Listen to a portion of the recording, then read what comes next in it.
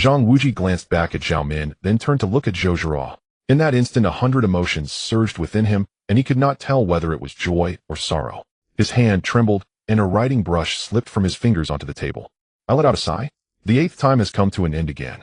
Closing the final page of the book, I still felt unsatisfied, my heart filled with melancholy. On the table lay 4 volumes of the Heaven Sword and Dragon Saber, in traditional characters, their bindings exuding an antique charm. The pages turned from right to left, and the characters were read from top to bottom from right to left. How could I have become so utterly enthralled by such books whose reading format so clearly defied modern habits? Obsessed and entranced, I had read it 8 times in succession and still could not bear to put it down. What kind of sorcery did this book possess? Among Mr.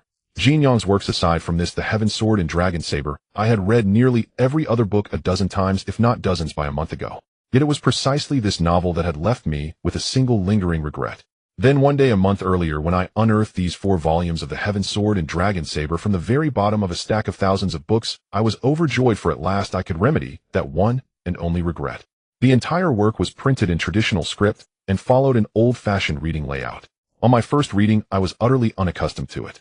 I therefore placed a modern Chinese dictionary at my side, constantly looking up unfamiliar characters as I read.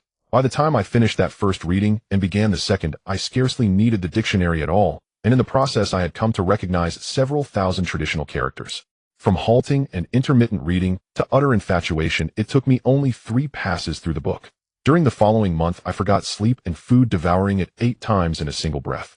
The stirring saga of the Heaven Sword and Dragon Saber set my blood boiling, filling me with the illusion of being transported into that world. I could not help but sigh. If only I possessed Zhang Wuji's martial prowess, roaming unhindered between the white mountains and black waters, cutting a path through armies of thousands. That would indeed be one of life's greatest joys. What a pity, what a pity. Why did I cherish Zhang Wuji so much? Was it because his martial arts were formidable? No. Was it because his status was exalted, commanding heroes of the Jianghu and setting the world back in order? It was not that either. What I admired in him was his magnanimous heart, broad, tolerant, and expansive. For the sake of righteousness, he could even set aside the deep-seated hatred for his parents' killers. And there was, of course, one more reason. In matters of the heart, 4 women fell for him, while he wavered between Zhao Min and Zhou Zhira, advancing and retreating in a dilemma. In this regard, he seemed to resemble me just a little. Thinking of this, I could not help but let out a soundless laugh. I was merely just 16, a first-year high school student, yet here I was indulging in fantasies of vendettas and romances, roaming the rivers and lakes. Was that not the very definition of a fool's dream? I slowly picked up the first volume of the Heaven Sword and Dragon Saber once more and opened those faintly antiquated pages. Very soon I was once again immersed in its web of love and hatred. The 9th reading had begun. The shrill ringing of the telephone abruptly dragged me back into reality. I picked up the receiver. Hello, who is this? On the other end came Xiao Yi's urgent voice. Yang, at 5 o'clock this afternoon, there's a match at the City Sports Stadium against the city's second team. There will be a huge surprise. You must be there on time. As I began to ask then, the line cut off with a beep. Xiao Yi, that fellow was always so headlong and reckless. Setting down the phone, I suddenly thought, aside from Jin Yong's novels, it turns out there is also football in my life. Indeed. I glanced at my watch. It was just past 3 o'clock. Bored, I turned on the television. My Toshiba color TV, imported from Japan back in '83. Amid the crackling static, a current affairs broadcast was playing. A scrolling line of news at the bottom of the screen caught my eye. An emergency notice from the Central Astronomical Monitoring Center. This morning they had discovered a meteorite about 10 meters in diameter hurtling toward Earth at a speed of 400 kilometers per hour. Because its trajectory was highly irregular, its impact point could not yet be determined. All relevant departments were urged to pay close attention to prevent casualties. Are you kidding me? A meteor crashing into Earth. That was a little too thrilling. Whatever. There was no way I would be that unlucky that the meteor would crash right into my house. It seemed there would be a meteor shower to watch tonight. I had better hurry up and think of a wish to make when the time came. Seeing that it was about time, I geared up, mounted my Prince 125 motorcycle, and roared toward the city gymnasium. 10 minutes later, I arrived in a blaze of speed. Xiao Yi was there, anxiously scanning the crowd. The moment he saw me, he pounced like a mouse, spotting a heap of rice, and shouted, hurry up, the match is about to start. How can we manage without you, our super stainless steel goal-scoring machine? I laughed and swore at him. Damn you, you couldn't have told me earlier. What kind of stunt are you pulling? Xiao Yi hurriedly shoved me inside. We can talk about it later.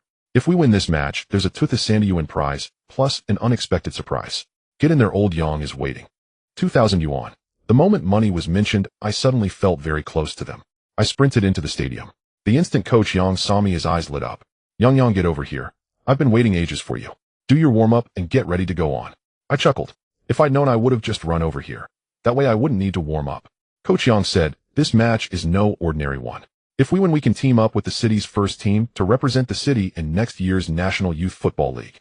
Oh, I hadn't expected the stakes to be so high. Our school had been champions of the city's high school football league 3 years in a row. I, for one, had been top scorer in all 3 tournaments with an average of 2 goals a match, a record that remained unbroken. The broadcast blared to life, and we strode onto the field. While the announcer introduced us, I took the chance to size up the opposing players. Damn, they were tall, on average at least 1.80 meters. Just looking at those calves, you could tell they trained every day. Flat-top haircut leaned in and whispered, think we have a chance. I glared at him. Come on, when have we ever been afraid of anyone? With me up front, you guys just hold the fort in the back. With a shrill blast of the referee's whistle, the match began. The opponents kicked off, first working the ball around their back line, then attacking down the wing with crosses, using their height to threaten our penalty area. It was a textbook German-style game plan. Because of our disadvantage in height and strength, we were helpless against their long balls and high crosses, and they quickly put 2 goals past us. The contempt on their faces seemed to spell out, with skills like that you dare call this football. How ridiculously overconfident. My eyes reddened. Damn it, you can insult me, but you cannot insult my faith in football. But a match is a match. Hemmed in by their towering, powerful players, our teammates were being knocked sprawling one after another. Even I, a professional-level striker, had to drop back into our own half to help defend, unable to fight back at all. There were 5 minutes left in the first half, and the situation looked grim for us. If we couldn't pull one back before halftime, the second half would be even harder. Suddenly, a soft voice drifted into my ear. Yong, come on, you can do it. My head buzzed. I had never heard a voice so beautiful. I turned toward the stands. Flags were fluttering everywhere, and I had no idea where that delicate heavenly voice had come from. I swear in that instant I was moved. That voice seemed to awaken every ounce of strength in me. In a flash, I felt power surge through my entire body. I wanted to score. I charged upfield without a second thought. The ball was at Brazil's feet, and he was struggling to dribble. I shouted, Brazil, hoof it long. With a resounding thud, the ball flew into the air, tracing a beautiful arc. A tall figure stepped into my path, a strange smile on his face. To be honest, at only 1.75 meters, I seemed utterly insignificant before him. I sneered inwardly. Just as the ball was about to drop onto his head, I exploded upward. My vertical leap was first rate. At full stretch, I was half a head above him, snatching the ball away. He stood there dumbfounded, perhaps still wondering why the ball hadn't landed yet. By then I was already behind him. None of their other players had expected me to steal the ball over the big guy's head, and no one stepped up to cover. The only one left was their keeper. How could I possibly let such a chance slip by? With an easy feint, I glided past and rolled the ball into the empty net. Goal! The stands erupted in earth-shaking cheers. My teammates swarmed over me, knocking me to the ground and piling on until I was at the very bottom of a human heap. I glanced at the player whose ball I had stolen. Damn, up close he had to be at least 1.90 meters. We both wore the same bewildered expression. How had I just pulled that off? The first half ended with us trailing 12. Both Coach Yong and I knew that my goal had been a mere flash of inspiration. Throughout the entire half, our passive defensive predicament hadn't changed. In the second half, we would face heavy physical strain. All we could do was fight with everything we had and see whether we could last until the final whistle. My mind a blank, I walked out of the locker room and instinctively glanced up at the cheerleaders' stands. Who on earth had shouted those words? Why was that voice so clear yet so impossible to shake off? Full of questions, I stepped back onto the field. First, the match. In the second half, our opponents stuck to the same old tactics, exploiting our lack of height and strength and engaging us in constant physical clashes. We defended with great difficulty as their attacks came in wave after wave. I had almost no chance to leave our own half, constantly forced to help in defense. Pinned back and pounded, defeat felt like only a matter of time. What should we do? For the first time since I had started playing football, I felt a desperate urge to give up. Yong, don't lose heart. Score another goal. It was that voice again, soft yet brimming with vitality. At the sound of it, my blood seemed to boil. All the frustration I'd been bottling up exploded in that instant. My mind felt razor sharp. Suddenly, I remembered a tactic Xiao E and I often used in our Pro Evolution soccer games. Maybe it would work here. I shouted, Xiao E 1-2. While our opponents looked on in confusion, Xiao E and I were already in their penalty area, pulling off another 1-2. Their keeper stared blankly as the two of us swept in like airborne generals. Completely at a loss, he froze, and in that instant the ball rolled cleanly between his legs into the net. To its level. Yong again. I reveled in the waves of applause and cheers from the stands, savoring my teammates' ecstatic hugs and congratulations. Yet in my ears it was still that voice. Twice now it had sounded, and twice it had filled me with strength. There were 10 minutes left in regulation. Both sides attacked and defended in turn. One long-range shot from them smashed against the post, scaring us half to death, while Glass's lone header scraped just wide, yet was equally dangerous. The assistant referee raised the board 1 minute of stoppage time. Just as I resigned myself to ending the match in a draw, that voice came again. Yong Yong, you have to win. You have to win. My eyes flashed as I surged toward their goal. Their defender was casually dribbling at the back, just waiting for the match to end. I hurled myself at him with everything I had. Though he was tall and big, he was timid at heart. Seeing me charge in like a ravenous wolf, eyes blazing, he panicked and hurriedly hit a back pass. The ball rolled toward the keeper. There was no time left. The keeper dashed out the ball, drawing ever closer to him, and I grew more frantic with each step. In desperation, I roared, "Hey!" Everyone was stunned by my bellow, which had to be over 200 decibels. The opposing keeper stumbled and fell right on the edge of the 6-yard box. The ball rolled lazily toward the goal. 3 meters, 2 meters, 1 meter, and then it crossed the line. We had scored. We've won. 3-2. The referee gave them no chance, blowing the final whistle at once. The match ended as near perfect a one-man show as I could have imagined. Like a triumphant hero returning from battle, I was drowned in flowers and applause. Yet all I could think of was that angelic voice lodged deep in my mind. The voice that for the first time in 16 years had truly stirred my heart. Without that voice, I could not have scored, much less won. Figures blurred before my eyes, merging into a hazy scene, and still I did not hear that voice again. I stood there in silence, feeling an indescribable sense of loss. The competition ended in a great victory, and Coach Yong excitedly said, "Everyone, you have worked hard today. Tonight he'll treat you all to dinner at the Marriott." I called out, "Marriott?" Coach Yong continued, "The hot pot restaurant next door, the San Tao. Everyone come at 8 o'clock sharp." I cursed inwardly, damn, teasing my appetite. We each dispersed, and after getting home and taking a shower, I thought about definitely drinking, so I didn't ride my bike to avoid pulling off a drunken leap across the Jialing River. Coach Yong, Xiao Yi, and the others were already waiting at the door. Xiao Yi came forward and smiled. "Young Master Yong, there's a stunning beauty today." Only then did I notice a girl next to Coach Yong. Wow, she was indeed a stunning beauty, with an oval face, shoulder-length hair that looked like it had been permed, brows like the moon, and beneath them were a pair of big eyes resembling those of a starling. Her rosy cheeks glowed like the sunrise, and her flawless white arms were on display. Wearing a white tank top with grayish-white jeans, she was simply perfect, perfectly described as an angel's face and a devil's figure. I smiled at Coach Yong and said, "Hey, this is where you're wrong. With such a flower-like daughter, why didn't you introduce her earlier?" Coach Yong laughed heartily and said, "You come here. This is Yong Yong, the pillar of our team, ha." The beautiful Yong Yu lightly moved her steps, gazed at me for a while, then suddenly burst into laughter. I was puzzled and asked, "What's so funny? Is there something wrong with me?" Wow, she laughed even harder, breathlessly saying, "I mean, Yong Yong, why do you have your hair looking like a bird's nest? You can't be telling me this hairstyle is in vogue this year." I was taken aback, realizing I forgot to comb my hair after my shower. So embarrassing. As the saying goes, blood can flow, heads can be severed, but hairstyles cannot be messy. Moreover, being so disheveled in front of such a gorgeous beauty made my usually unblushing face feel warm. I stood there speechless. Yong Yu laughed again and said, "They say the messy beauty is in vogue in the 21st century, so you must be at the forefront of fashion, huh?" She sure knows how to poke fun, and I guess I'm done for in front of her. Subconsciously, I found myself sitting next to Yong Yu. She would take a few bites of food and glance at my hair, almost spitting it out a couple of times. My flowing hair surprisingly caught the attention of this beauty several times, which was quite remarkable. I couldn't hold back anymore and leaned over to whisper, "Sister, if you're really so interested in my hair, how about I give you a few strands as a keepsake? Who knows, one day, when I become famous, my hair might be quite the treasure." Yong Yu giggled and asked, "What did you just call me?" "Sister. How old are you?" "Little brother is 16 years and 10 months old. My birthday is September 11th. May I ask how old the young lady?" Yong Yu raised her head and said, "No way. My birthday is also September 11th. I'm 1 year younger than you. We were born on the same month and day." What a coincidence. When they were celebrating America's 9/11, they surely didn't expect that there were 2 people on the distant eastern land celebrating it too. Coach Yong laughed and said, "That's really a coincidence. Come, let's toast." Without a doubt, I became the focus of cultivation tonight. They took turns toasting me, and although I tried to fend off the drinks, I still couldn't withstand the power of alcohol, and I was getting dizzy while my mind was a mess. I vaguely heard Coach Yong patting my shoulder saying, "Yong Yong, are you okay?" The alcohol surged up, and I replied, "What's wrong with this little bit of alcohol? Come on, let's have another toast." Coach Yong said, "I think we've had enough for tonight. Let's stop here. Xiao Yi, take Yong Yong home." I was a mess, and Xiao Yi helped me. I felt nothing. After leaving the small hotel, the night breeze hit my face, and I became slightly more sober. I told Xiao Yi, "I need to go to the bathroom, wait for me a moment." When I stumbled out of the bathroom, Xiao Yi was already gone. Yong Yu stood there prettily, and I was stunned, asking, "Why are you here? Where's Xiao? She smiled and said, I asked him to leave first. I have something to ask you. I'll take you home, okay? Can you still walk? I was delighted in my heart. Did this beauty lose her mind? She actually volunteered to take this drunkard home. Of course I wouldn't say no to a beauty.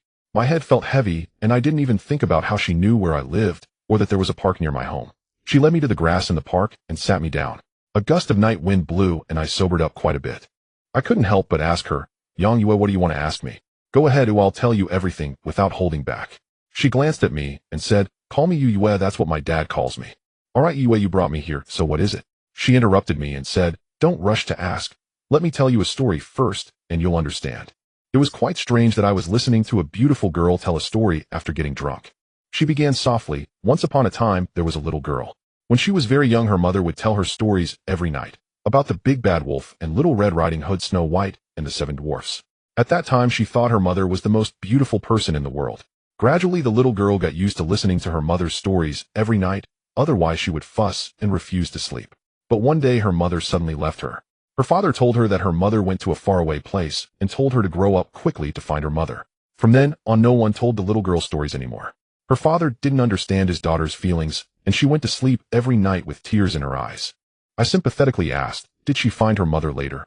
Yang Yu shook her head and said, no. Later on, the little girl grew up and realized that her mother didn't go far away but had died and would never come back. Her dream of hearing her mother tell stories was shattered. At this moment, I saw tears welling in Yang Yu's eyes. Yang Yu continued, the little girl lived in a lonely and boring world every day without stories. Naturally, there was no laughter until one night when she turned 13. After crying and wetting her pillow as usual, she fell asleep. Suddenly, she felt she had arrived at a very strange place she had never been to before. There were many people dressed in ancient clothing speaking in archaic language. So she went up to ask those people if they had seen her mother. She asked many people, but no one answered her. She became anxious and cried. Just then she heard a particularly gentle voice asking, little sister, why are you crying here? What's the matter? I can help you. The little girl looked up. It was a boy a year or two older than her. She cried, my mother is missing. I want to find my mother. I want to hear my mother tell stories. Brother, can you take me to find my mother? The boy readily replied, okay, I will take you to find your mother. The little girl was extremely happy, clapping her hands, wanting to take the boy's hand, but felt he was walking farther and farther away, his figure becoming more and more blurred, and she couldn't catch up. She anxiously shouted, brother, wait for me. Wait for me. Suddenly she shook all over and woke up, realizing it was all just a dream of hope. I felt the atmosphere was unusual and said, it seems this little girl really misses her mother, even dreaming of looking for her mother. Yang Yu raised her head, and I clearly saw a crystal tear drop into the grass. She continued, from then on the little girl would dream that dream every night without fail. But every time the boy promised to take her to find her mother, she would wake up. Do you think she is very pitiful? I sighed and said, in this world there are more disappointments than joys, so there's no need to dwell on it. Besides, this may not even be true. Who would dream the same dream every night? Yang Yu suddenly stood up and exclaimed, who says it's not true? I am that little girl. After saying that, she squatted on the ground, burying her head in her knees and crying. I was at a loss for words and hurriedly comforted her. Yue, it's my fault. I believe you. Is that okay? Yang Yu turned her face truly like a pear blossom drenched in spring rain, looking at me with her beautiful big eyes, and said, Yang, brother, today is the first time I heard your voice. It sounds just like my brother in my dreams. Can you take me to find my mother? Is there such a thing? But seeing her expression, it didn't seem like she was making up a story. I could only advise, Yue, this is not a dream. You need to face reality. Your mother has. No, I haven't seen my mother die with my own eyes.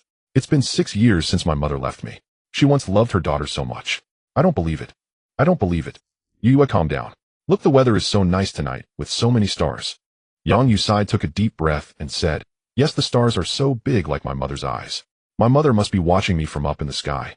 Suddenly Yang Yu exclaimed, Yang, look. A shooting star. I looked up and indeed saw a beautiful shooting star trailing a long tail across the dark sky. It was truly wonderful. I saw Yang Yu clasping her hands, her head bowed in silent prayer. I of course knew what she was wishing for. Unknowingly, I made the same wish for her. Yang Yu opened her eyes and exclaimed, wow, the shooting star hasn't disappeared yet. My wish will definitely come true. I was also staring at that shooting star, wondering why it was still there after such a long time. Moreover, I noticed it was getting... Suddenly, I remembered the broadcast from this afternoon, realizing how late it was. The massive meteorite was getting closer and closer in my sight. I turned and embraced Yang Yu, feeling an impulse to protect her even if my strength was insignificant. A loud bang echoed in my ears as the meteorite landed about 5 meters away from us. The strong airflow violently threw us into the air, and the intense friction caused excruciating pain. Gradually I lost consciousness, but I still knew I was holding Yang Yue, who had already endured too much pain in her heart. I would do everything I could to protect her from any harm. Dazed and confused, my mind was blank, devoid of any sensation.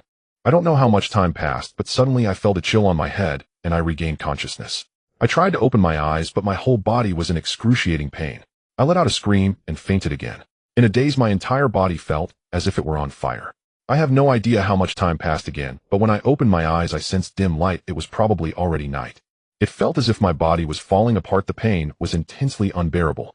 The first thing that caught my eye was a strange roof shaped like a gable, surprisingly made of bamboo. The bed I was lying on also felt like it was made of bamboo. I strained to turn my head, and on a wooden table the dim light was surprisingly emitted by a pine oil lamp, the kind you only see in books, glowing faintly. Heavens, where am I? I struggled to remember what had happened. Oh right, that night, I was chatting with Yang Yu when a shooting star fell near us, but after that I couldn't remember anything else. With a creak the wooden door opened, and a person walked in. Everything was already strange enough, but this person was even more peculiar. First, his hair was long and styled in a... With a creak the wooden door opened, and a person walked in. Everything was already strange enough, but this person was even more peculiar. First, his hair was long and styled in a bizarre way, and his clothes were odd, resembling those worn by people from ancient times as seen on television. He appeared to be around 40 years old.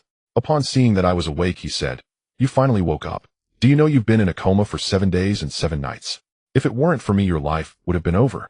I stared at him in disbelief for a while before asking, 7 days and 7 nights? Where's this place? How did I end up here? As for Yaya, the man smiled and said, "Don't rush.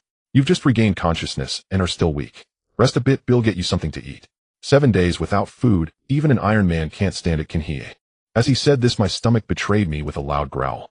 Although I had countless questions, I thought it best to fill my stomach. I tried to recall what happened that night, but no matter how hard I tried, I couldn't remember. The more I thought, the more my head ached, so I decided to stop thinking. 7 days and nights without a drop to drink. It should be a record for Guinness World Records. About half an hour later, the man came in carrying a few plates of food. The aroma was enticing. If I had the strength to get up, I would have lunged at the table and feasted. He set the food on the table, served the rice, and came over saying, "Come, let me help you sit up. Can you manage?" With his assistance, I barely made it to the edge of the table, but I was already panting heavily. I said, "Thank you. Then I won't be polite." Without waiting for him to respond, I gobbled down 3 large bowls of rice. Although the side dishes were just vegetables and tofu at that moment, they were no doubt a feast, fulfilling the saying, "A hungry man doesn't choose his food." The man watched me devour the food with a smile as I cleared the table in a whirlwind. I felt a bit embarrassed and said, "I am really sorry, I'm just so hungry." He smiled and said, "If you're hungry, eat more. I'm just afraid the food doesn't suit your taste." I hurriedly replied, "It's delicious, so good. I've never eaten such tasty food before." No wonder I had only skipped 2 meals at most in my life. Oh, when would I have had the chance to starve for 7 days and nights? The man asked, "That's good. Little brother, where are you from? How did you end up in my Butterfly Valley?" Butterfly Valley. My heart skipped a beat. Why does that name sound so familiar? What place is that? I couldn't help but ask. I don't know how I ended up here. Can you tell me what happened? The man nodded and said, 7 days ago, I went to the back mountain to gather herbs, and just happened to see you fall from the mountain and faint. As a healer, how could I ignore someone in danger? So I carried you back, and who knew you would remain unconscious for 7 days and nights. With your body all bruised and swollen from the fall. Fortunately, I have been practicing medicine under my father since childhood, and have quite a bit of knowledge in healing, which is how I saved your life. Consider yourself lucky, little brother. Wait a minute. Under father. Such terms can only be seen in martial arts novels. He doesn't seem to be joking, though. Why does he speak so archaically? Looking at the man before me, dressed in coarse linen clothes and cloth shoes tied at the legs, this attire could only be seen on television. Unable to suppress my confusion, I asked, "Sir, I already thanked you for saving my life. But can you please tell me where exactly this place is?" The man said, "Saving a life is more meritorious than building a 7-story pagoda. Besides, we healers exist to save lives, so you don't need to dwell on it. As for this place, perhaps you've heard of it. It's Butterfly Valley in the central part of Anhui. My father is the healer of Butterfly Valley, Hu Qingyo, and I believe you've heard of him as well." Heavens! Hu Qingyo, Butterfly Valley. I remembered the Heaven Sword and Dragon Saber. Yes, that's it. I jumped up and shouted, "Are you joking with me yet? Are you messing with me?" The man hurriedly replied, "What I said is the truth. There's no deception here. I really don't understand why you reacted so strongly. How could I possibly believe this?" I said, "Don't think I haven't read the Heaven Sword and Dragon Saber. Your ability to deceive is quite poor, isn't it?" The man said, "I've heard of the Heaven Sword and the Dragon Saber, but have never seen them." "Have you really seen them, little brother?" I was bewildered and said, "Stop pretending. What do you really want? The man, clearly unhappy, said, what good would it do me to deceive you? You really? He finished cleaning up the leftovers and left, leaving me speechless. Humph. What son of Hu Qingyo? You could fool a 3-year-old, but I'm a fan of Jin Yong. How could I end up here? Who designed this cursed place to toy with me? Where has Yaya gone? I clearly didn't recognize that person just now, nor did I know him. How could he be playing this joke on me? The more I thought about it, the more confused I became, so I decided to sleep it off and expose this deception tomorrow. After a night's sleep, I felt much better. My whole body wasn't hurting as badly as it had the night before. I got out of bed and finally noticed that I was wearing the same coarse linen clothes and cloth shoes as that man. I touched my face and my beard had grown quite long. 7 days without washing my hair felt terrible. I pushed open the wooden door and a fragrant breeze greeted me. My mood lifted instantly. Before me was a large garden filled with all kinds of flowers. Peonies and peonies vying for beauty, plum blossoms, orchids, bamboos, and chrysanthemums competing for glory, roses and moonflowers dazzling with brilliance. The sweet scent was refreshing like orchids and musk. I had no idea where I was, whether it was a fairyland or a human realm separated by just a patch of earth. I wished this wonderful feeling could last forever, with bees flying and butterflies dancing among the flowers. Suddenly I was jolted awake. Could it really be the Butterfly Valley? Huh. The man appeared out of nowhere and said, little brother, you're up so early. How is my butt? I was truly impressed, saying, what a beautiful place, what a splendid view. But there's something I can't understand. The plum blossoms bloom in winter and the chrysanthemum flowers bloom in summer. How can they all bloom here at the same time? The man showed a proud expression and said, this place is surrounded by mountains on all sides with spring all year round. The soil here is extraordinarily unique. Any plant from spring, summer, autumn, or winter once planted can bloom profusely, a riot of colors. I couldn't help but marvel at the wonders of nature, sincerely praising, incredible. Such a wonderful place. Sir, you truly enjoy the blessings of this world. The man laughed heartily and said, now little brother, do you believe I didn't deceive you? I was momentarily taken aback and asked, what is your name, sir? The man replied, my surname is Hu, my given name is Suo. I am 41 this year. If you don't mind, just call me Brother Hu. Seeing that you are young and articulate, you must come from a reputable family. I couldn't help but chuckle inwardly. He said his name was Husu, isn't that a pun? But I didn't show it on my face and said, so it's Brother Hu. You can call me Yang Yang. Ew, I don't come from any notable family, Brother Hu. Please don't laugh at me. Hu Suo asked, Brother Yang Yang, where do you live? How did you end up in my Butterfly Valley? I replied, my home is in Chongqing. As for how I got here, I am just as puzzled as you are. Hu Suo said, that's strange. Sichuan is thousands of miles away from here. How did you get here? When I first found you, you were wearing very strange. Hu Suo said, that's strange. Sichuan is thousands of miles away from here. How did you get here? When I first found you, you were wearing very strange clothes, but they were already tattered and barely covering you. Seeing his serious expression, I couldn't help but ask, Brother Hu, please tell me honestly, what exactly is this? Hu Suo gave me a sidelong glance and said, do you still think I'm lying to you? All right, let me tell you, a great person once lived in this Butterfly Valley. Surely you know who that is. That would be the mighty leader of the Ming sect, Zhang Wuji, who once shocked the world. My father had the fortune to teach him medicine for 2 years. Even the founding emperor Zhu Yuanzhang once swore here in Butterfly Valley to eradicate the Mongolian invaders and restore the Han dynasty. What do you think? Quite an impressive background, right? I said, and my heavens. If what he said was true, then had I traveled back to 600 years ago. But historically, there shouldn't be a person named Zhang Wuji. He is a fictional character from a novel. How could it be possible? What is this? Hu Suo saw my bewildered expression and stood up, saying, come, I'll show you something, and you'll believe me. I followed him down a path in the flower garden, but at that moment I had no heart to admire the fragrant flowers and dancing butterflies. We arrived in a hall, and in the center was a shrine for ancestral tablets. The first tablet on the right boldly read, Ming sect leader Zhang Wuji, may he live a long and prosperous life, blessed with health and longevity. The second tablet read, Ming Taizu Emperor Zhu Yuanzhang, may he enjoy eternal blessings, and may his descendants flourish. These two were longevity tablets with spiritual tablets behind them, the last one being for Hu Qing. I felt a wave of dizziness. It seemed Hu Suo was not deceiving me. Could it be that the air currents caused by the falling star had reversed time, sending me back to the Ming dynasty 600 years ago, and that historically there truly was a Zhang Wuji? My head was spinning, unable to comprehend this reality. Suddenly I remembered something and asked, Brother Hu, when you found me, did you see a young girl? This is very important. Hu Suo said, don't rush. I only saw you at that time, no one else was around. I see you're still injured, so take a day to rest. Tomorrow we'll take you to the place where I found you. I felt utterly exhausted and could only nod in response. I stumbled back to my room, overwhelmed by the massive upheaval, wondering how such an extraordinary event could happen to me. When I used to read Huang Yi searching for Qin and found it unbelievable. I never thought there really could be a time reversal. This means that everything modern, football, television, telephones, computers, and so on, would be gone forever. Friends and family would never meet again, two timelines, two worlds separated like yin and yang. I couldn't help but be overwhelmed with sorrow and cried out loud. In the endless long night, without a television, a computer, and worse yet, without even a lamp, how could I sleep while staring at that dim yellow kerosene lamp? Just as I was lost in my thoughts, suddenly I heard Husua's voice outside calling, "Which esteemed guest visits Butterfly Valley at this late hour? I apologize for not welcoming you properly. Would you reveal yourself to me?" I hurriedly blew out the kerosene lamp and peeked through the window. I saw Husua standing among the flowers, and a dark figure dropped from the wall.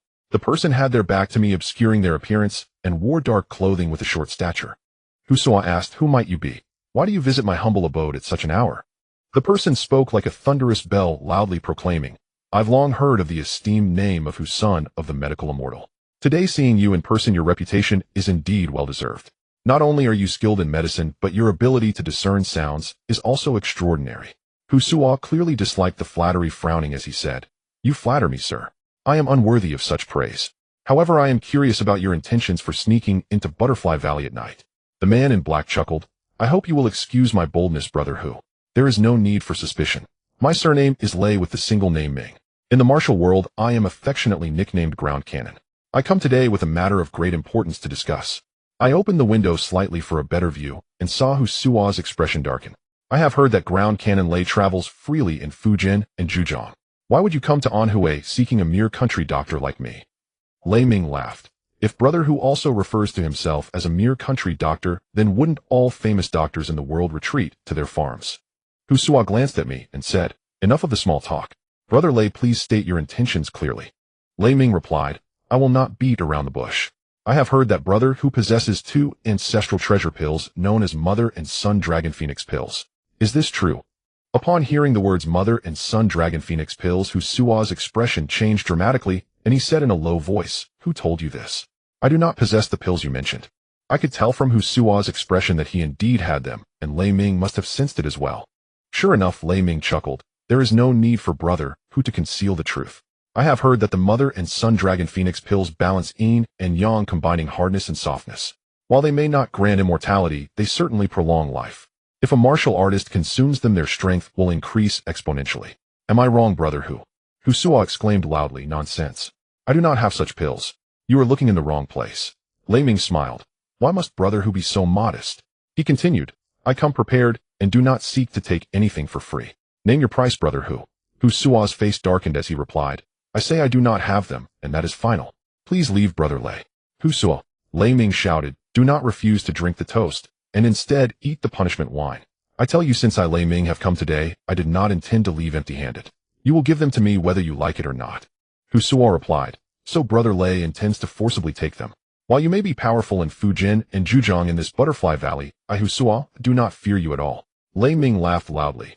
"Your medical skills are indeed impressive, but it's one thing to talk, and another to see the skills in action." Before he finished speaking, Lei Ming's fingers curled like claws as he lunged forward. Husua clearly did not expect him to attack so suddenly. He hurriedly dodged to the left, but was a step too slow. With a whoosh, a piece of his right sleeve was torn off. I could not see clearly, and felt worried, wondering if his right arm had been injured. Husua's face flushed red as he exclaimed, "How dare you sneak attack? That is utterly despicable." Lei Ming sneered, "Who told you that I, Lei Ming, am a righteous gentleman? This is called the art of deception in battle." Husua did not respond, launching a move called Spirit Snake emerges from the hole as he struck at Lei Ming's chest. Lei Ming swiftly dodged, extending his right leg to kick at Husua's lower region.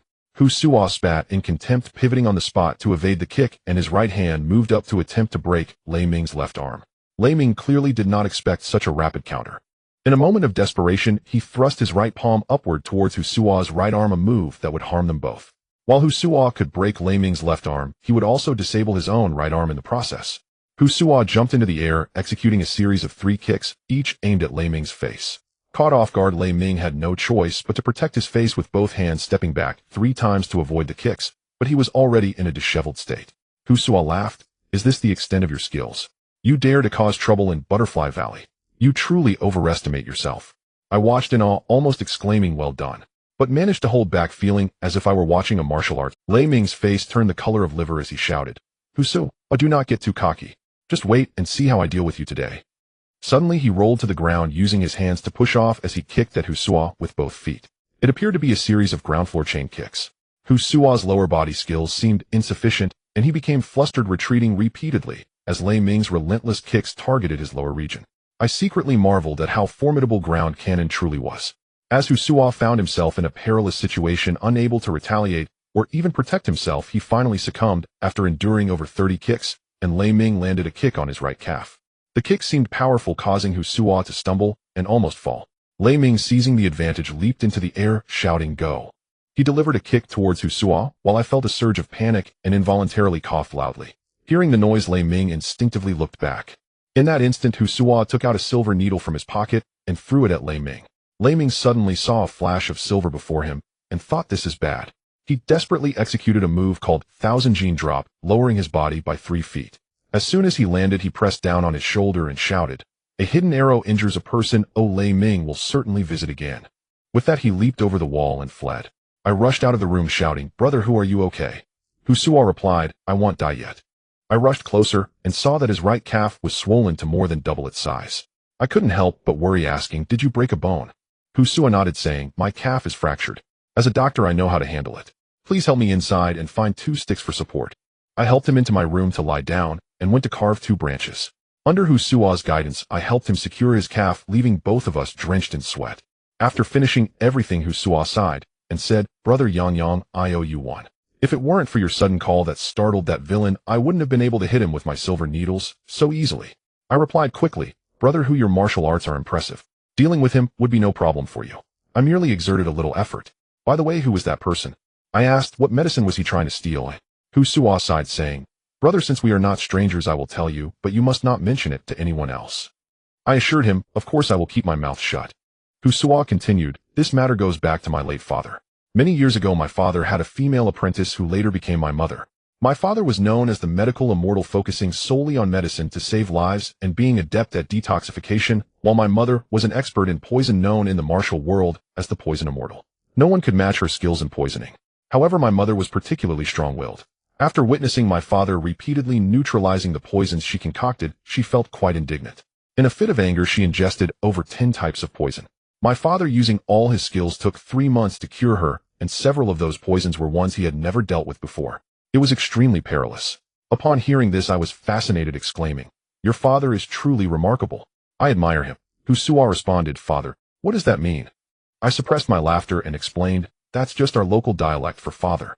Husua let out a sound of understanding and continued, "After that incident, my father thought that if she were to consume unknown poisons again, she might not be so fortunate. Thus, he traveled all over China, collecting hundreds of precious herbs and refining these 2 mother and son dragon phoenix pills. These pills are extraordinary, whether for knife wounds or internal injuries. As long as one has not yet passed away, consuming these pills will surely bring them back to life, as strong as ever. They have a unique characteristic. The dragon pill represents the utmost yang, while the phoenix pill represents the utmost yin. They must be taken together, as taking only the dragon pill will lead to burning sensations throughout the body, resulting in blood flowing from all 7 orifices until death, while taking only the phoenix pill will cause the body to feel as if it has fallen into an ice pit, turning blue until demise. Only by combining the dragon and phoenix can one experience me. I became increasingly curious and asked, "If these 2 pills are so miraculous, it's no wonder Lei Ming came to steal them." Husua replied, "It is not just Lei Ming who desires these pills. Over the years, there have been many who tried to steal them both openly and secretly. Many individuals with status and capability have come to plead or demand them. I have always kept my mouth shut and made excuses, and those without skills I sent away. The truly capable ones do not wish to force me, allowing me to survive until today." I further inquired, "What use do those without illness or disaster have for these pills?" Husua laughed, "You do not understand. For those of us who make a living in the martial world, who can guarantee that there will be no accidents, having these pills is equivalent to having an extra life." I suddenly understood, saying, "Oh, so it's like buying an accident insurance policy from an insurance company." Husua replied, "Insurance company?" I was stunned. Where would an insurance company come from in this time? I hurriedly said, "It's just public affairs, government matters." I glossed over it. Husua did not mind and continued, "These pills also have another use. Those without illness or disaster who consume them will naturally extend their lives. Moreover, if a martial artist consumes them, their internal strength will double. You can see why they are so enticing." I said, No wonder, but since this medicine can bring one back from the dead, its significance in saving lives is even greater. Husuo nodded, saying, I suspect that someone will come for the pills again soon. I am injured and unable to fight, and you do not know martial arts. You should stay in this room and not wander about. I believe they will not make things difficult for a wounded man like me and someone who cannot fight like you, right? I agreed. All right, you focus on healing. It would be best if no one comes to disturb us. Husuo smiled. Lei Ming will not come back. He was hit by my drunken bee needle. The bee venom will take effect after 2 hours. While it is not lethal, it will be unbearable and enough for him to suffer. We both laughed heartily. A night passed without incident, and early the next morning I checked Husuo's leg and saw it was recovering well. I thought that if there were plaster it would surely heal faster. Having not bathed for 7 or 8 days, I reeked terribly. This valley is like spring all year round, but I wonder what season it is outside. I took a hot shower. Though it was not as comfortable as my home's bath heater, I had to make do. In this age without electricity, how does one pass the time throughout the day? I had completely forgotten Husuo's warning to not wander about. While he had not yet risen, I stepped outside the yard. There was a small path leading behind a green mountain. I walked down the path surrounded by the sounds of birds and the fragrance of flowers, a true paradise. No wonder Tao Yuanming longed for the life in Peach Blossom Spring. However, my circumstances were even more peculiar. The fisherman could find his way back home, yet I had no idea how to return. A brook wound its way around the mountain and butterflies flitted everywhere, truly a butterfly valley. Following the path Husuo described, I found the place where I had fallen. It was a half-cliff. Now I finally understood that Husuo was right. I had not merely fallen from the mountain, but had tumbled from the heavens. Miraculously, I had not been killed despite the height. Suddenly something caught my eye in the grass. A phone. It was my phone. I was overjoyed, having completely forgotten that there might still be a China Mobile signal tower here. More realistically, the phone was out of battery, but I was still excited to have found a remnant of mine. Though it was utterly useless, it was the only electronic device of this era, and I could surely impress the people of this time with it. As I wandered further, suddenly with a whoosh, I felt a flash before my eyes as a mottled, fierce tiger leaped out. My head buzzed and my legs went weak as if I might soil myself. I wanted to run but felt utterly powerless, closing my eyes in despair. I thought to myself, could it be that a modern person from the 21st century will be eaten as lunch by a tiger in a desolate valley from 600 years ago, leaving no bones behind? Heavens! Why is my fate so wretched? A chill gripped my heart as I closed my eyes awaiting death. Suddenly a woman's voice rang out sharply, Halt, great beast! Lay not a hand upon this man. Instantly came a sharp shoo. I opened my eyes to see a throwing knife embedded in the tiger's hindquarters. With a roar it fled into the wilderness. I turned swiftly to behold my savior, and there she was, a young woman leaping down from a tree. My breath caught at her presence. She appeared barely 20, unadorned by cosmetics, yet radiating an innate nobility and elegance so profound it daunted the gaze. By modern standards, one might call her icy, clad as a chivalric heroine, her luminous eyes alive with quiet grace. I stepped forward and bowed deeply. My deepest gratitude, fair lady, for saving my life. Fortunately, having read countless martial arts novels, I delivered those words with practiced poise. She replied, A trifling deed. No thanks are needed. Tell me, is this Butterfly Valley? Her voice rang clear and melodious, soothing to the ear. I answered, Indeed, this is Butterfly Valley. May I ask what brings you here? She countered, That I cannot reveal. Do you dwell here? Are you its master? Her expression gave me pause. I wondered if she too had come seeking the Zimu long phone. Yet she had saved my life. Let Husuo face this matter himself. So I said, The master of this place is Husuo, son of the legendary physician Hu Qingyo, the Butterfly Valley divine healer. Do you know him? Her face lit up with exhilaration. Marvelous. At last I've found him. Please take me to him at once. I replied, Very well, but may I ask your name? She seemed impatient, already striding ahead as she said, I am surnamed Zhang. Let us go now. And just like that, she became my guide instead. We arrived at Husuo's dwelling. The wooden gate stood ajar, so I called out, Brother Hu, a young lady wishes to see you. Silence lingered. We entered the courtyard. Flowers trampled beneath careless feet. My heart lurched, a dread coiled cold within me. I dashed toward his chamber shouting, Brother Hu, are you well? I flung open the door, and she followed close behind. What met my eyes shattered my soul. Husuo lay rigid upon the bed, motionless. His chest pierced by a steel blade, only its hilt protruding. Had I been present earlier, I would surely have shared his fate. Grief tore through me. I cried aloud, Brother Hu. Wait, careful. His body bears poison. I recoiled in shock, and though I held my ground, tears streamed unchecked down my cheeks. Though we'd known each other but days, he had tended me night and day for 7 full cycles, becoming in this age my sole kin. To witness his brutal murder, how could sorrow not drown me? She tore a strip from her sleeve, wrapped it around her hand, and said gently, Grieve no more. The dead cannot return. Let us search for clues. I wiped away my tears, but the memory of brother, whose warm smile and kind voice brought fresh ones welling forth unbidden. With meticulous care she withdrew the blade from Husua's chest and sniffed it. No poison on the blade, yet the toxin must reside upon his garments. She then peeled off a fragment of his robe and inhaled deeply. Her expression shifted. Ziwu Duan Hun Sha, the midnight noon soul-severing sand. Strange, has the demon Taoist by ruin re-emerged after 30 years? I asked Miss Zhang. Do you know who slew brother who? Judging by the toxin on his clothing, it is indeed by Ren Ziwu Duan Hun Sha. Yet the fatal wound lies in the chest stab. This poison was sprinkled upon him post-mortem. Clearly it was meant to ensnare whoever dared touch his corpse. A shiver ran down my spine. Miss Zhang, you've saved me again. How cruel. Murdering a man, then desecrating his remains. Brother who? I swear I shall avenge you. In that instant hatred burned white-hot within me. She added, yet Bai Run has vanished from the Jianghu for over 3 decades, and no other cultivator is known to wield this vile sand. My voice fell low, heavy with sorrow. Miss Zhang, brother who was my only family. Now he is gone. I do not know where to turn. She said softly, let us first find a proper resting place, to lay him to rest with dignity. I glanced at brother whose silent agreement settling upon me. Together we dug a grave behind the house.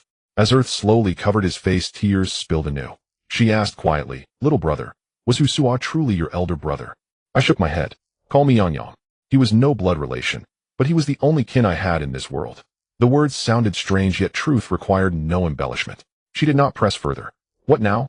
Without martial prowess, survival in the Jianghu will be arduous. I felt adrift, empty, directionless. I know not where to go. I have neither home nor friend. A shadow crossed her brow. I came seeking confirmation of something. But now that Hu Qingyo's son is dead, perhaps no one alive remembers the truth. Then it struck me. Could the evil Taoist Bai Run have sought the Zimu Longfeng Dan? Failing to obtain it, he murdered brother Hu in rage. Are you also here for this elixir? She mused, the Zimu Longfeng Dan. Legends claim it cures all ailments and neutralizes every venom. Is it real? Yet I seek not medicine. I seek traces of my father. I asked, did your father once dwell in Butterfly Valley? She spoke plainly, my father is Zhang Wuji. My mother is Zhao Min, a Mongol princess. I am Zhang Minner. She continued, my father often told me how in his youth he owed his life to Hu Qingyo, the Butterfly Valley divine healer, without whom he would have perished under the Xinming palm. My wonder deepened. I knew this tale well, not from oral tradition but from ink and paper. So I said, ah, then you are the daughter of Grandmaster Zhang. I beg your pardon for my ignorance. Zhang Minner sighed. From childhood, father wove his adventures into bedtime tales. I never tired of them.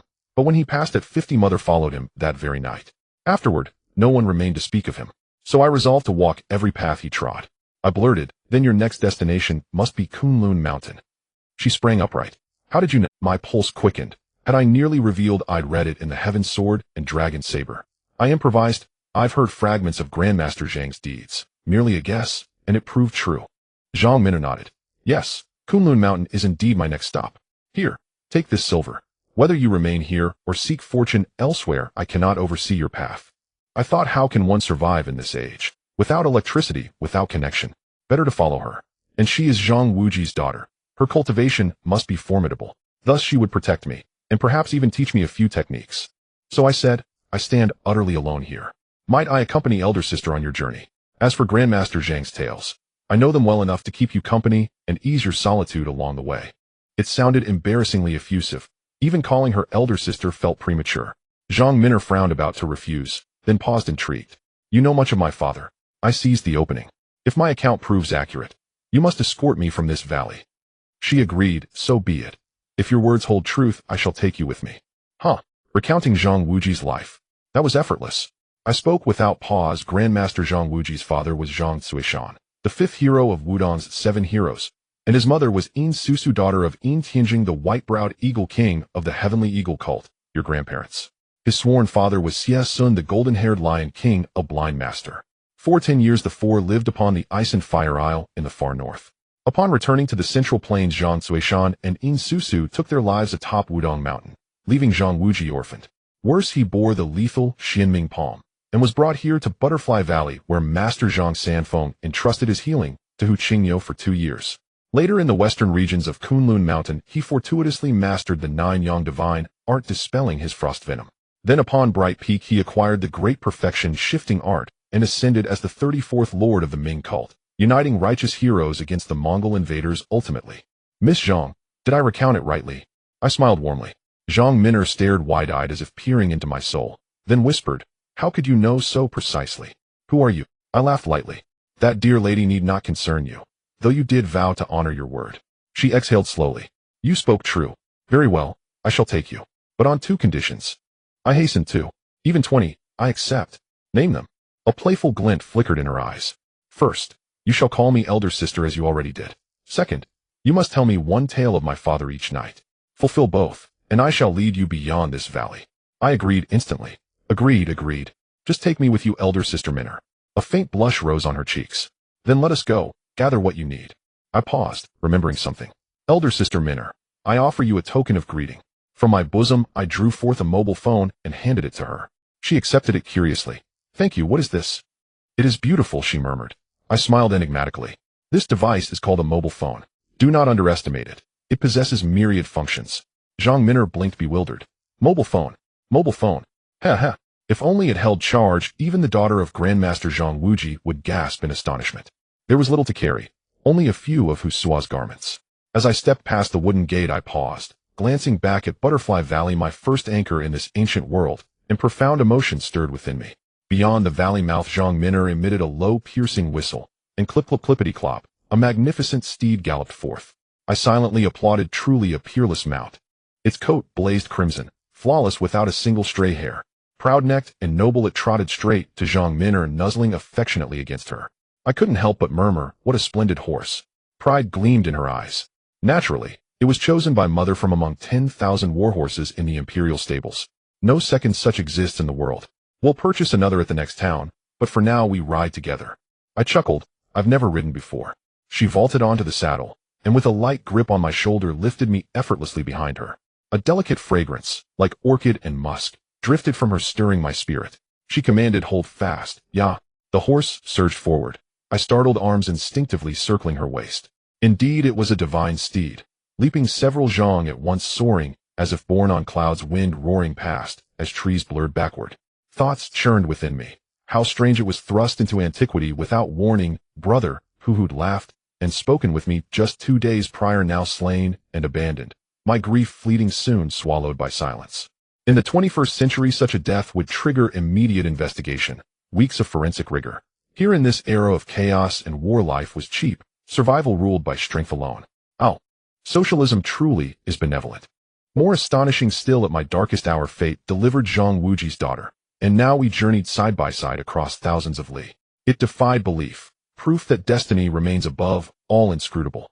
Though the ride jostled, beauty sat before me, offering its own subtle delight. Unbidden, I hummed a soft tune. You're always too tender-hearted, weeping alone until dawn breaks. You love him without regret, without complaint. I know your strength is not what it seems. Zhang Min'er turned curious. What melody is that? I've never heard its like, yet it is strangely lovely. I grinned. Elder sister Min'er, if you enjoy it, shall I sing it daily for you? She smiled. Truly, I had no idea you sang. Ha. There are many things I can do, each utterly unknown to you.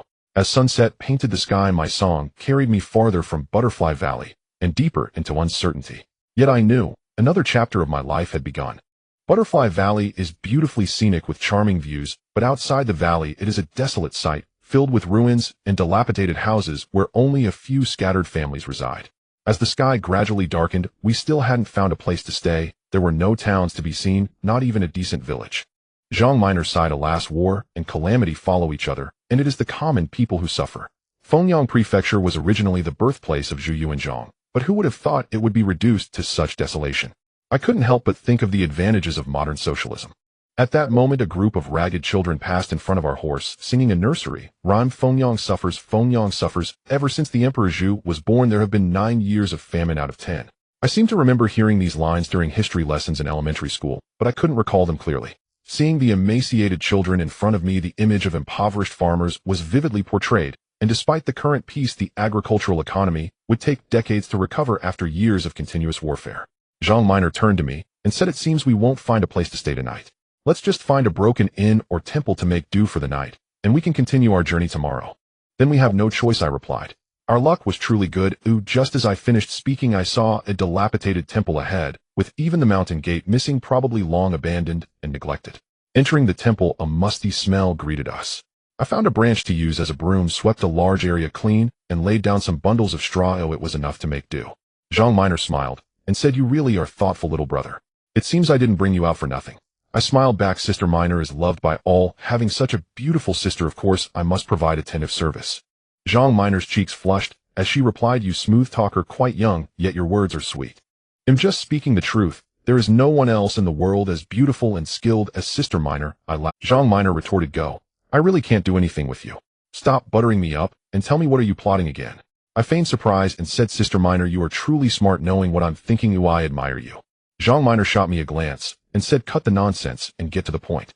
I said seriously, "All right, here it is. I think I should travel the rivers and lakes with you in the future, but since I don't know martial arts, if something happens, I don't want to be a burden to you.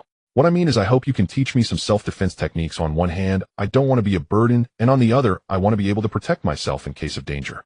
Is that so, Sister Minor?" Zhang Minor smiled, and said, "So you want me to teach you martial arts? And you've crafted such a lengthy story. If that's the case, then I am both your sister and your master, which makes our relationship a bit confusing." Seeing that she did not refuse, I hurriedly knelt, and said, "Sister Minor, master, I bow to you as your disciple." Zhang Minor burst into laughter, and said, "That title won't do. From now on you should still call me sister. It is only right for a sister to teach her brother martial arts. Get up." I was overjoyed and exclaimed, "Sister Minor, you are truly wonderful." Zhang Minor replied with a smile, "All right, no more flattery. Are you hungry? Let's eat something first, and I will start teaching you on our journey tomorrow." I was thrilled, not expecting to learn martial arts in ancient times. If I succeed, can I also fly like in the TV? Thinking about it filled me with excitement. The gloom I felt upon arrival had completely vanished. In the middle of the night, I groggily felt someone tapping my shoulder. Startled awake, I opened my mouth to call out, but the person quickly covered my mouth and said, "It's me, don't shout. There's someone on the roof." I then recognized it was Zhang Minor, and my fear subsided. I could feel a hand as smooth as jade pressing against my lips, a sensation of comfort I couldn't describe. Zhang Minor sternly shouted, "Whoever you are, stop sneaking around, and come down here." I heard a laugh from the roof, followed by a loud thud as someone jumped down. Upon seeing him, I couldn't help but exclaim, "Lei Ming." Indeed, it was Lei Ming, who grinned and said, "So you are the little brat hiding in the shadows that day. You made me suffer all night, and let me show you how I deal with you today." I replied, "So how does the taste of the drunken bee needle feel?" Lei Ming angrily retorted, "You little bastard, you." I interjected, "Who are you calling a little bastard?" Lei Ming paused, replying casually, "I'm calling you a little bastard. What about it?" I laughed heartily and said, "Not bad. Indeed, a little bastard is calling me." Zhang Minor laughed so hard she bent over. Lei Ming's face turned a purplish red, and he said in a deep voice, "I don't have time to bicker with you right now. Hand over that thing quickly, or else haha." Zhang Minor and I exchanged glances, both unsure of what he was referring to. Zhang Minor said, "You must be the infamous cannon on the ground, Lei Ming. You followed us all the way from Butterfly Valley to here. What are your intentions?" I was taken aback. It turned out she had known someone was following us all along. Lei Ming said, "Stop pretending. I searched the entire Butterfly Valley but couldn't find the whereabouts of the mother-child Dragon Phoenix pill. It must be with you. Hand it over quickly, or you'll make me angry, and it'll end your little lives." My anger flared as I shouted, "So it's you who killed my brother, who? How wicked. Sister Minor, quickly capture him and avenge brother who." Lei Ming said, "I didn't kill Husu. When I arrived, he was already dead. I was originally seeking revenge for that needle, but unexpectedly someone helped me out greatly, ha." I was burning with anger and said, "Sister Minor, don't believe his lies. If he hadn't injured brother Hu's leg, brother who wouldn't have been so easily killed." Zhang Minor, who had been silent suddenly, said, "Lei Ming, do you know the 100 Enduring Taoist?" Lei Ming's expression changed. "What if I do?" Zhang Minor continued, "The killer of Husu is likely the 100 Enduring Taoist. There was a unique poison dust called Ziwu Duanhuan Sha found on Husu's clothes." Lei Ming replied, "So what? Enough with the nonsense. As long as you hand over the mother-child Dragon Phoenix pill, it'll spare your lives." I was getting anxious and said, "Sister Minor, don't talk to him any longer. Show him what we're made of." Lei Ming said, "Brat'll deal with you first." Suddenly, he lunged at me with outstretched fingers. Seeing his vicious expression, I was so scared I froze, unsure of how to dodge. At that moment, Zhang Minor swiftly appeared in front of me. I had no idea what technique she used, but Lei Ming's right hand tore away his left sleeve, and his left hand ripped off the right sleeve. I clapped my hands and shouted, "Die, Lei Ming. Now you know the consequences." Lei Ming's face turned dark. "I didn't expect you, little girl, to have some skills. Today I misjudged you." I saw his movements and immediately recognized he was about to use the Earth Hall spiral leg. I shouted, "Sister Minor, be careful of his spiral kicks." Zhang Minor glanced back at me and smiled, "Don't worry, we are just playing with him." Lei Ming ignored us and kicked out rapidly, leaving me dazzled. Suddenly, it became dark before my eyes, dust flying up followed by a series of loud crashes. It turned out that all of Lei Ming's kicks had landed on a stone Buddha statue. I didn't know when Zhang Minor had knocked it down, and due to Lei Ming's speed, he could not retract his foot in time. How could flesh and blood contend against stone? With a loud crack, Lei Ming's legs broke simultaneously, and he fell to the ground, unable to get up. I was overjoyed. Now, Lei Ming, aren't you feeling tough anymore? Thunder was lying on the ground with a pained expression, and Zhang Minor jumped down from the altar laughing. Let you taste a bit of hardship for being so arrogant. I was both surprised and delighted, surprised that Thunder's kick was so swift that he couldn't retract it in time, resulting in broken legs, and delighted that Zhang Minor's martial arts were so high that following her would definitely allow me to learn a great deal of exquisite skills. I walked over and patted Thunder on the head, laughing. You dead, Thunder, isn't this your retribution? Yesterday you injured my brother, Hu, and now you can't act tough, can you? Quickly tell me, how did you kill my brother, Hu? Otherwise you will suffer for it. Thunder's face turned ashen, and he lay on the ground, groaning, large beads of sweat rolling down his head. Zhang Minor stepped forward and tapped on his leg a few times. Only then did Thunder stop moaning, but weakly said, What you just used, could it be the Qinkuan great transfer skill? Zhang Minor smiled and said, I didn't expect you to have some insight. Now tell me who sent you here. Thunder completely lost the initial ferocity and said, I did not kill Hu Suo, but I do know a bit about the 100 enduring Taoist. They'll believe you. For now, don't play tricks, just speak.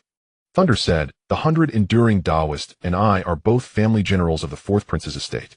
This time the 4th Prince sent us out with different tasks. I am responsible for finding the mother-child dragon and phoenix pill, while the 100 enduring Taoist is tasked with finding a person. Zhang Minor asked, Who are you looking for? Thunder said, This person has quite a background. You may have heard of him. He is Zhang Wuji, the leader of the Ming sect. Zhang Minor gasped, about to speak, but I tugged at her sleeve and asked, Why are you looking for the great hero Zhang? Thunder stammered, This. I stood up and shouted, What is this and that? Speak quickly, or I... After saying that, I picked up a branch and swung it a couple of times at his broken leg.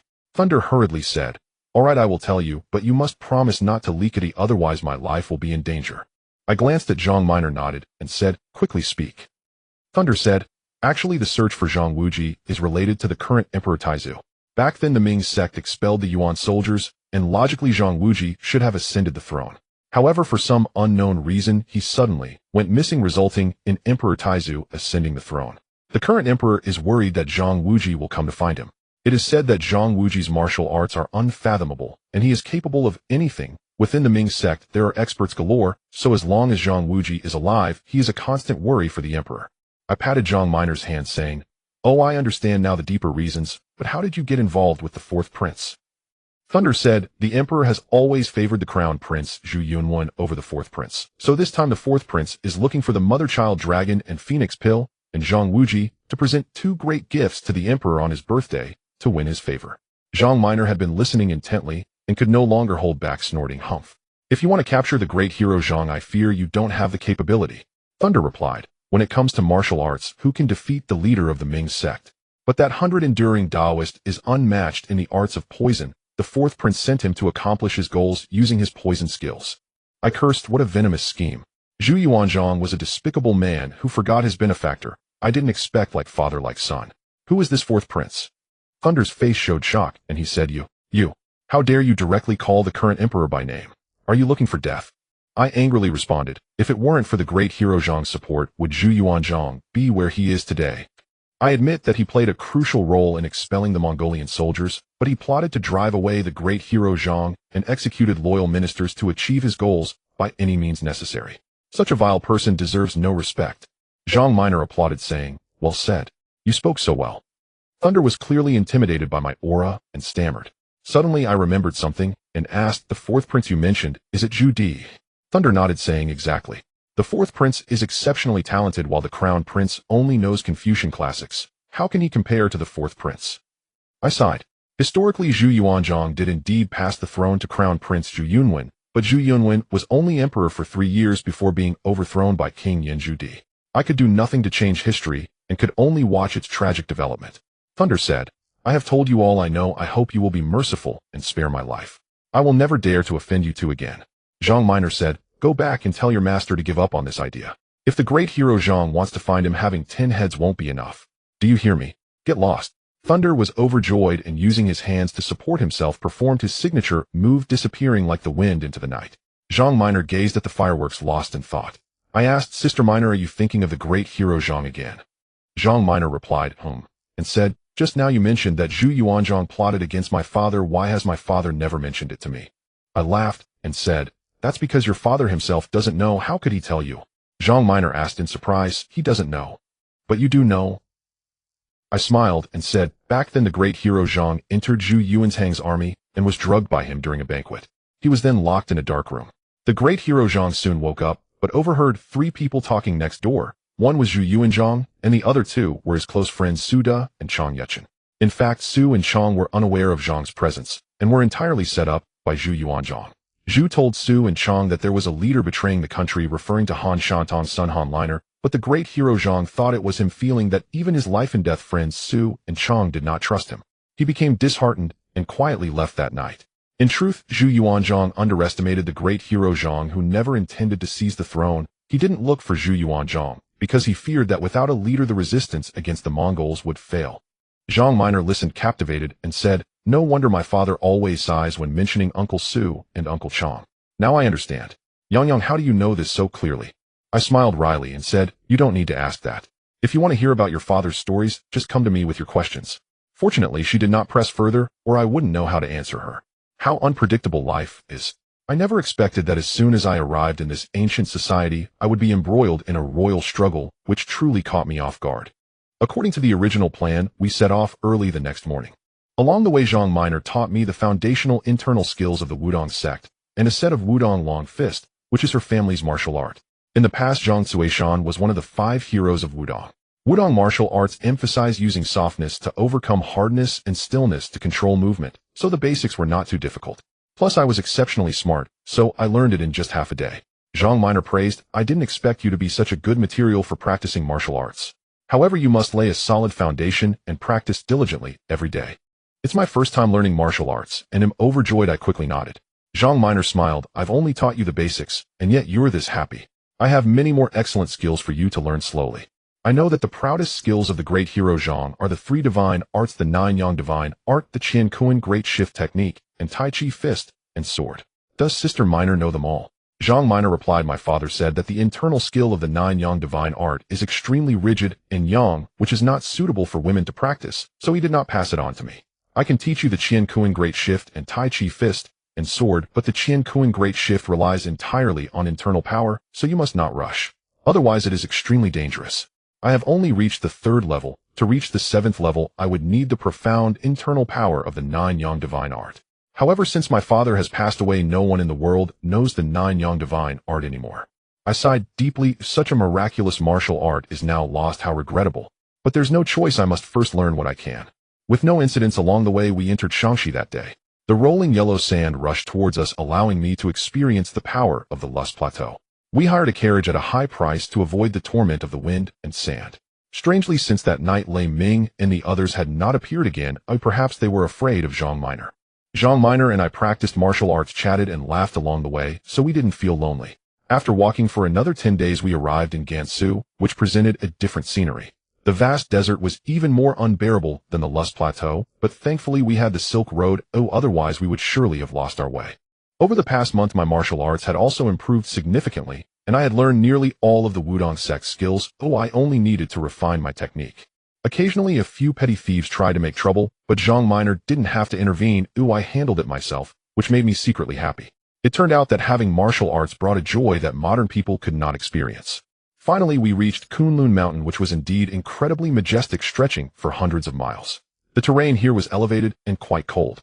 Fortunately, we had prepared in advance and bought 2 fur coats at the foot of the mountain, resembling a pair of wealthy youths traveling together. Although I can't say I was exceptionally handsome, I was still quite pleasing to the eye.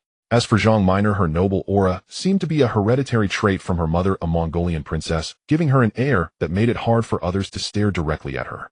Along the way, I didn't know how many people's gazes we attracted. We left our horses at a farmer's home at the foot of the mountain, giving him 10 taels of silver to take good care of them. The man was overjoyed and thanked us repeatedly.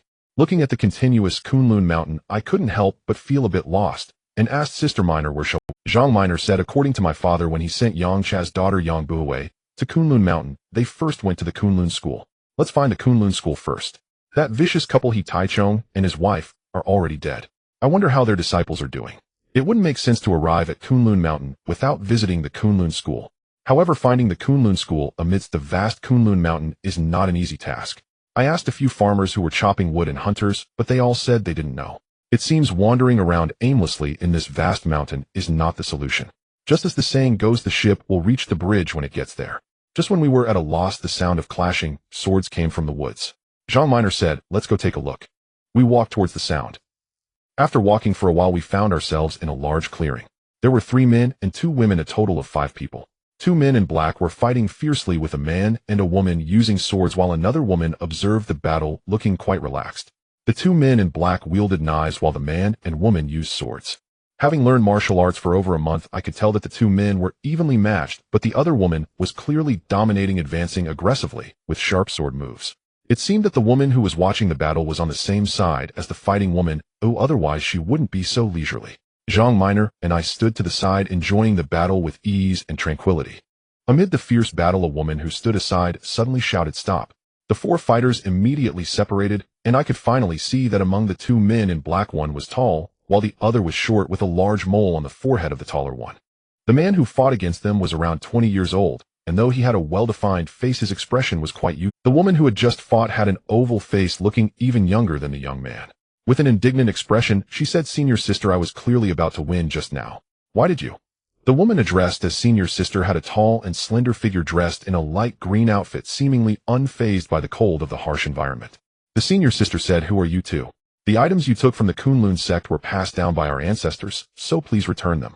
The 2 men in black were both in their 30s or 40s. The taller one said, "Miss, the 3 of you have chased us for an entire night. We truly do not know where we have offended your Kunlun sect to warrant such relentless pursuit. Our sect resides in a secluded area where outsiders are hard to find. Surely you did not come prepared. Why are you appearing at our Kunlun sect's headquarters in the dead of night?" Senior sister stopped talking nonsense with them. "Just capture them and search them," the young man shouted. "Kunlun sect is a renowned sect. As long as you return the items you took, I guarantee that we will not make things difficult for you," the senior sister replied, waving her hand. The tall man in black rolled his eyes and said, "We were merely passing through this place. Since you insist on accusing us of stealing your sect's belongings, let us search and see." "I will not resist." The senior sister gestured to her young junior, who nodded and approached the 2 men in black. It was evident that apart from some personal belongings like fire knives and firestones, they had nothing special. The tall man in black laughed. "So do you 3 finally believe us now?" The senior sister frowned and looked at the oval-faced girl, saying, "Ching Hong, what exactly is going on?" "Senior sister, last night, it was my turn to patrol. I saw those 2 sneaking out of the study looking suspicious. I shouted to catch the thief, but they escaped over the back wall. Later, when the master brother checked the study, he discovered that a copy of the 2 instruments sword manual was missing. That is why master brother sent us 3 to chase after them all night. Just by their figures and clothing, it's clear they are the ones." The senior sister turned and said, "Ziyun, come here. You 2, even though we found nothing, you were sneaking around our Kunlun sect headquarters at night, so you cannot escape blame. If you do not clarify the situation, you can forget about leaving here unscathed." The tall man in black laughed loudly. "What a joke. Does the entire Kunlun mountain range bear responsibility if something is lost by the Kunlun sect? You Kunlun sect are rather arrogant, aren't you?" The young man named Ziyun shouted, "How dare you speak disrespectfully of our Kunlun sect? Ching Hong, go." In an instant, the 4 of them engaged in battle once again. Ziyun was the senior brother, yet his martial skills were clearly not as profound as those of Ching Hong. The tall senior sister seemed even more formidable, and if she were to strike, the 2 men in black would surely be defeated. The man fighting Ching Hong kept retreating, and suddenly, with a shoe, a piece of his sleeve was sliced off. I couldn't help but gasp and suddenly realized, but it was too late. The senior sister turned around and shouted, "Who is it? Come out." This sudden turn of events made the 4 of them stop fighting immediately. Jean Miner and I exchanged bitter smiles as we stepped out from the bushes. The 5 of them also looked quite surprised, not expecting it to be 2 young men and women. "Who are you 2? Eavesdropping on our conversation? What are your intentions?" the senior sister inquired. I stepped forward and cupped my hand, saying, "Miss, there is no need for suspicion. We were just passing through, happened upon your scuffle, and could not resist the curiosity to stop and watch. We did not intend to eavesdrop, so please forgive us." "Are you allied with those 2? You don't seem like good people either," the oval-faced Ching Hong remarked. Jean Miner huffed, "You should be mindful of your words at such a young age." Ching Hong raised her eyebrows, about to retort, when the senior sister interjected, "Since you are just passing through, please leave quickly to avoid getting caught up in this mess." I shook my head and said, "We are looking for the Kunlun sect." "Are you all from the Kunlun sect?" The senior sister showed an expression of surprise, nodded, and replied, "We are indeed from the Kunlun sect. What is it that you need?" I suggest you resolve your matter first. Our business can wait, I smiled. The senior sister's face showed a troubled expression. I secretly laughed as I understood her thoughts. Just now there were no outsiders around. She could have killed those two without anyone knowing. Now that Zhang Minor and I were here, she couldn't ascertain the situation. Since there was no evidence found on the two men, she was reluctant to let them go, yet she couldn't make a decision, putting her in a difficult position. If this sister trusts me, just leave those two to me. I guarantee that your belongings will be returned to you, I smiled. The senior sister pondered for a while, and I sensed that she had no better options. Sure enough, she slowly nodded in agreement. I smiled at Zhang Minor, who looked at me with wide eyes, astonished by my clever plan. I walked towards the two men in black, and said, all right, it's all good now. You two may leave. No way. My senior sister only said to hand them over to you, but she didn't say to let them go. Jin Yong shouted. I looked at the senior sister, who met my gaze for a few seconds. Gritting her teeth, she said, let them go. The two men were overjoyed, and said, thank you, young master. We shall meet again. I smiled and cupped my hands. As I watched them disappear into the forest, Jin Yong was about to start cursing, and I waved my hand, saying, don't speak, just follow them. Zhang Minor suddenly realized, haha, this is called baiting with the intention to catch a clever plan. I laughed and followed suit. Our group's lightness of foot was far superior to that of the two men, except for Ziyun. Therefore, after following for quite a while, we were not discovered. We heard the short man in black exclaim excitedly, brother, your foresight is amazing. You hid the sword manual early, I admire you. Then came the tall man's triumphant laughter. I glanced at the senior sister, who was also looking at me, her face showing approval. The two men arrived at the entrance of a cave. The tall man reached inside and rummaged, taking out a bundle. I whispered, make your move. We leaped out together. The sudden appearance of the five of us clearly caught the two men off guard, leaving them at a loss for what to do. I laughed heartily, saying, thank you for leading the way. Now you have nothing to say, right? Why don't you surrender quickly? The two men looked ashen, knowing they couldn't fight back or escape, and remained silent. The junior named Ziyun stepped forward and said, hand it over. He grabbed the bundle. Looking inside, his face lit up with joy, and he handed it to the senior sister, saying, senior sister, look the sword manual. However, the senior sister did not look at the sword manual. Instead, she walked straight up to me and said, thank you, young master, for your clever assistance. I am truly grateful. May I ask how to address you two? There is no need for such courtesy, miss. My name is Jin Yong, and this is my sister Zhang Minor. The senior sister replied, so you are young master Yang and Miss Zhang. My surname is Lin Xia. This is my junior sister Zhou Qinghong and my junior brother Luo Ziyun. I couldn't help but express my compliments, saying the Kunlun sword technique is indeed formidable. I was truly impressed by your martial skills just now. Zhou Qinghong, seeing my praise of her skills, also became happy, and said, I thought you were letting those two go. I misjudged you, my apologies. I also appreciated her straightforward nature, and said, it's nothing. Miss Lin, how do you plan to deal with these two? Lin Xia said, stealing our sect's martial arts secrets is a grave offense. I cannot decide this on my own, and must take them back to our sect's headquarters to let the master brother decide. Since you two have business with the Kunlun sect, please come with me. Zhang Minor and I exchanged smiles. It was truly a case of finding the iron shoes with no place to seek, yet getting it all without effort. We unexpectedly found the Kunlun sect so easily, which was a delightful surprise. Kunlun Mountain rises high, and at this time autumn is nearing its end with the cold wind cutting through. However, the headquarters of the Kunlun sect feels like spring in March, filled with blooming flowers and the sweet songs of birds. A truly delightful place. We followed Lin Xia and the other two into a grand hall, where a large black sign hung above the main entrance, inscribed with the words Hall of Righteousness in strong strokes. At the door, a girl saw us and cheered, exclaiming, senior sister is back. Lin Xia nodded and said, quickly report to the sect master, tell him the thief has been apprehended. The girl's face lit up with joy as she replied, yes, senior sister. She turned and rushed inside to make the report. Lin Xia gestured to me and Zhang Minor, saying, please have a seat, the sect master will arrive shortly, just wait a moment. She then turned to Zhou Qinghong and said, Qinghong, go brew a pot of good tea. Qinghong complied and went downstairs. Zhang Minor and I sat at the guest seats, patiently waiting for the sect master to come out. After a short while, a crowd suddenly surged out from the back hall, consisting of men and women of all ages, likely senior members and disciples of the Kunlun sect. The last to emerge was a robust man in his 30s with a strikingly handsome appearance and a short beard. As soon as he entered, he asked Lin Xia, has the lost item been recovered? Lin Xia handed over the sword manual and said, thanks to the sect master's blessings, we succeeded, and we owe much to these two for their generous assistance. She gestured towards me and Zhang Minor. Only then did the sect master notice us walking over and saying, I must thank you both for your righteous assistance. May I ask for your names? Zhang Minor and I quickly stood up and said, it's just a small effort, sect master need not be overly courteous. I am Jin Yong, and this is my sister Zhang Minor. The sect master laughed heartily and said, I never expected that both of you are so young yet possess such remarkable skills. Truly heroes emerge from youth. I humbly replied, Sect Master, you're overpraising us. The Sect Master said, let's skip the pleasantries. Today our sect has matters to attend to. After I handle them, I will host a welcoming feast for you both to enjoy. I replied, Sect Master, please proceed.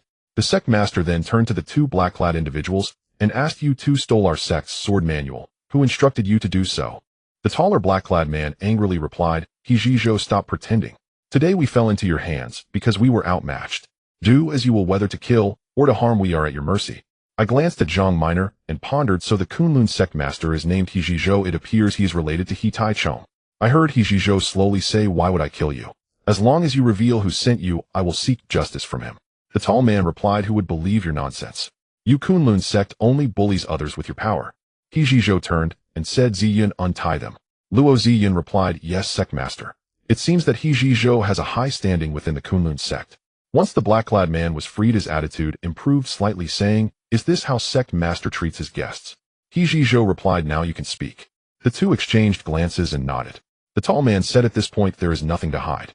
Sect master, to tell you the truth, we are disciples of the Huashan sect. I am Ding Long, and this is my brother Ding Hu.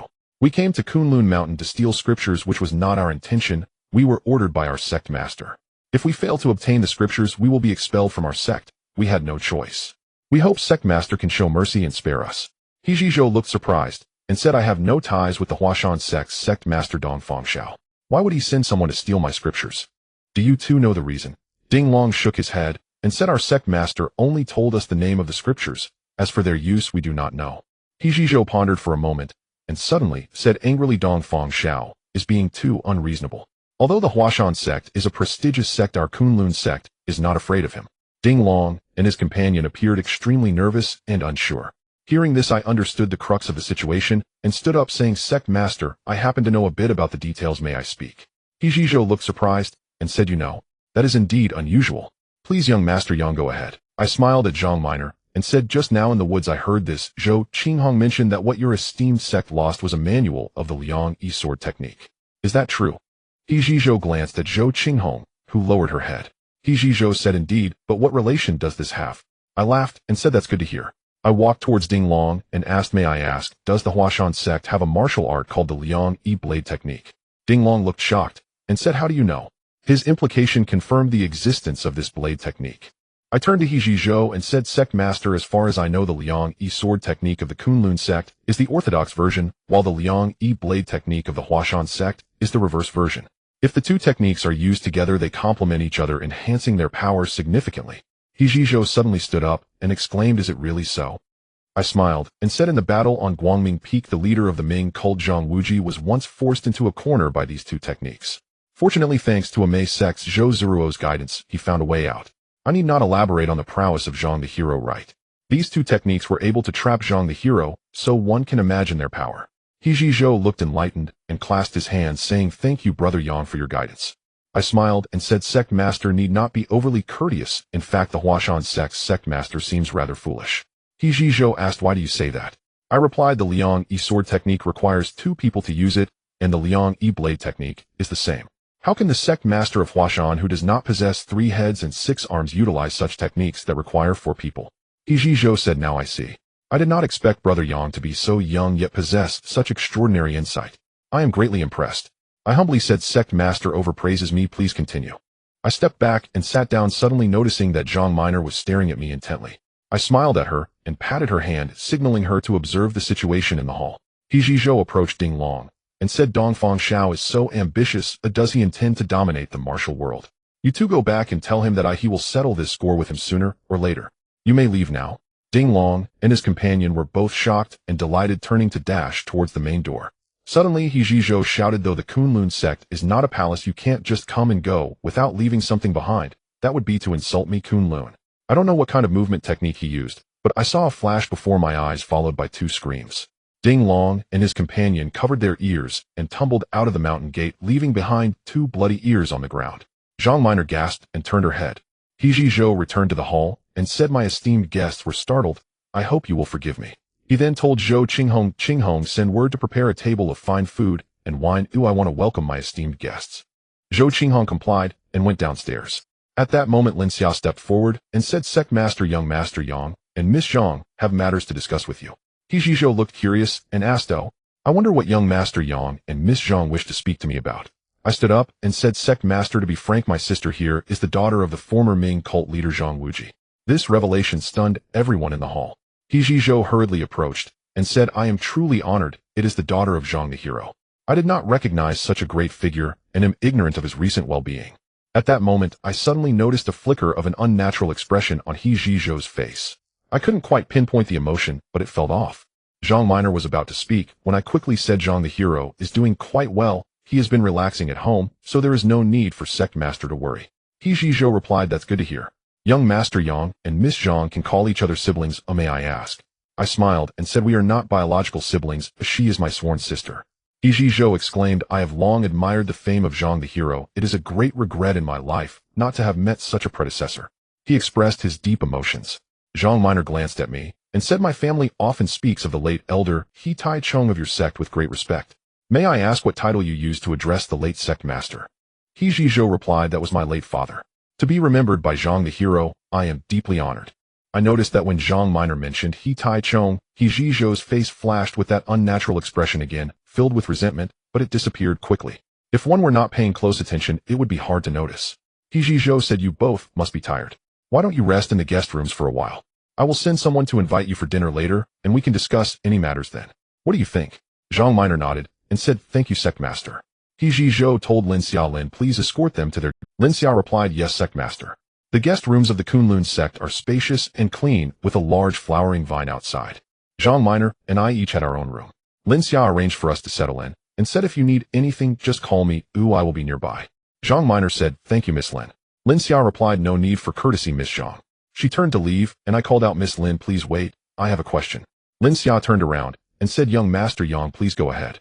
I quietly asked, may I ask, how is your sect master as a person? Lin Xiao appeared, quite surprised, clearly not expecting me to ask this question. After pondering for a moment, she said, the sect master is humble and treats the junior disciples well. Even when they make mistakes, he does not reprimand them harshly.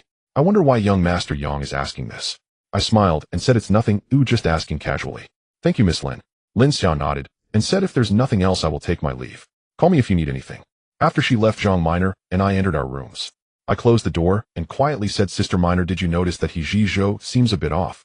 Zhang Minor asked in surprise. I didn't notice that. I thought the sect master was quite good and very friendly. I said, could it be that I'm being overly suspicious? I couldn't pinpoint what was wrong, but I felt something was off. Zhang Minor smiled and said, you must be overthinking. Everything seems fine now. I replied, I hope so. Suddenly Zhang Minor asked, by the way, why didn't you let me say that my father has passed away? I said, seriously, Sister Minor, your father's death is well known in the martial world. You must not mention it casually in front of anyone. Zhang the hero holds significant influence in the martial world. If news of his death spreads, it will surely cause significant upheaval. Do you understand? Zhang Minor nodded and said, you're right, I won't mention it again. Just now you mentioned that there were martial arts that even my father could not contend with during the battle on Guangming Peak. I have always admired my father's martial arts and never thought there would be someone who could surpass him. I laughed and said, in today's world, who can surpass your father? At that time the situation was that 2 elders from the Huashan sect, and He Tai Chung and his wife from the Kunlun sect, 4 great masters teamed up to besiege your father. Your father was still a novice at the Qian Kuan de Nua Yi, and thus was once forced into a corner. Zhang Minor exclaimed, oh, so what about a Mei sect Zhou something? What's the story there? I was taken aback, thinking it would be best not to tell her about her mother's rival, so I vaguely replied, that was an elder from a Mei sect named Zhou, who couldn't bear to see 4 people ganging up on one, so he spoke up. We really owe that Mei senior a lot. Zhang Minor said, I see. Yang, it's evident that you know a lot about my father's matters. I'm really glad to have met. I smiled and patted her shoulder, saying, after a long day, let's rest for a while. Don't think too much. Zhang Minor responded, yes, you too, take care. I returned to my room to rest. After running around all day, I fell asleep as soon as I lay down and had many strange dreams. One moment I dreamed of returning to the modern world, and the next I fell into an unfathomable abyss, feeling dazed. After sleeping the entire afternoon, I awoke to find the sun already setting. After freshening up, I heard someone knocking at the door. Lin Xiao's voice came from outside. Young Master Yang, have you slept well? The sect leader has sent me to invite you both for dinner. I opened the door and smiled, saying, thank you, Miss Lin. I really had a good sleep. Footsteps sounded behind me, and when I turned around, I saw Zhang Minor coming out of her room. I asked, Sister Minor, did you sleep well? Zhang Minor smiled and said, I slept for a full 2 hours. How could it be anything but good? I don't think you'll need to sleep again tonight, Lin Xia said. Please follow me. I nodded and followed closely behind. A large table was set with a feast of chicken duck fish and meat, the aroma wafting enticingly. I was surprised to find such delicious dishes in this harsh and cold western region. Having not eaten all day, I was indeed very hungry. Though not drooling in anticipation, I felt my mouth watering. If the host hadn't arrived, I would have already executed a raging wind sweeping leaves maneuver to turn the plates and bowls upside down. Suddenly I heard laughter. Hijijo walked in from the back hall, followed by two others. One had a long beard and appeared quite leisurely, exuding an air of immortality, while the other was short, but had bright piercing eyes that revealed profound internal strength. Both were in their 50s or 60s. Hijijo said, "Come, let me introduce you. This is my master uncle Taoist Mu Qingzi, and this is my master uncle Qi Wei." Master uncle and master uncle, these two are the young heroes I just mentioned, young hero Yang and Miss Zhang Minor.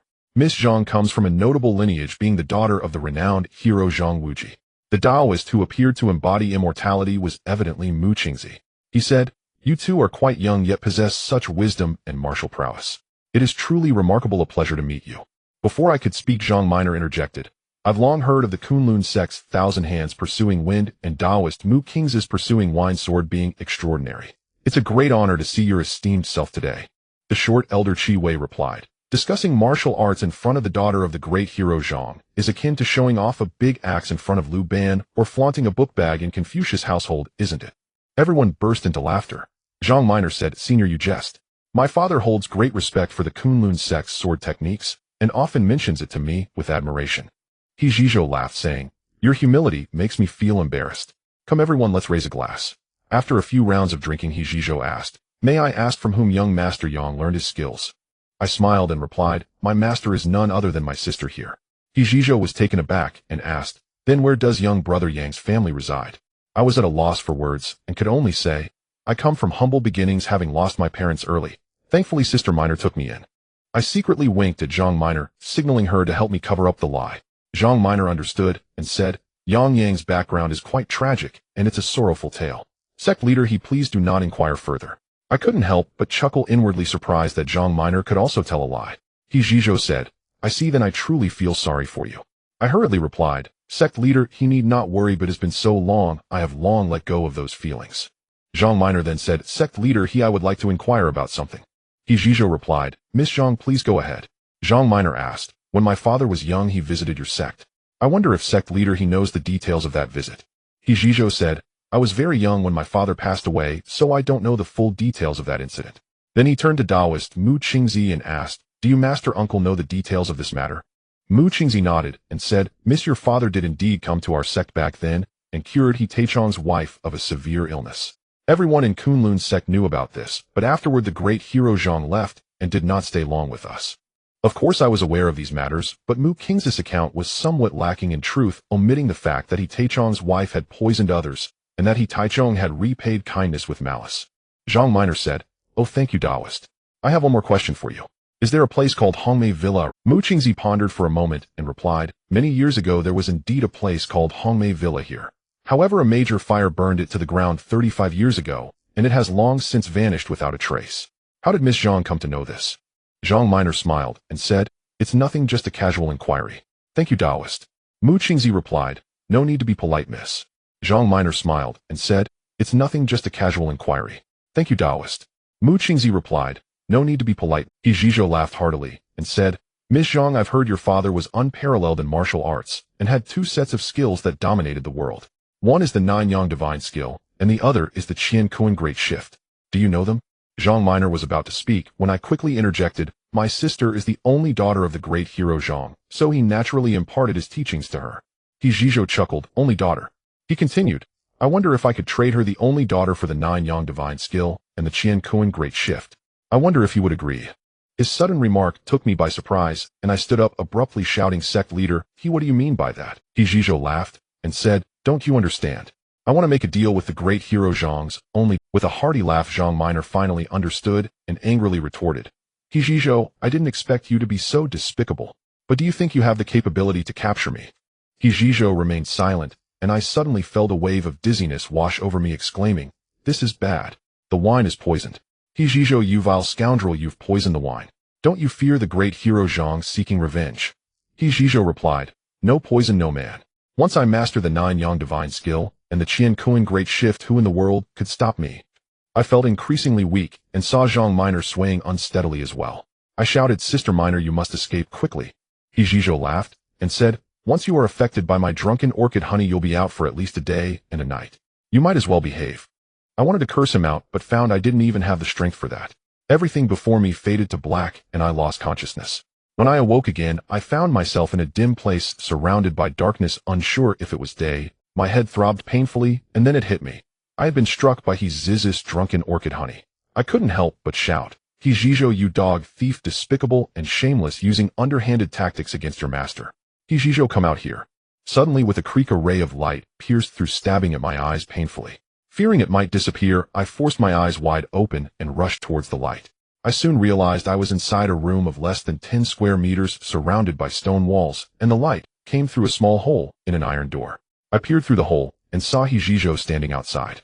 My eyes turned red with fury as I shouted, "You despicable villain, He Zhizhou, you hypocrite! Let me go at once, or I will not spare you." He Zhizhou chuckled, saying, "You're already inside, yet you're still shouting. You might as well save your breath and live a few more days." I suddenly remembered something and asked, "What about Sister Minor? What have you done to her? If you dare harm a hair on her head, the great hero Zhang will not let you off easily." He Ziz's face darkened with anger as he said, "That little brat will fall into my hands one day." I couldn't help but feel overjoyed as Sister Minor had managed to escape. I said, "He Zhizhou, my sister will definitely come to rescue me, and when that time comes you will be in for it." He Zhizhou angrily retorted, "You little brat, you don't know the heights of heaven or the depths of the earth. I'm just afraid she won't come, otherwise I would have killed you long ago to avoid wasting food." I cursed. The Kunlun sect is filled with despicable people who repay kindness with malice. He Taichung is one, and I didn't expect his son to be the same. He Zhizhou angrily shouted, "Don't mention my father. If it weren't for Zhang Wuji's treachery, who could have killed him? It is only right for a daughter to repay her father's debts." I laughed loudly and said, "The great hero Zhang wouldn't even stoop to kill He Taichung. He Taichung brought his demise upon himself, dying at the hands of a Shaolin monk. He deserved it, no one else is to blame." He Zhizhou angrily shouted, "Nonsense. The Shaolin and Kunlun have always been on good terms. How could the Shaolin monks harm my father? This is sheer nonsense." I smirked coldly and fell silent, keeping He Zhizhou in suspense. Seeing that he was becoming frustrated, He Zhizhou ordered, "Keep an eye on him until that little brat comes." After saying that, he gestured with his sleeve and turned to leave. After He Zhizhou left, I secretly regretted it. I had sensed something amiss all along, but He Zhizhou had already revealed his true colors through his demeanor. Unfortunately, both Zhang Minor and I were too trusting and fell for his tricks. It seems that I must be more cautious in the future while navigating the martial world, for one must always be wary of others. It was surprising that even the seemingly peaceful cultivators of the Mu Qingzi faction would engage in such shameless deeds. How deceptive appearances can be. I wonder how Zhang Minor is doing. My thoughts were tumultuous. One moment I hoped Zhang Minor would come to rescue me, and the next I feared she might fall victim to the underhanded schemes of people like He Zhizhou. My mind was racing, and as drowsiness overcame me, I slipped into a hazy sleep. Just as I was dozing off, I suddenly heard footsteps approaching, and I quickly sat up. I overheard 2 guards outside say, "Greetings, Senior Sister Lin Xia." I came to check on the imprisoned criminal. Lin Xia's voice followed. One of the guards replied, "Yes, Senior Sister." The small opening was opened again, and I thought to myself that you Kunlun sect members are all cut from the same cloth. What good intentions could you possibly have? I heard Lin Xia call out, "Young Master Yang, young Master Yang." I snorted and said, "What trickery are you up to this time?" Lin Xia leaned closer to the window and said, "Young Master Yang, come here. I have something to tell you." I walked to the door and saw Lin Xia giving me a signal. I was puzzled and didn't understand what she meant. Then she suddenly turned around and exclaimed, "Master brother, you're here." The 2 guards immediately turned around, and as they did, Lin Xia took the opportunity to strike them down with 2 swift blows. This sudden turn of events left me stunned, and I said, "Miss Lin, what are you doing?" Lin Xia retrieved the keys from the 2 guards and opened the iron door, saying, "Don't speak. I'm here to rescue you." I was both shocked and delighted, saying, "Thank you, Miss Lin, but what about your master brother?" Lin Xia replied, "There's no time for that. I'll get you out of here first. The Kunlun mountain is vast, and if it weren't for Lin Xia leading the way, even if I managed to escape the prison, I wouldn't be able to find my way out of the Kunlun sect in such a short time." Lin Xia brought me to the mountain gate and said, "Young Master Yang, you can go on your own. I need to head back now." I expressed my gratitude, saying, "Miss Lin, I will never forget your kindness in saving my life, but if you go back now, your master brother will surely make things difficult for you. Why not come with me?" Lin Xia shook her head and said, "I grew up here, so don't worry. Master brother should still consider our ties as fellow disciples and won't do anything to me. You should leave quickly. If Master Brother finds out, it will be too late. For some reason, I suddenly felt a pang in my heart and said, Miss Lin, take care. Lin Xia nodded and turned to go inside. Suddenly, I remembered something and called Miss Lin. Lin Xia turned back and asked young Master Yong, is there anything else? I said, if my sister minor comes, please let her know to be careful so she doesn't fall victim to your Master Brother's. Lin Xia replied, I will. After saying that, she turned and went inside. The surroundings were pitch dark. It was probably already deep into the night. The night wind blew, chilling me to the bone. In this vast world, I had no idea where to go. I thought to myself, first, I need to leave Kunlun Mountain. He Zhizhou is exceptionally crafty. If he learns that I've escaped, he will surely pursue me. So instead of rushing down the mountain, I decided to run uphill and see if he can catch me. With my mind made up, I set off climbing up the mountain. It was late autumn, nearing winter, and the path was treacherous. I trudged up the mountain, growing increasingly weary, and by dawn I had no idea where I was. Everywhere was blanketed in white snow, a vast expanse of whiteness. Fortunately, my leather coat had not been taken, otherwise I would surely freeze to death in this icy wilderness. Without realizing it, I looked back and couldn't help but mutter, what a predicament. In the distance, several black dots moved slowly. The footprints behind me were clearly mine. This was disastrous. Footprints in the snow left no room for escape. It seemed that if I took too long, I would surely be caught. At this moment, there was no other option but to desperately climb higher up the mountain. The snow was slippery. After half an hour of climbing, I was exhausted and panting. Even though it was freezing cold, I was drenched in cold sweat, not knowing if it was from exhaustion or fear. The black dots on the hillside grew larger. It seemed they would catch up to me within the hour. I truly had no strength to climb any further, thinking to myself that rather than exhaust myself to death, I might as well conserve some strength to confront them. So I resolved to stop climbing and sat down in the snow, waiting for them to come. In just a short while, I could clearly see their faces. There were 5 of them: He Zhizhou, Mu Qing, Zi Qiwei, Lin Xia, and Zhou Qinghong. Before He Zhizhou arrived, he started shouting, kid, you can't escape. Just come back willingly. I laughed and said, Master, he isn't this precisely what I was waiting for? In the blink of an eye, the 5 of them were right in front of me. He Zhizhou crossed his arms and was about to grab me. Lin Xia shouted, Master Brother. He Zhizhou was taken aback and turned back to ask, what is it? Lin Xia said, Master Brother, you want to capture Zhang Minor, and it has nothing to do with young Master Yang. Why not let him go? He Zhizhou replied, without this kid here, how would Zhang Minor come? I sneered and said, if my sister Minor really comes, you will all be begging for mercy before you even know it. The old man Shi Wei shouted, kid, don't be arrogant. We let you escape last night, but today it won't be so easy. I secretly glanced at Lin Xia. It seemed she had not yet been discovered for letting me go. I couldn't let her be implicated any further. So I said, Miss Lin, I know you are a good person. Since your Master Brother is determined to capture me, I fear that no amount of persuasion will help. Although my martial arts are weak, I will not go down without a fight. He Zhizhou shouted, kid, you speak arrogantly.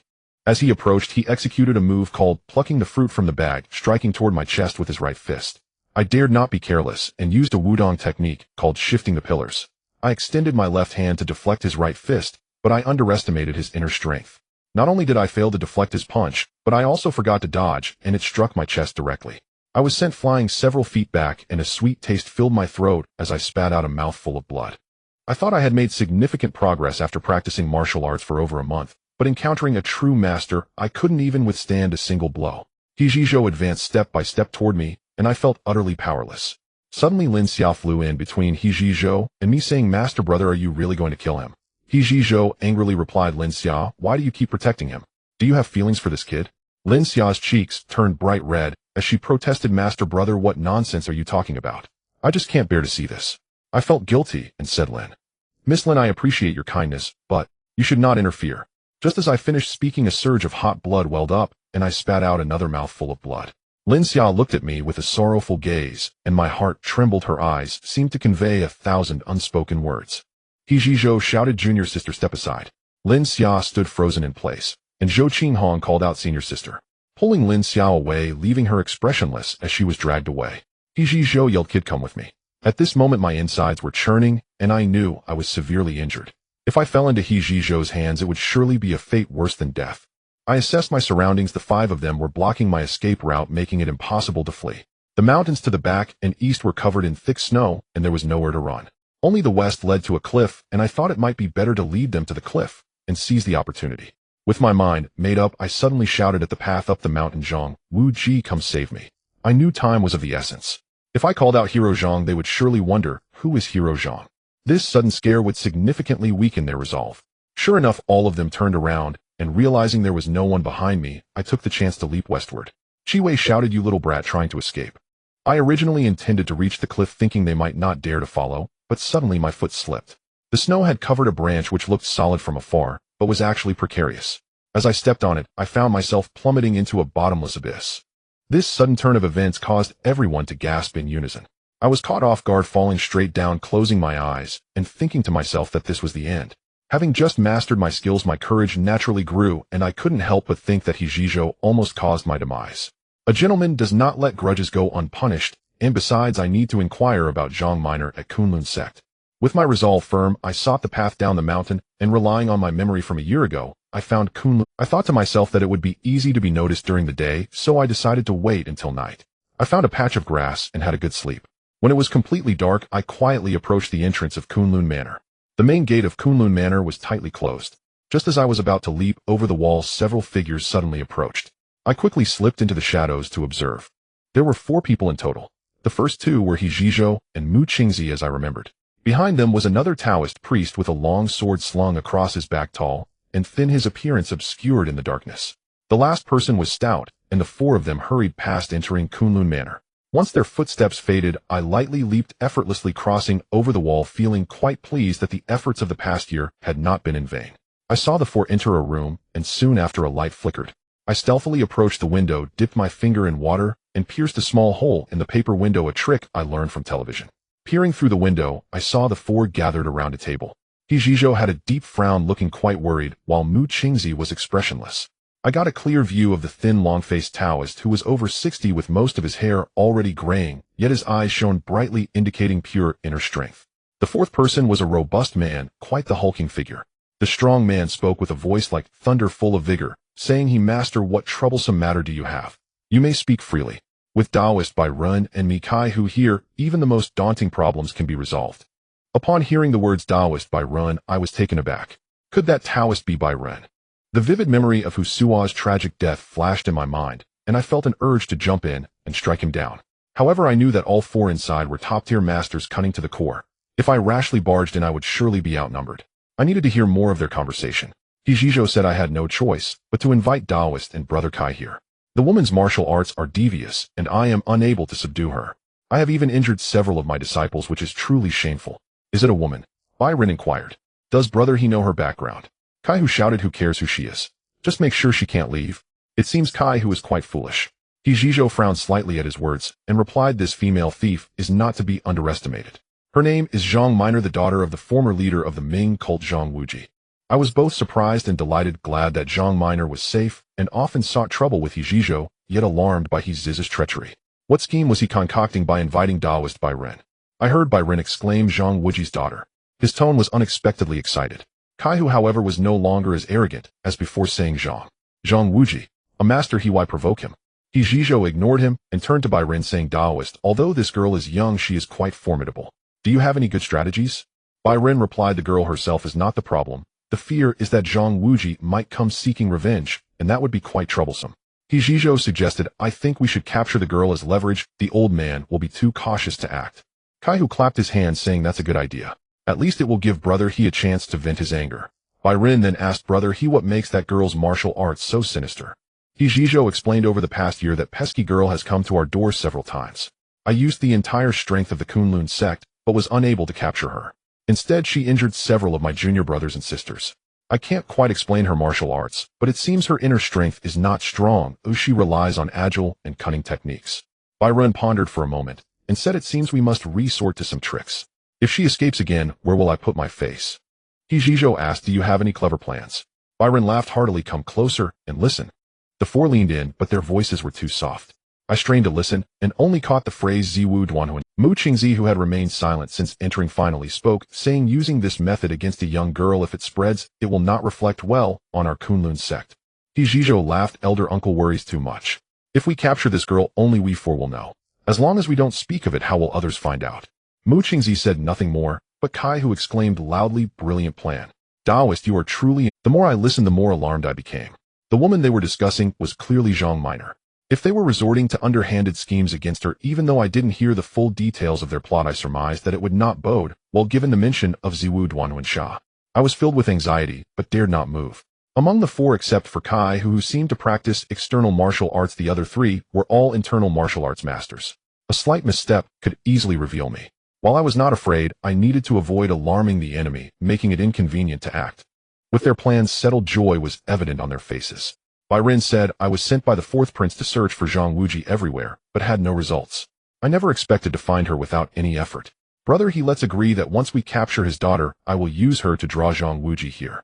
He Zhizhou chuckled. I was thinking the same. At that time, if you capture Zhang Wuji, it will be a great achievement.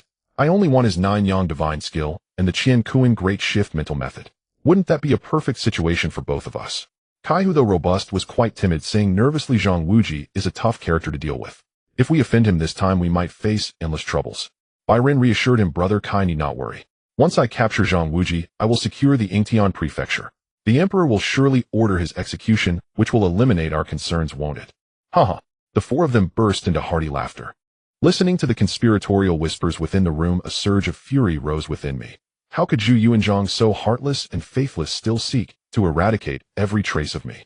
Outside, the frigid wind howled fiercely, when suddenly a voice rang out beyond the mountain gate. He Zhizhou, you despicable wretch, come out at once. It was unmistakably Zhang Min'er. Startled, yet elated, I nearly cried out in response.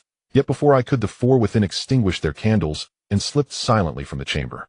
I resolved instead to observe unseen and lend Zhang Min'er covert aid. They emerged into the courtyard and stood in a line. Then, bang! The mountain gate burst open as Zhang Min'er strode in. Over a year had passed, yet her features remained unchanged, save for a subtle weariness, the quiet testament of relentless trials. Though her delicate face retained its grace, profound sorrow weighed heavily upon her brows, stirring an ache of tender compassion within me. Zhang Min'er stood poised at the threshold and thundered, He Zhizhou, you murdered my beloved Yang Yang with your treacherous poison. Today I shall avenge him. By then the Kunlun sect's disciples had awakened en masse, flooding the courtyard from all sides. Shadows swirled in restless motion. Lin Xia was nowhere to be seen, likely unwilling to confront Zhang Min'er. I slipped unnoticed onto a towering tree, vanishing into the night's embrace. He Zhizhou replied calmly, Ms. Zhang, I have told you countless times. Brother Yang slipped and fell from the cliff. I too never foresaw such a tragedy, and grieved deeply for it. Zhang Min'er seethed, spare me your crocodile tears. Had you not driven him to despair? How could he possibly? Her voice broke, choked with grief, on the verge of tears. My heart swelled with emotion. I had never imagined her devotion ran so deep, so fiercely true. Bai Ren, Daoist, and Kai, who exchanged a glance, undoubtedly thinking so much fuss over this seemingly fragile young lady. He Zhizhou turned toward Zhang Min'er and began, Miss Zhang, allow me to introduce. But before he could finish, she snapped, enough talk. Draw your sword. Her blade traced a dazzling floral flourish, then lunged forward in the technique, riding the current, aimed straight at He Zhizhou's chest. The strike was blindingly swift. He Zhizhou, caught utterly off guard, only realized danger at the last instant. The blade grazed his breastplate. In desperate haste, he rolled aside. Kunlun sect's esteemed master tumbling ignominiously before witnesses. Humiliated and enraged, he drew his sword and charged.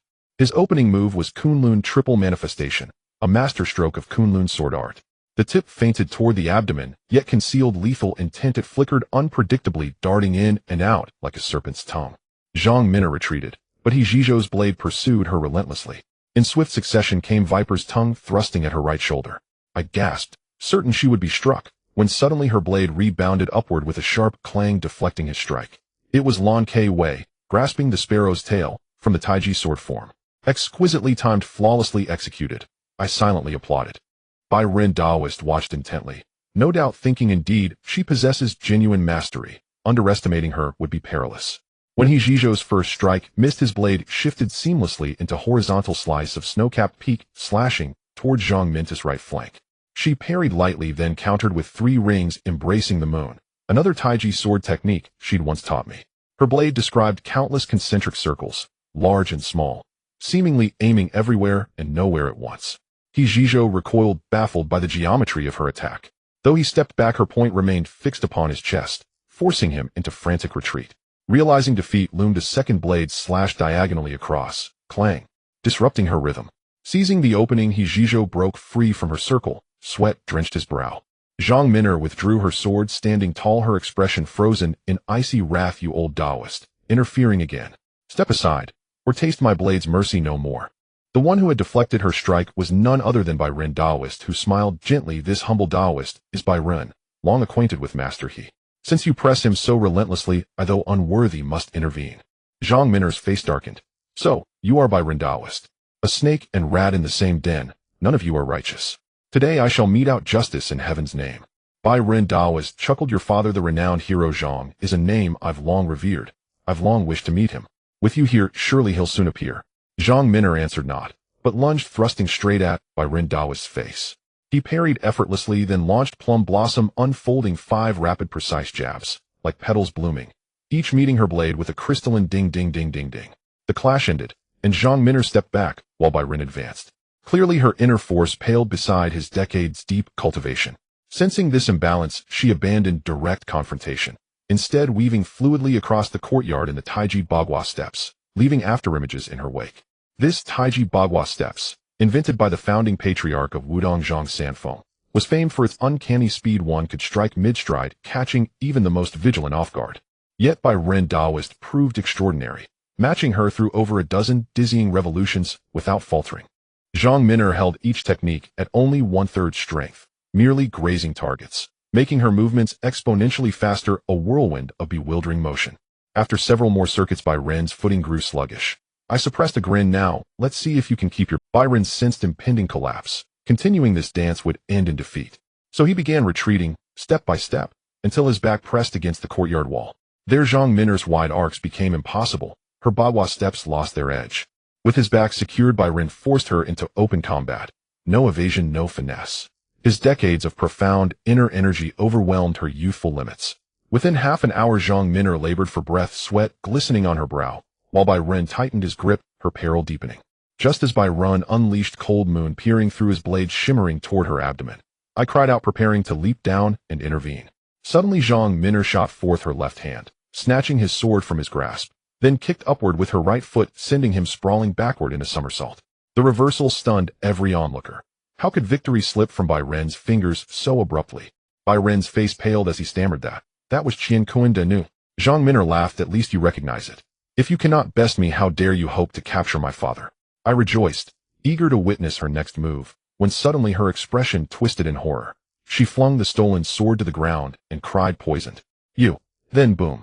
A thunderous impact hurled her skyward. Kai, who the burly man had struck her from behind with crushing force.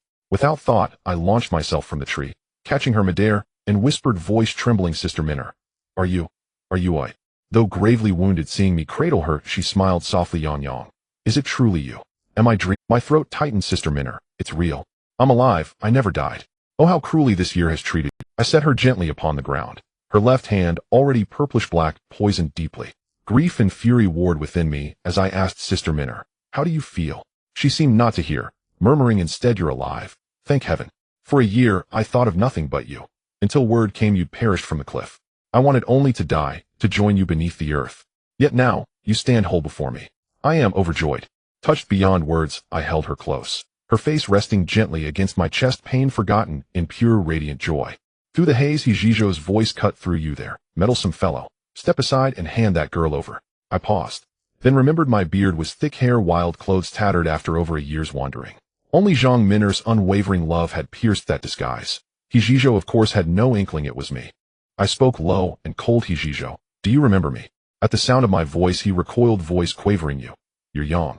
Yong, alive or ghost? He staggered back a step. I gave 2 hollow, chilling laughs. Thanks to your generous farewell, that modest cliff failed to kill me. Tell me, Master He, were you disappointed? Zhizhou steadied himself, fear receding, replaced by contempt. Ah, the brat again. Didn't die? Then come here to meet your second death. A year prior he'd felled me with a single blow. Why would he fear me now? Seeing the venom already creeping up her arm to the elbow, I knew time was dire. Master He, we'll settle accounts later. Excuse me. Zhizhou barked, leaving. Not so easily. He lunged forward, reaching into the pouch, the very technique that had spilled my blood a year ago. This time I would not be caught unprepared. Shifting left to evade, only to realize the strike was feigned. Before it fully extended, his left palm flashed toward my shoulder, unavoidable. Crack. My left shoulder absorbed the full impact. Amidst Kunlun disciples' cheers, a body hurtled backward. Snap. But it was his left wrist, shattered, his frame crashing violently, a full zhong away, unable to rise. He could never fathom how in just 1 year my 9 yang true qi had surged beyond reckoning. I offered a faint cold smile, resolving to tend Zhang Min'er first, then turned toward the gate. Mu Qingzi and Kai, who awestruck by my display, dared not block my path. Bai Ren Daoist, still reeling from Zhang Minta's kick, lacked strength to intervene. The rest rushed to lift He Zhizhou, leaving me to walk away unchallenged. Outside the manor, a vast expanse of white lay before me, and I did not know where to seek refuge for my injuries. Zhang Minor lifted her head and said, "There is a small wooden house at the waist of the hill to the left, let's go there." I carried her through the snow and arrived at a wooden house tucked behind a row of tall trees. The wooden house was well equipped with a bed, tables, chairs, and cooking utensils resembling a cozy little home. I placed Zhang Minor on the bed and asked Sister Minor, "How do you feel?" Zhang Minor did not reply, only stared blankly at me. After a long while she softly said, "Yang Yang, do you know? Since the day I learned you fell off the cliff, I realized how important you are to me. Now that you are alive and well, even if I were to die right now, I would do so willingly." I urged, "Don't say such foolish things, you will get better." Zhang Minor's pale face showed no color, yet her beauty could not be concealed. She looked at me with joy and said, "I lived in the small wooden house for a year, and every day I thought about how wonderful it would be if you were here with me. Every day you would tell me stories about my father, and we would happily live our lives here. How joyful that would be." Feeling touched, I said, "Sister Minor, Zhang Minor reached out and covered my mouth, saying, "From now on you must not call me sister anymore. From today onward, I will wholeheartedly treat you until the day you grow old and die." These words were barely audible, yet a blush spread across Zhang Minor's pale face, making her even more. Upon hearing these words, warmth surged in my heart. I never expected Zhang Minor's feelings for me to be so intense, transcending the bond of siblings and evolving into a beautiful romantic love.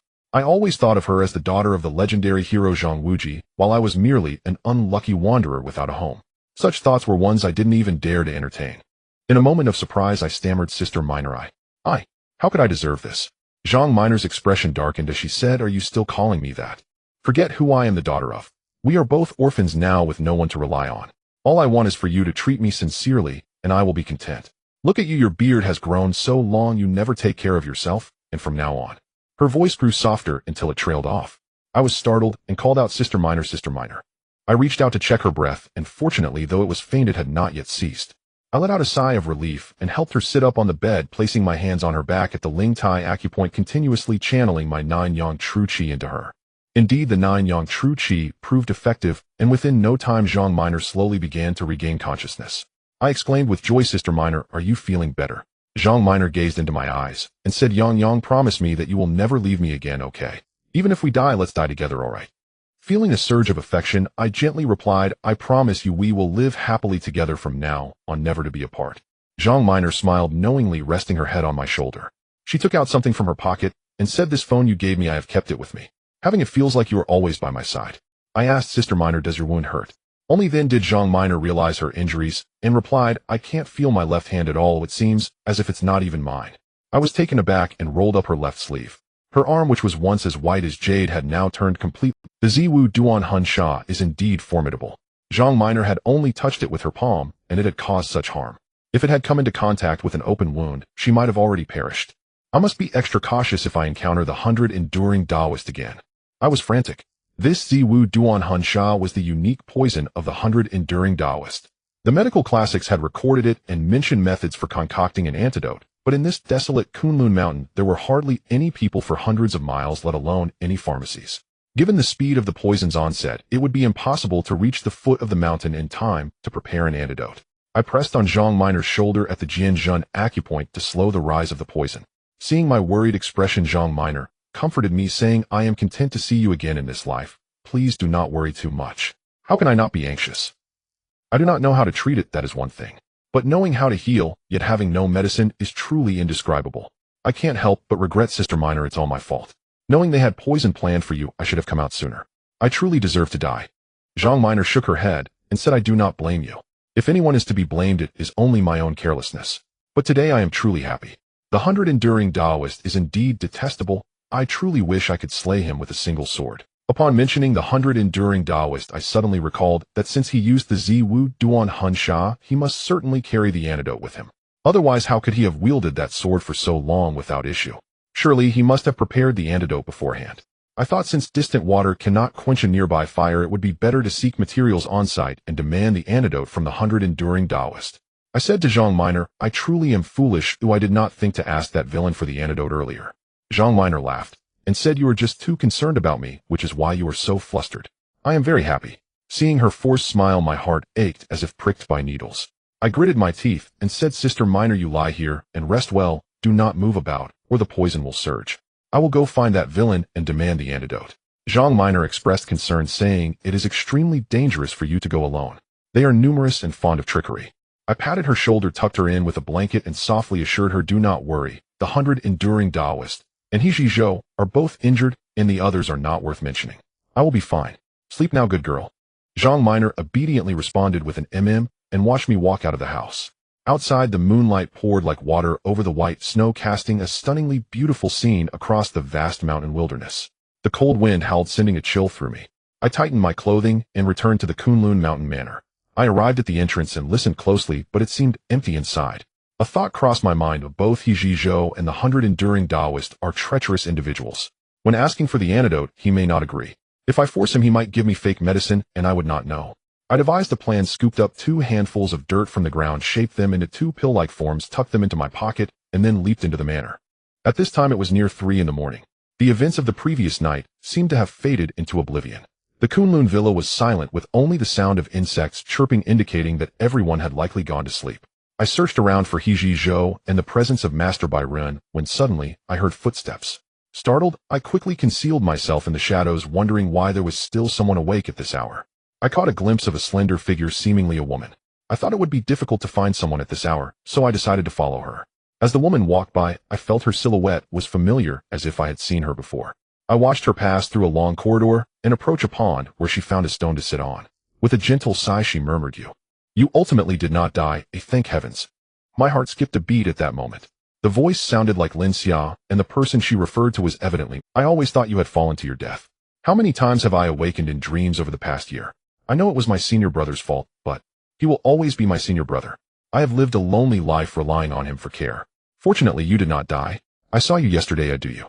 Do you still remember me? At this point, I had no doubt it was indeed Lin Xia. The moonlight spilled over the pond, shimmering like scattered diamonds, as I listened to a young girl reveal her heart's secrets in the tranquil night. I couldn't help but be entranced. Could it be that she, like Zhang Minor, harbored feelings for me? I dared not think further. You and Miss Zhang are truly a match made in heaven. In your heart, she must surely be far more important than I am. I only wish you wouldn't hate me. I know you must be harboring resentment against me for not having the courage to save you a year ago. I felt a pang in my heart. I had always felt grateful towards her. How could I possibly hate her? At that moment, I could no longer restrain myself. I stepped out and said, Miss Lin, I have never blamed you. I have always been grateful to you truly. Lin Xia was taken aback, turning around in shock as if she couldn't believe her eyes. She stared at me for a long time before suddenly leaping into my arms, crying, It really is you. I. My emotions surged, but I couldn't find the words. I felt lost and said, Miss Lin, why must you be like this? Lin Xia, momentarily flustered by her emotions, took a step back upon hearing my words. Tears glistened on her face, and she blushed deeply, whispering, Young Master Yang, I'm sorry. I lost my composure for a moment. Please don't take offense. To have Miss Lin show such kindness to me is a blessing I have earned over several lifetimes. However, my sister Minor is in critical condition, and I currently have no time to reminisce with you. Lin Xiao's expression changed as she exclaimed, Oh no. I forgot about Miss Zhang. She has been poisoned by Bai Ren's vile Ziwu Duanhu and Sha. If we can't obtain the antidote, I fear. Lin Xia replied, I only hope that you and Miss Zhang can be well for a lifetime. If you trust me, I will go find my senior brother to request the antidote right away. How could I not trust Miss Lin? However, my senior brother hates me to the bone. He may not be willing to give it, I said. Lin Xia responded, My senior brother has always cared for me the most. Do I believe he will give it to us? I nodded, thinking it was worth a try. If he refused, I would find another way. Considering Lin Xia's feelings, I couldn't force He Zhizhou to hand over the medicine. Lin Xia gazed at me with her eyes, yet I dared not meet her gaze. Suddenly, she turned sharply, and I clearly saw a single crystal tear fall into the pond. I followed her closely. Along the way, Lin Xia remained silent, leading the way quietly. I trailed behind her through many twists and turns until we arrived at a large room on the west side. Lin Xia stepped forward and knocked twice on the door. A voice from inside responded, Who is it? It was none other than He Zhizhou's voice. Lin Xia answered, Senior brother, it's me. The room lit up with firelight. With a creak, He Zhizhou emerged, dressed in a robe, his left arm bandaged and hanging by his neck. He said, Lin Jr. Sister, why are you here so late? Lin Xia replied, I wanted to check on your injury. He Zhizhou said, Thank you for your concern, Junior Sister. The injury is already fine. You should go to sleep now. Senior brother, about young Master Yang. Lin Xia began, but He Zhizhou's expression changed, and he angrily interrupted, Don't mention that brat. He has caused me so much trouble. Senior brother, we nearly caused his death. This should be our fault, Lin Xia insisted. He Zhizhou replied, you come here at this hour, is it just to blame me? I wouldn't dare, senior brother. Miss Zhang has been poisoned by Master Bai Ren's toxic sand. If she doesn't have his unique antidote, I fear she won't survive the night. In my opinion. He Zhizhou interrupted again, didn't Miss Zhang Minor injure my disciple several times? Have you forgotten? That was our fault from the beginning. If Miss Zhang hadn't thought we caused young Master Yang's death, she wouldn't have pursued us relentlessly, Lin Xia replied. Enough. In any case, I will not give you the antidote. Give up on that thought, He Zhizhou declared, waving his. I hid in the shadows, shaking my head. I already knew He Zhizhou wouldn't give the antidote. I just couldn't bear to dismiss Lin Xia's goodwill. What sense is there in talking to scum like He Zhizhou? As I saw him about to enter, I took a quick step forward and pressed my fingers on He Zhizhou's acupoints. He was caught off guard, and as he opened his mouth to speak, I quickly took out a clay pill and shoved it into his mouth. With a quick slap to his back, the pill was swallowed. All of this happened in one smooth motion, so fast that by the time he realized what had happened, the pill had already turned to sand and could not be expelled. I released He Zhizhou's acupoints and smiled at him. His face was filled with terror as he stammered, What did you make me eat? It was merely a corrupt tendon pill. It's nothing too serious. However, if you don't have my unique antidote within 12 hours, your entire body will be rendered paralyzed, resulting in a most miserable death, I replied. Young Master Yang, Lin Xia started, but I interrupted. Your senior brother is too cruel. Let him experience the taste of his own poison. He Zhizhou's face turned pale as he asked, What do you want from me? I don't want anything from you. I just want to obtain the antidote for Ziwu Duanhu and Sha to save my sister. If you are willing to give me the antidote, I can overlook the past and provide you with the antidote for the corrupt tendon pill. With that statement, I applied both softness and firmness. He Zhizhou dared not be stubborn any longer, saying, Fine, I will take you to find Master Bai Ren. I couldn't help but chuckle to myself, thinking that you wouldn't shed tears until you saw the coffin. To deal with someone like you, one must strike back with poison. He Zhizhou led me to the guest room in the east wing, knocked on the door, and called, Dao, brother, are you asleep? Hearing no response from inside, I felt anxious and pushed the door open directly. To my surprise, the door opened easily as it had not been bolted. He Zhizhou stepped inside first, and I followed him, and only to find the room empty. I grabbed He Zhizhou and shouted, What trick are you playing, He Zhizhou? He Zhizhou trembled and said, Where is he? This is clearly the right room. Seeing his expression, I didn't think he was lying. Moreover, since he had taken my corrupt tendon pill, he wouldn't dare to play tricks. I couldn't help but feel flustered and lost. Lin Xia, standing beside us, said, Young Master Yang, don't worry. I will go fetch Master Mu Qingzi to ask. He Zhizhou's face turned pale as Lin Xia turned to leave. I was anxious, and before long Lin Xia returned with Master Mu Qingzi. Upon entering, he immediately said, This is Bad, junior nephew of the sect leader Kai, who is also missing, and his belongings have been taken. I think they must have left overnight. Upon hearing this, it felt as though a bucket of cold water had been poured over me. I stood there in a daze, unable to speak, as He Zhizhou cursed angrily that old Taoist has deceived even me. Master Bai Ren has left. How will I resolve the poison in Zhang Minor? Lin Xia asked. Young Master Bai Ren has left overnight. Do you think Miss Zhang will be in danger? I exclaimed, Oh no, and turned to leave. He Zhizhou called out, Young Master Yang, the antidote for the corrupt tendon pill. I couldn't help but smile bitterly, reaching into my pocket to pull out another clay pill. I handed it to him and said, This is the antidote. After you take it for 12 hours, do not use your internal energy or exert yourself, and you must not drink alcohol or be with women. Otherwise, the poison will attack your heart, and there will be no cure. Remember. He Zhizhou took the pill with a grateful expression. I no longer wished to linger there. I swiftly exited Kunlun Villa, employing my lightness skill as if an arrow was released from its bow, and in a moment I returned to that small room. Opening the door, I couldn't help but exclaim, Alas! There was no trace of Zhang Minor left in the room. The room was already empty, and I sank down onto the bed, filled with regret. Why hadn't I brought her along? I truly wanted to bang my head against the wall. As my gaze wandered, I noticed a note on the table. I snatched it up and saw it read, Zhang Wu Jis' daughter is now in my hands. On the 15th of next January, I await the esteemed arrival of the great hero Zhang. If you do not come, you will bear the consequences. Signed Bai Ren. I felt my eyes go bloodshot. It truly is that old dog of Bai Ren. If Minor has fallen into his hands, it spells great danger for her. I shouted angrily, You old scoundrel Bai Ren. If I Yang do not kill you with my own hands, I will not be human. At that moment, someone suddenly said from behind, Young Master Yang, please calm down. Miss Zhang will be fine. I turned around to see that it was Lin Xia. In my flustered state, I hadn't even noticed when she entered. I choked out, Miss Lin, my sister Minor, but could say no more and merely handed her the note.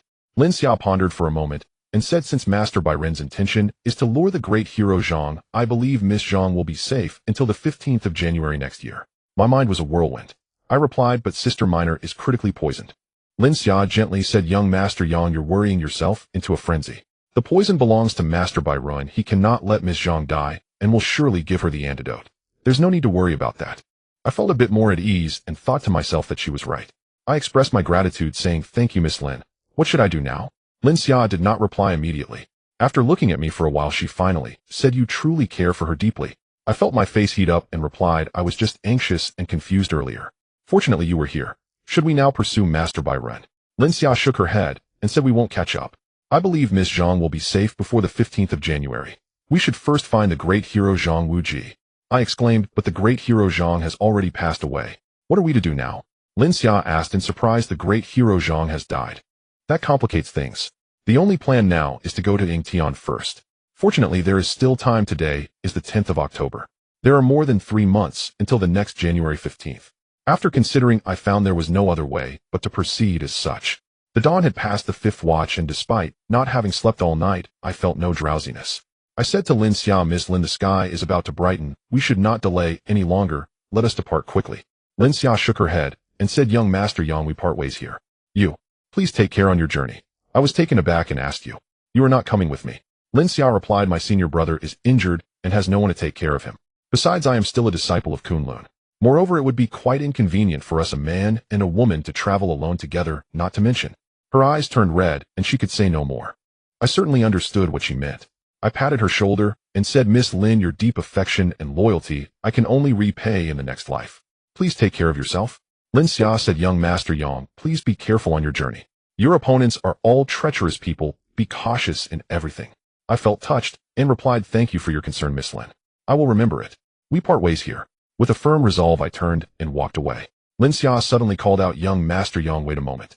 I turned back in surprise and saw her pull a small knife from her bosom, stepping forward to shave off my long beard.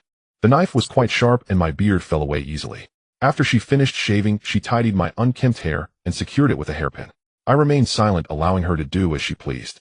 Once everything was completed, Lin Xia stared at me for a while before suddenly turning and rushing up the mountain. I felt a pang of guilt and sighed quietly, then turned to find my way down the mountain. The snow in the mountains was not only deep, but also plentiful, making travel quite difficult. An idea struck me. I chopped 2 branches as thick as my arms, flattened the bottom, and slightly curled the front. I bound them to my feet with tree fibers and broke 2 sturdy branches to serve as poles. A simple pair of skis was ready, and I shouted, go. I quickly slid down the mountain. Indeed, it was much faster, and before noon, ere I reached the foot of the mountain. I arrived at the farmhouse where I had left my horse a year ago, and that red horse was still tall and mighty. Upon seeing me, the horse whinnied joyfully and came over to nuzzle me. I wrapped my arms around its neck, thinking about how the horse was still there while the person was suffering, and I couldn't help but feel sad. I rode eastward with no incidents along the way. Crossing Gansu and Shaanxi, protected by my Juyang divine art, I paid no mind to the minor wind and sand. Additionally, the horse was extraordinarily spirited, so I traveled more than twice as fast as before, reaching Anhui in just over 20 days. Upon arriving in Anhui, I thought to myself that it was still only late October. There were more than 2 months until the next Lunar New Year. I might as well visit Butterfly Valley and pay my respects to Brother Husu. This was my first stop in this ancient era, and it held deep significance for me. The scenery of Butterfly Valley remained unchanged, yet it was a place where everything was different. The few bamboo houses had not been tidied for a long time, covered in dust and cobwebs. However, the flowers in the gardens still bloomed vibrantly, and even though winter had arrived, the scenery here was still captivating. I tidied the room where I originally stayed, planning to stay here for a few days before leaving. Thinking of how Husu was murdered in this very room, I felt both sorrow and anger. It was tragic that Husu, my savior, met an untimely death, while I was furious that the cruel 100 Endurance Master had killed him first and later abducted Zhang Minor. I vowed not to be human until I avenged this grievance. Thinking of Husu, I thought I should pay my respects, so I picked a large bouquet of flowers from the garden and went to Husu's grave behind the valley. As I approached, I was taken aback. The wooden sign marking Husu's grave had fallen to the side, and the soil behind it was disturbed, clearly indicating someone had dug up the grave but had not covered it back. I couldn't help but feel a surge of sadness and cried out, Brother Hu, your fate is so miserable. Even in death you find no peace. I must uncover the identity of this villain and tear him to pieces. The excavated soil had long been overgrown with weeds, indicating it had been some time. I suppressed my grief, found a shovel, and prepared to bury Husu properly. In the pit, Husu's remains had long decayed, leaving only a skeleton. After a year of exposure to the sun and rain, the bones remained intact. I dug a new hole beside it and moved the skeleton over only to find something lodged in the throat bone. Gently using a branch, I pried it out, revealing a small oilcloth pouch tightly wrapped. I carefully opened it, and my eyes brightened. Inside were two spherical pills, one dark red and the other pale blue. In that instant, everything became clear. These two pills were undoubtedly the mother and son dragon phoenix pills, the very items that Lei Ming and the 100 Endurance Master desperately sought. It seemed that on that fateful day, when the enemy struck suddenly, Husu had no time to hide the pills and had to swallow them wrapped in oilcloth. The oilcloth was waterproof, preventing them from being digested. Yet the 100 Endurance Master was so cruel that he poisoned Husu, leading to his untimely death, while the 100 Endurance Master searched the valley for the pills, but never found them. Later, someone may have come to the valley, saw that Husu was dead, searched for the treasure pills in vain, and thought that Husu might have hidden them on his body, so they dug up the grave. However, at that time, Husu's body had not yet decayed to the bone, which is why the pills in his throat went undiscovered. "O brother, who, if you are at peace in the heavens, please bless me to kill the 100 Endurance Master and rescue Zhang. I cherished the mother and son dragon phoenix pills, which Husu had exchanged his life for, hiding them close to me. I thought these pills have extraordinary effects capable of reviving the dead and will surely be of great use in the future."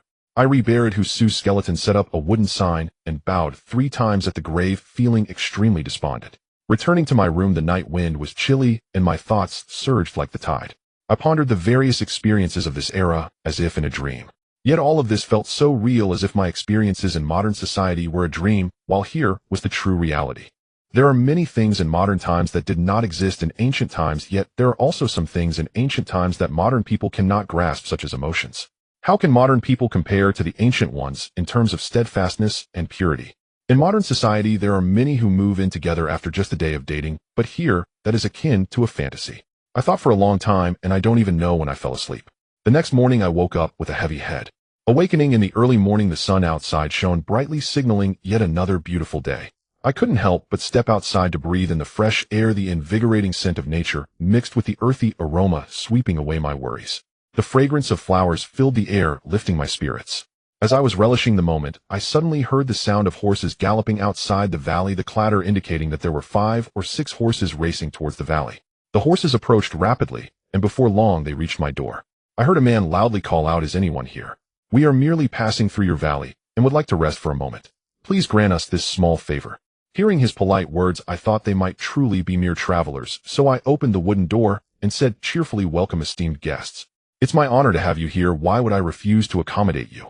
There were 6 riders in total, all of them robust and well-built horses. The foremost rider, dressed like a noble young master, appeared to be around 20 years old. He donned a fur coat that resembled mink, and his handsome features exuded an air of nobility, indicating he was no ordinary individual. Upon seeing him, I felt an inexplicable sense of familiarity. The remaining 5 were dressed as attendants, each bearing bows and arrows on their backs, their expressions fierce. The one who spoke had a full beard and a loud voice. He added, "You are indeed a hospitable person, my young friend. It seems we have disturbed you." I smiled and replied, "Is it not a joy to have friends come from afar? Your visit to my Butterfly Valley has truly brightened this humble abode." The noble young man appeared quite pleased and nodded, saying, "Ah, so this place is called Butterfly Valley. It is indeed serene and natural. You truly know how to enjoy life." I replied, "This place does not belong to me, but is the legacy of my elder brother. Please come in." The 6 men dismounted together, tying their horses to the bamboo fence, and the young master entered first, followed by the others in succession.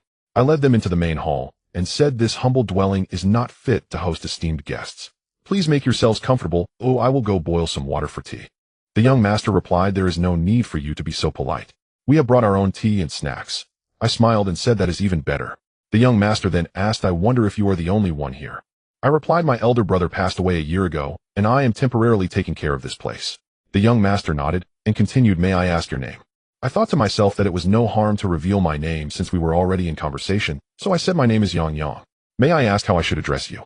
The bearded man interjected, "It would be better if you didn't pry too much, brother Yang." The noble young man shot the bearded man a glare, and the man dared not speak further. The young master smiled and said, "My servant is just ignorant. Please don't take offense, brother Yang. I am Wen Yun of the Yingtian clan." Upon hearing the name Yingtian, I couldn't help but ask, "So you are from Yingtian Prefecture?" "I plan to visit there in a few days. May I ask how long the journey takes?" Wen Yun responded, "Oh, you're going to Yingtian too. May I ask what brings you there?" I replied, "A friend of mine has been captured by a wicked man and taken to Yingtian Prefecture. I intend to rescue him." Wen Yun inquired, "Do you know who this wicked man is?" I gritted my teeth and stated that man is named by Run, a Taoist priest. My elder brother also died at his hands, and I wish I could tear him to shreds. Wen Yun exchanged glances with the bearded man and said, I have been in Tian for a long time, but I have not heard of this person. Are you confident about going alone, Brother Yang? I replied, I learned some martial arts from my master for a few years, so I should be able to confront him. Wen Yun displayed a look of surprise and said, so you know martial arts, Brother Yang. May I ask who your master is? I thought to myself that I couldn't reveal that information, so I said my master is someone you wouldn't know, so it's better not to mention him. He guessed that I wouldn't divulge anything more and stopped pressing. After a while, Wen Yun said, my family is considered a prominent one in Yingtian. I will be sure to inquire about your friend's whereabouts when I return.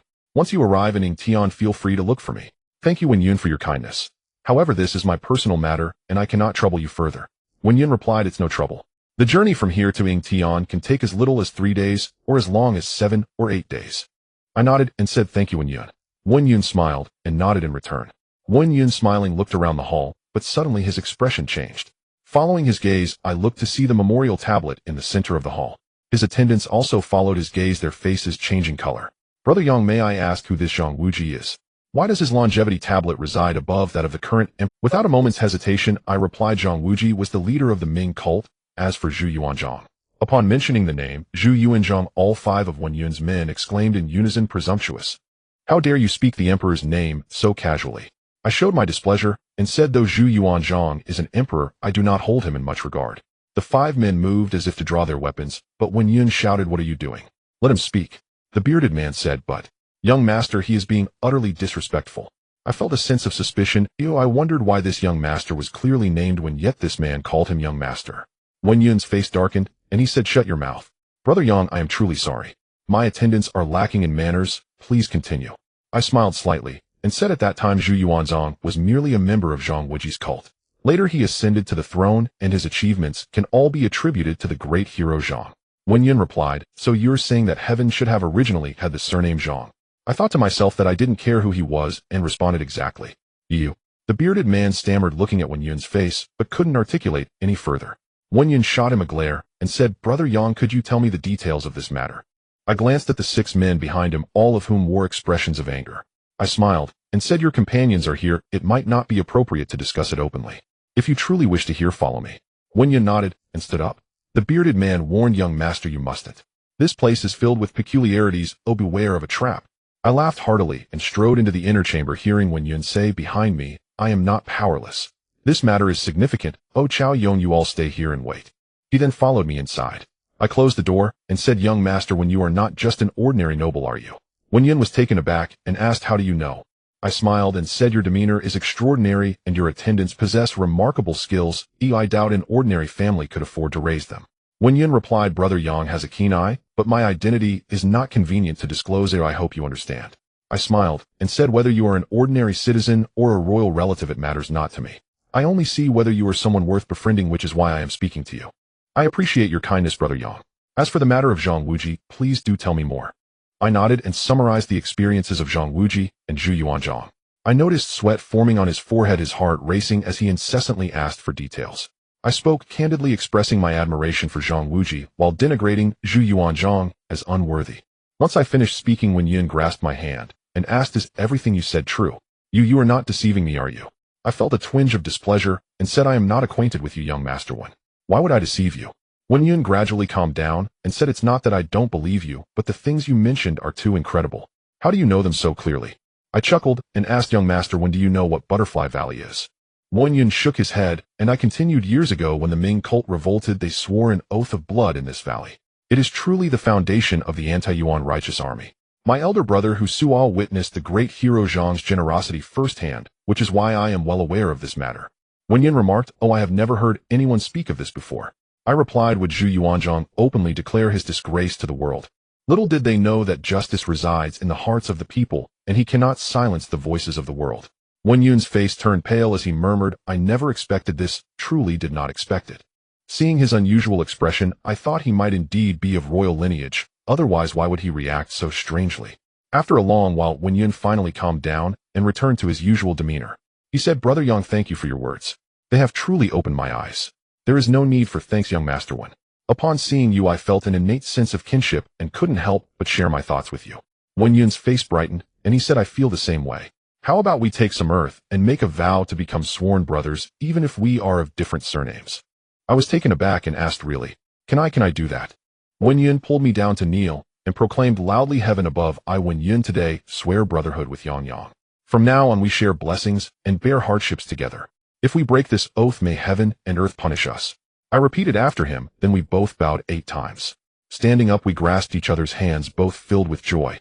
Wen Yun asked, how old are you, brother? I am just turning 18 this year, I replied. Wen Yun said, I am 20 this year, so now we are brothers. I was also overjoyed and exclaimed, big brother. Wen Yun echoed, dear brother. And we both laughed heartily. Wen Yun took my hand and walked out of the inner hall. The 5 attendants looked at us with confusion, unable to comprehend our closeness. Wen Yun declared, I have become sworn brothers with brother Yang. You must not disrespect him from now on, do you understand? The 5 men appeared surprised, but still responded in unison. Wen Yun grasped my hand and said, brother, it is truly my fortune to have encountered you today. However, I must return due to pressing matters. Big brother, you may leave first, as I also plan to go to Yingtian in a few days. We can celebrate together then, I said. Wen Yun said joyfully, that sounds wonderful.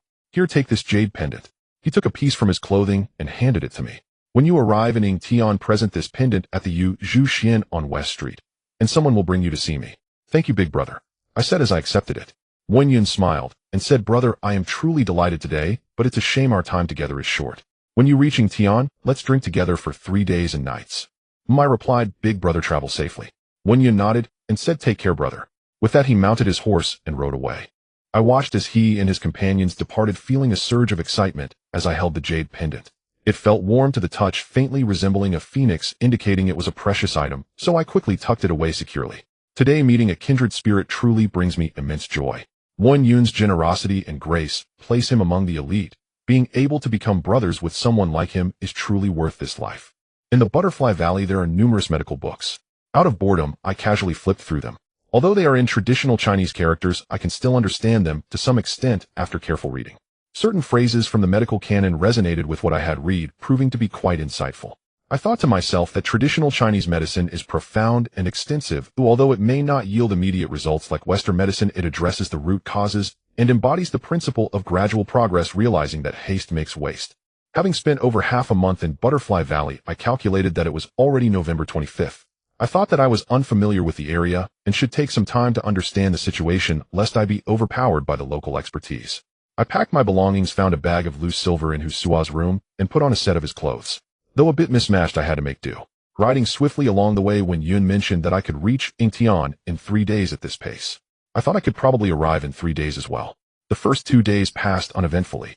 Upon entering Jiangsu by the 3rd day, I was galloping down the official road when I became parched. Just then I spotted a small shop by the roadside with a large T sign hanging from a bamboo pole, and I couldn't help but feel elated, pulling my horse to a stop.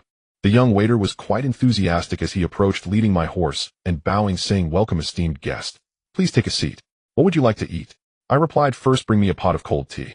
Do you have any buns? A few, please. The young waiter said, yes, we have them. I will bring them right away. He then called out loudly, 1 pot of cold tea and a steamer of buns.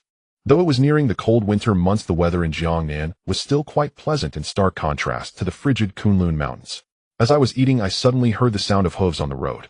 Turning my head, I saw a cloud of dust rising as 2 riders approached, both robust men on horseback, clearly trained fighters. The 2 men reined in their horses beside the small shop, dismounted with a flourish, and shouted, waiter, slice us 2 pounds of cooked beef and bring us a jar of good wine. The young waiter responded promptly. As the 2 men sat down, one of them, who had a scar on his forehead, said, brother Guan, do you think we will see the heavenly gift princess at Yingtian Prefecture this time? The other man, dark-skinned, was presumably brother Guan. He replied, that's uncertain. I've heard that the heavenly gift princess is extraordinarily beautiful. This time the emperor is selecting a prince consort, aiming to find someone truly exceptional. The emperor's public selection of a prince consort is open to all men under 30 who are unmarried. So, should we give it a try?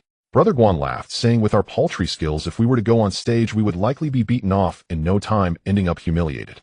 We are merely here to witness the beauty of the heavenly gift princess. Others praise her as if she were a celestial being, but unless seen with my own eyes, it is hard to believe. I gathered the gist of their conversation. It seemed to be about the emperor's selection of a prince consort for the heavenly gift princess. I wasn't particularly interested in such matters. I heard Brother Guan mention again, there are quite a few people here for the emperor's selection of a prince consort.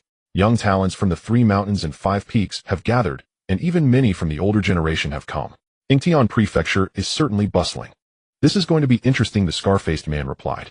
But I wonder who will stand out among the crowd and win the beauty. Brother Guan said the date for the selection is set for the 8th day of the 12th lunar month during the Laba festival. There are still 10 days left. We should get to the city and have a good drink with some old friends. These two men were rough and boisterous, typical ruffians. After they had eaten and drunk their fill, they left in a cloud of dust. Soon after, several more groups of ruffians stopped at the small shop to rest and drink, all discussing the matter of the heavenly gift princess selecting a prince consort. It seemed this grand event had indeed attracted many, and Ingtian Prefecture was a mixed bag of characters, which allowed me to see the opportunity to act. After resting enough, I urged my horse onward and reached the outskirts of Ingtian City the next day, where a constant stream of people came and went. Upon entering the city, the atmosphere was even more vibrant. It was a grand city with shops lining the streets, ceramic shops, fabric stores, rice shops, pawn shops, and taverns all side by side. Street vendors hawked their wares, and a cacophony of shouts filled the air. The sounds of gamblers and the gambling houses calling out their bets echoed everywhere. It was a scene of prosperity truly befitting the capital of the Ming dynasty, in stark contrast to the desolation in Anhui, which reminded me of dew fuss lines in the Crimson Door wine and meat rot while on the road bones of the frozen dead lie. Though both belong to the land of Huaxia, the disparity is so great. Having not eaten for a day, I was now famished. After wandering through several streets, I came across a bustling restaurant named Tai Bai Tavern and decided to step inside. The tavern was indeed thriving, operating with great order. As soon as I walked in, a waiter approached, bowed, and asked how many guests are there. Allow me to arrange a table for you. I smiled and said just one. The waiter replied, this way, esteemed guest.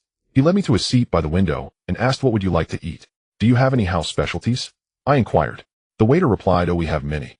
Our famous dishes include Tai Bai carp boiled, white catfish, lotus flower chicken, and a 20-year-old Tai Bai fine wine. What would you like to try? I was momentarily at a loss for what to eat, and simply replied, then please bring me one of each. The waiter called out, sure. Please hold on a moment, esteemed guest. I nodded.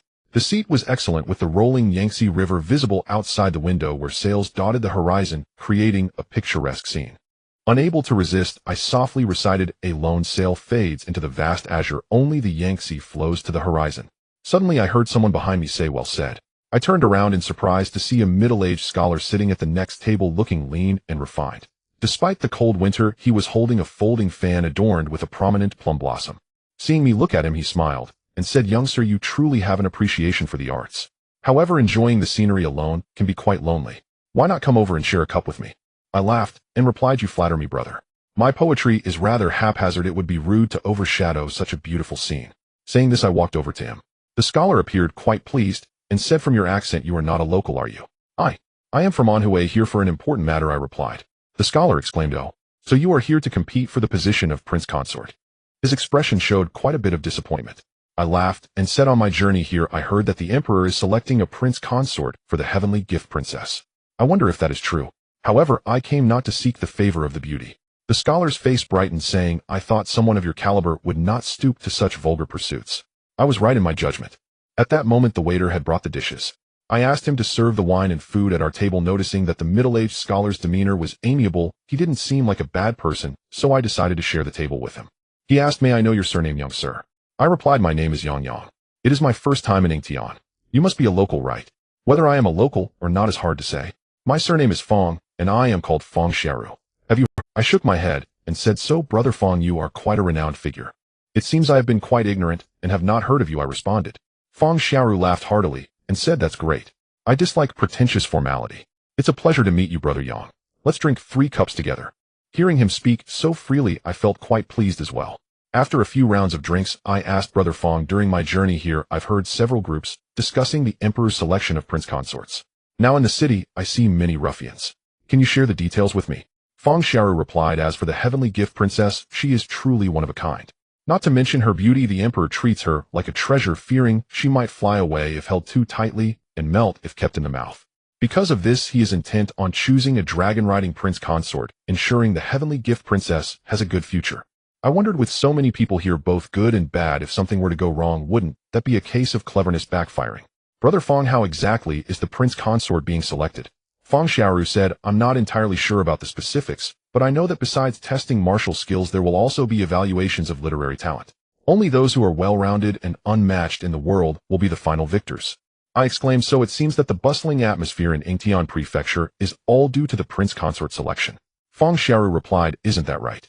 This fine Ingtian prefecture has been overwhelmed by so many commoners, which is quite frustrating to see. I laughed and said, Brother Fong, there's no need to be upset. I assume the heavenly gift princess is exceptionally beautiful, so many must be here just to catch a glimpse of her. Fong Xiaoru replied, the heavenly gift princess is not actually the emperor's biological daughter. I was surprised and asked what. Fong Xiaoru explained she was brought back from a hunt over a year ago.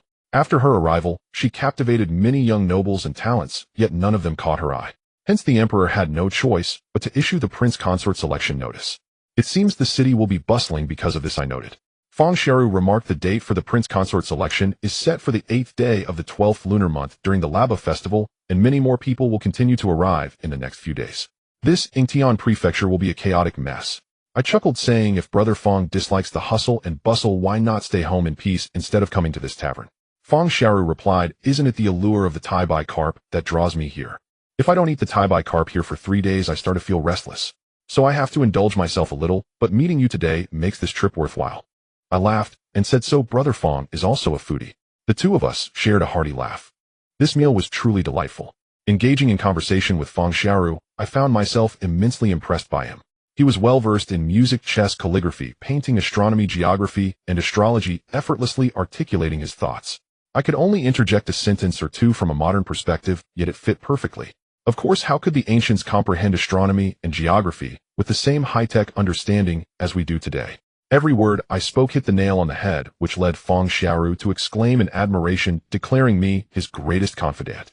Yet I knew my own limitations. Were it not for the advantages of modern knowledge, I would have long been at a loss for words. As I was lost in this enchanting exchange, a man in official attire approached us. He first bowed to Fong Xiaoru and said, sir, then glanced at me before whispering a few words into Fong Xiaoru's ear. Fong Xiaoru's expression changed, and he stood up, saying, is that true? The official replied, since Lord Ming has said so, I would not dare deceive you, my lord. Fong Xiaoru turned to me and said, Brother Yang, it is truly a great fortune to meet such a remarkable person today, but I am troubled by worldly matters and must take my leave. I smiled and said, since we are so familiar with each other, there is no need for formalities. Brother Fong, please attend to your matters. We will have plenty of time in the future. Fong Xiaoru replied, very well, Brother Yang. After you have finished your business, come find me at Ya Pavilion in the east of the city, and we can share a drink then. I said, all right, Brother Fong, please go ahead. Fong Xiaoru clasped his fist in salute and turned to leave. I gazed out at the river, pondering how learned and talented Fong Xiaoru was. Truly an extraordinary person. His generosity was equally impressive, making me eager to cultivate this friendship. The fact that the official referred to him as my lord suggested that Fong Xiaoru held an official position. But what did it matter? Whether he was an official or a commoner, he treated me the same.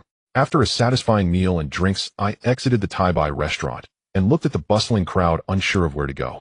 I thought that since it was my first visit to Ingtian Prefecture, I might as well explore a bit to make the trip worthwhile. Ingtian is modern-day Nanjing, Jiangsu. After Zhu Yuanzhang established the Ming dynasty, he made Nanjing the capital, but the name had only recently changed and many still referred to it as Ingtian Prefecture. Nanjing was also a grand city during the Southern Song dynasty, and despite having endured numerous wars, it remained extraordinarily prosperous. Now in this time of peace, it was flourishing even more. As I strolled aimlessly, I suddenly heard a commotion in the crowd ahead. I approached and asked an elderly man, old sir, what is happening up ahead? The old man replied, the governor is about to preside over a court case. He is a just and upright official, and everyone is rushing to see him. With that, he hurried off. Curiosity piqued, I thought I had never witnessed a real-life courtroom proceeding, so I might as well go take a look. Arriving at the courthouse, I was met with a throng of people all jostling to get a glimpse. Using my Juyong divine art, I gently pushed through the crowd until I reached the front. Suddenly, I heard a guard inside shout, silence. A man emerged from the back hall, and to my astonishment, I recognized him as the very Fong Xiaoru I had encountered at the restaurant. Dressed in simple clothes and speaking elegantly there, he now wore official robes and a black cap, exuding an imposing presence. He struck the desk with authority and commanded, bring forth the defendant. 2 guards appeared from the back hall, leading out a woman in her 20s, her hair disheveled. As soon as she stepped out, she cried out, my lord, I am innocent. Fong Xiaoru with a loud clap silenced the room and asked, who is here? What is your grievance? Speak honestly, and I will advocate for you. The woman responded, I am Huang from Liujia village outside the city. I was sold to the Zhang family as a maid from a young age. The young master Zhang Kaibao took a liking to my beauty and repeatedly harassed me. When I refused him, he violently assaulted me. Unable to bear the humiliation, I fled back to my family. But yesterday Zhang Kaibao was found dead in his bed, and his wife Li accused me of murdering him. I am truly innocent, my lord. Fang Xiaoru pondered for a moment and commanded, bring Li here. Before long the guards brought in another woman who was heavily made up and had a somewhat attractive appearance. With tears streaming down her face, she pleaded, my lord, please help me. My husband was in the prime of his life when he was brutally murdered. How am I to live the rest of my life? Fang Xiaoru asked. You say Huang killed your husband, do you have any evidence? Li replied, yes, these shoes were found in my husband's room. They undoubtedly belonged to that wretched woman. They took advantage of my absence and committed this shameless act. And to add insult to injury, Huang coveted my family's wealth and caused my husband's death. She wailed pitifully. Fang Xiaoru asked, when did your husband die? Li replied, yesterday afternoon around the time of Shun. I went out to buy fabric, and when I returned I found my husband dead. Fang Xiaoru said, but Huang claims she was raped by your husband and returned to her family the same day. Huang, you said you returned home. Is there anyone who can testify to that? Huang replied, my parents and villagers from Liujia village can testify. Li interjected, my lord, I also have someone who can confirm she was at my house yesterday afternoon. Fang Xiaoru asked, oh, who is it? Li replied, it is my maid Xiaocui. Fang Xiaoru instructed the guards, bring Xiaocui here. I thought to myself that this case was quite complex, with each side having their own assertions, making it hard to determine who to believe. Before long Xiaocui was brought in and Fang Xiaoru asked, Xiaocui, did you see Huang yesterday afternoon? Xiaocui nodded and said, yesterday afternoon my lady went out to buy fabric and I saw the young master enter his room with this woman. Later the woman rushed out of the room looking flustered, but the young master did not come out. It was only when my lady returned that I learned the young master had already died. After hearing this, Fang Xiaoru reflected for a moment before suddenly shouting, bold Huang with evidence so clear, what else do you have to say? Guards, take Huang away and await further orders. As Huang cried out in protest, I noticed strange smiles on the faces of Li and Xiaocui. In that instant, I realized Huang must be innocent, yet Fang Xiaoru was being too hasty in his judgment. Fang Xiaoru then said, Li, you may return home to handle your husband's funeral arrangements. Li nodded vigorously, saying, thank you, my lord, for advocating for me. After those two left, Fang Xiaoru called over two guards and whispered some instructions, then called over two more to give them directions. After sending off 3 batches of guards, Fang Xiaoru waved to me, having noticed me earlier, but unable to acknowledge me in court. I followed him to the back hall, and could not help but ask, Brother Fang, I noticed Li and Xiaocui had cunning looks in their eyes, why did you? Fang Xiaoru smiled, and said, Brother Yang, do not worry. The results will come soon enough. I had no choice but to refrain from further inquiries and said, I never expected you to be an official, Brother Fang, I am truly humbled. Fang Xiaoru smiled, and said, I appreciate your disregard for social norms. When we are together there is no need to concern ourselves with trivial matters. I felt a surge of joy. After a while 2 guards returned and froze upon seeing me. Fang Xiaoru said, speak freely, there is no need for restraint. One of them reported, my lord, we went to Liujia village to investigate, and everyone there confirmed that Huang was indeed in the village yesterday afternoon, without a doubt. Fang Xiaoru nodded and said, good, you may leave now. The 2 guards took their leave, and soon after another pair approached, saying, my lord, we inquired at all the fabric stores in the city, and none reported seeing Li go to buy fabric, without a doubt. Fang Xiaoru nodded again, and shortly after a 3rd batch of guards returned, saying, my lord, after leaving the courthouse Li did not hurry home, but went to the south of the city to find a man named Zhao San, which is quite suspicious. Fang Xiaoru abruptly stood up, his eyes shining with determination. He commanded, bring Li Xiaocui and Zhao San to me immediately for a hearing. I could not help but marvel at Fang Xiaoru's efficiency. It was truly astonishing.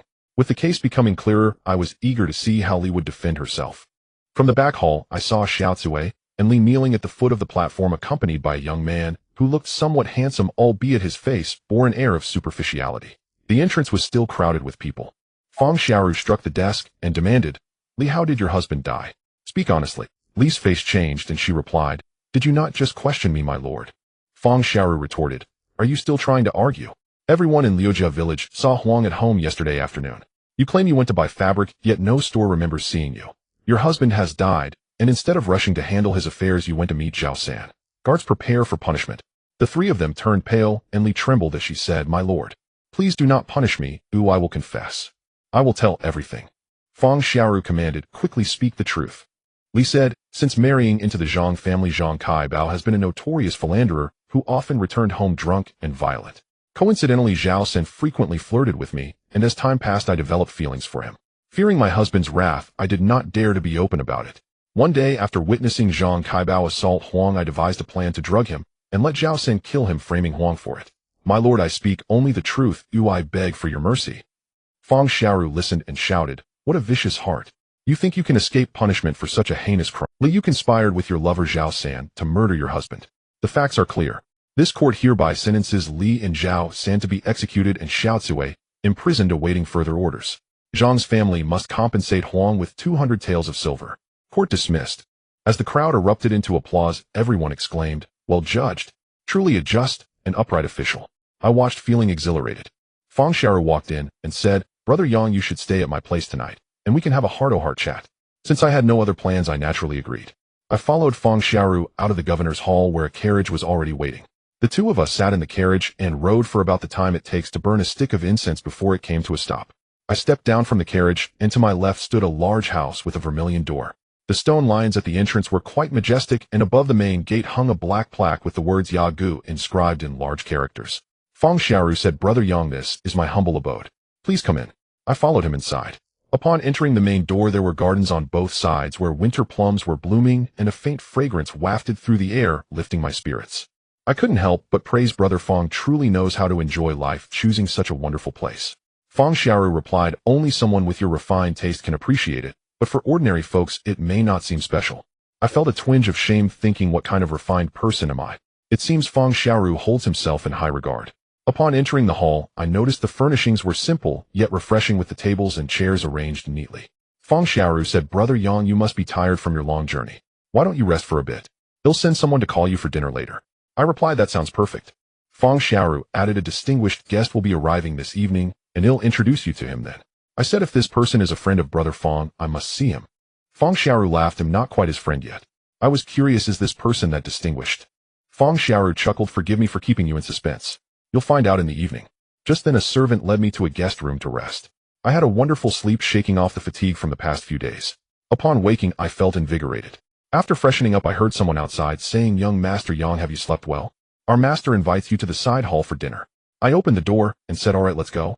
In the side hall, Fang Xiaoru was already waiting, but he was alone. I asked, "Did Brother Fang not mention a distinguished guest would be coming? Is he not here yet?" Fang Xiaoru replied, "He should be arriving soon." Suddenly, someone shouted, "The Crown Prince has arrived." Fang Xiaoru hurriedly went out to greet him. Upon hearing Crown Prince, my mind stirred. I saw a figure entering from outside, and to my surprise, I exclaimed, "Big brother." It turned out to be Wen Yun, my sworn brother. When Wen Yun saw me, his face broke into a joyful expression. He rushed forward and embraced me, saying, "Brother, I didn't expect you to arrive so soon." "That's wonderful." Fang Xiaoru stood by dumbfounded, saying, You too." Wen Yun laughed, "Don't be surprised, Mr. Fang. Yang is my sworn brother." I also laughed, saying, "So the distinguished guest Brother Fang mentioned is actually Big Brother Wen. What a coincidence." Fang Xiaoru said, "Your Highness, how did this happen?" Wen Yun said, "That's a long story. Come, let's all sit down first and discuss it slowly." The three of us seated ourselves, and Wen Yun explained to Fang Xiaoru about our brotherhood. Fang Xiaoru sighed, "I never would have thought. Brother Yang, do you know who your big brother is?" "He is the current crown prince." My head buzzed, and I nearly gasped for breath. Wen Yun was actually the grandson of Zhu Yuanzhong, who later became Emperor Zhengwen Zhu Yunwen.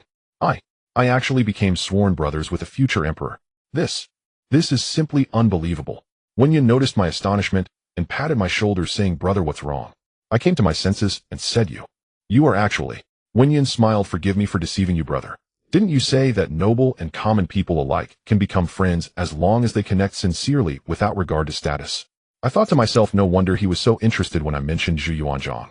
It turns out there was this connection. Oh, I should have realized it earlier. The name Wen Yun is indeed a reversal of Zhu Yunwen. Fang Xiaoru said, "Brother Yang, your highness, we three are not ordinary people, so there's no need to be bound by social conventions." Wen Yun laughed, yes, brother, no matter what happens in the future, our bond as sworn brothers will never change." Thoughts raced through my mind, and I figured, since it has come to this, let Zhu Yunwen be Zhu Yunwen. I won't worry about it for now. I smiled and said, "All right, big brother, let me toast you first." I raised my cup and drank. Zhu Yunwen was very happy and also had a drink. Fang Xiaoru said, "Brother Yang, I, Fang Xiaoru, have never bowed to anyone in my life. The crown prince has such high standards and looks down on common people. To think you could become sworn brothers with him, I admire you greatly." After saying that, he downed another cup. Wen Yun laughed and said, "Didn't Mr. Fang say we three are not ordinary people? We need not adhere to mundane formalities. As long as we share a mutual affection and trust, even if we are strangers, what harm is there?" I added, as the ancient said, "A friendship formed at the head of white hair is like a friendship formed under a roof. We three have hit it off at first sight, so why care about titles or status?" Fang Xiaoru said, "Well said. I like Brother Yang's spirit. Wen Yin said usually when people see me, they are either fearful or sycophantic. Who can speak such sincere words like we do? I thought to myself that these two are truly good friends who share their hearts. Perhaps they could help with the matter regarding Zhang Minor. So I said I came to Yingtian this time to find someone, and I hope you two brothers can help me think of a way. Wen Yin said, brother, feel free to speak. I'm not boasting, but there is nothing I can't handle in this Yingtian prefecture. I replied, I'm afraid this matter has its difficulties. The person I'm looking for is within the residence of the fourth prince. Fang Xiaoru, exclaimed the Yin Wang. I said exactly. I have a sister who was captured by the 100 endurance Taoist under the Yin Wang. I came here to rescue her. Wen Yin said, please clarify the details. I then recounted the events of the Butterfly Valley and Kunlun Mountain, omitting the fact that Zhang Wuji is dead and only stating that I couldn't find Zhang Wuji, which is why I came alone. Wen Yin listened thoughtfully for a while and said that could be tricky if he's in the hands of my fourth uncle. Mr. Fang, do you have any ideas? Fang Xiaoru shook his head and said the Yin Wang's residence is heavily guarded. I've heard that in recent years he has been recruiting talented individuals from all over, including many extraordinary people from the 3 mountains and 5 mountains. I'm afraid rescuing her won't be easy. Wen Yin said, my fourth uncle and I have never gotten along. If I go to ask him for help, he will definitely refuse. I said there's no need for you two brothers to worry. If worst comes to worst, I'll have to charge in myself. In any case, my sister must be rescued. The 100 endurance Taoist killed my big brother, and I must avenge him, otherwise he will find no rest in death. Fang Xiaoru suddenly said, I do have a plan. Let me share it, and we can consider if it's feasible. Wen Yin said excitedly, what clever scheme do you have, Mr. Fang?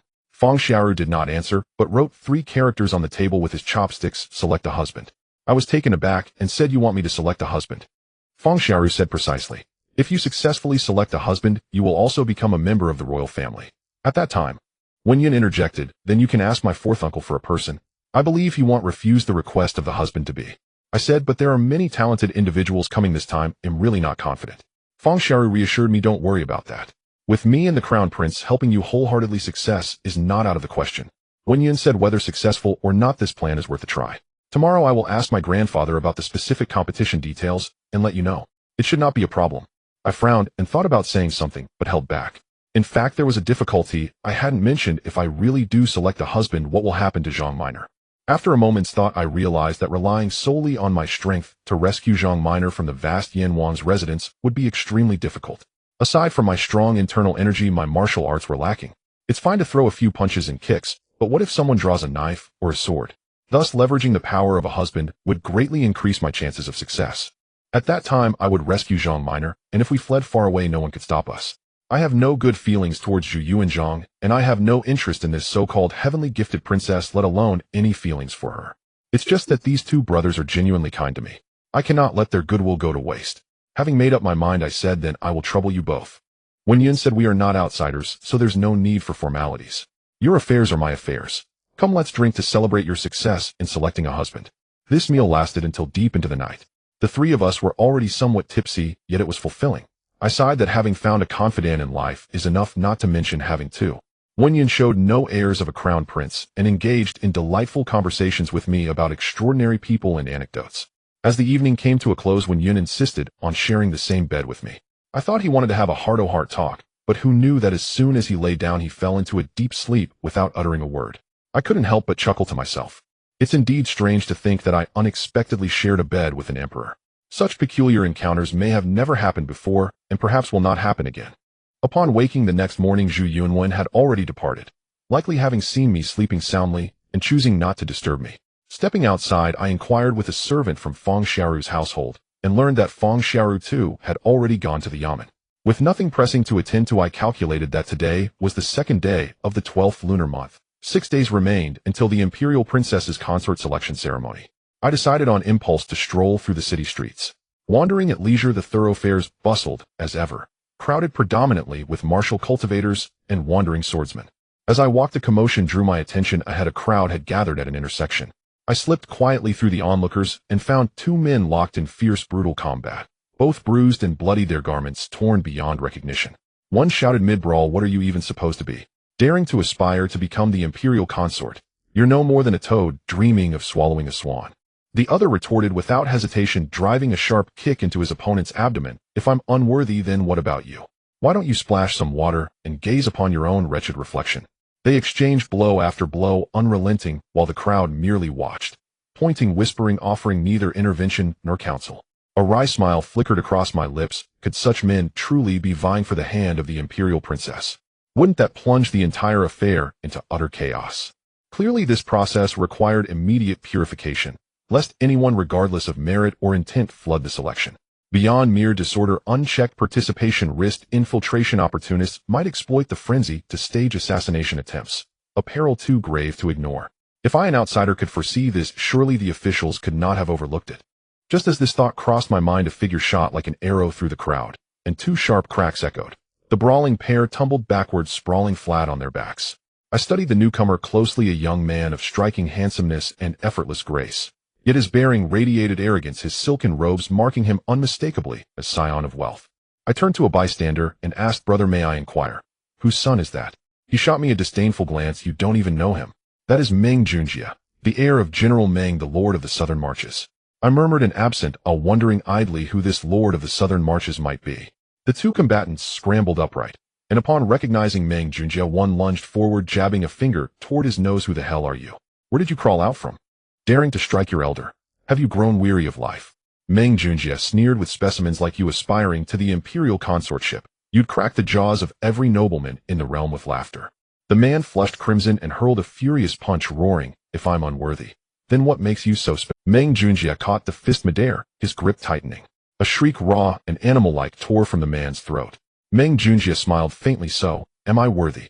Sweat poured from the man's brow like rain. He gasped, Worthy.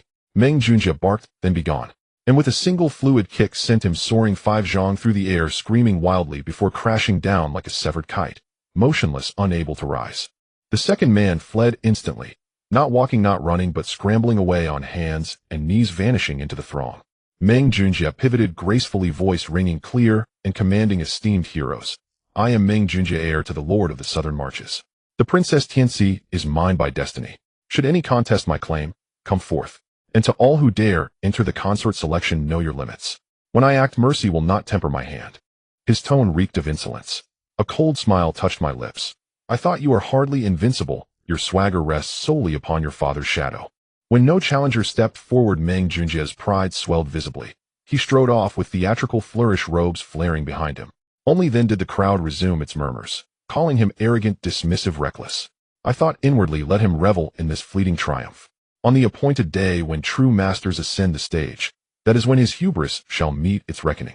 Having wandered several avenues, I witnessed no fewer than 3 more brawls, all ignited by the same cause, the impending selection of the Princess Tianxi.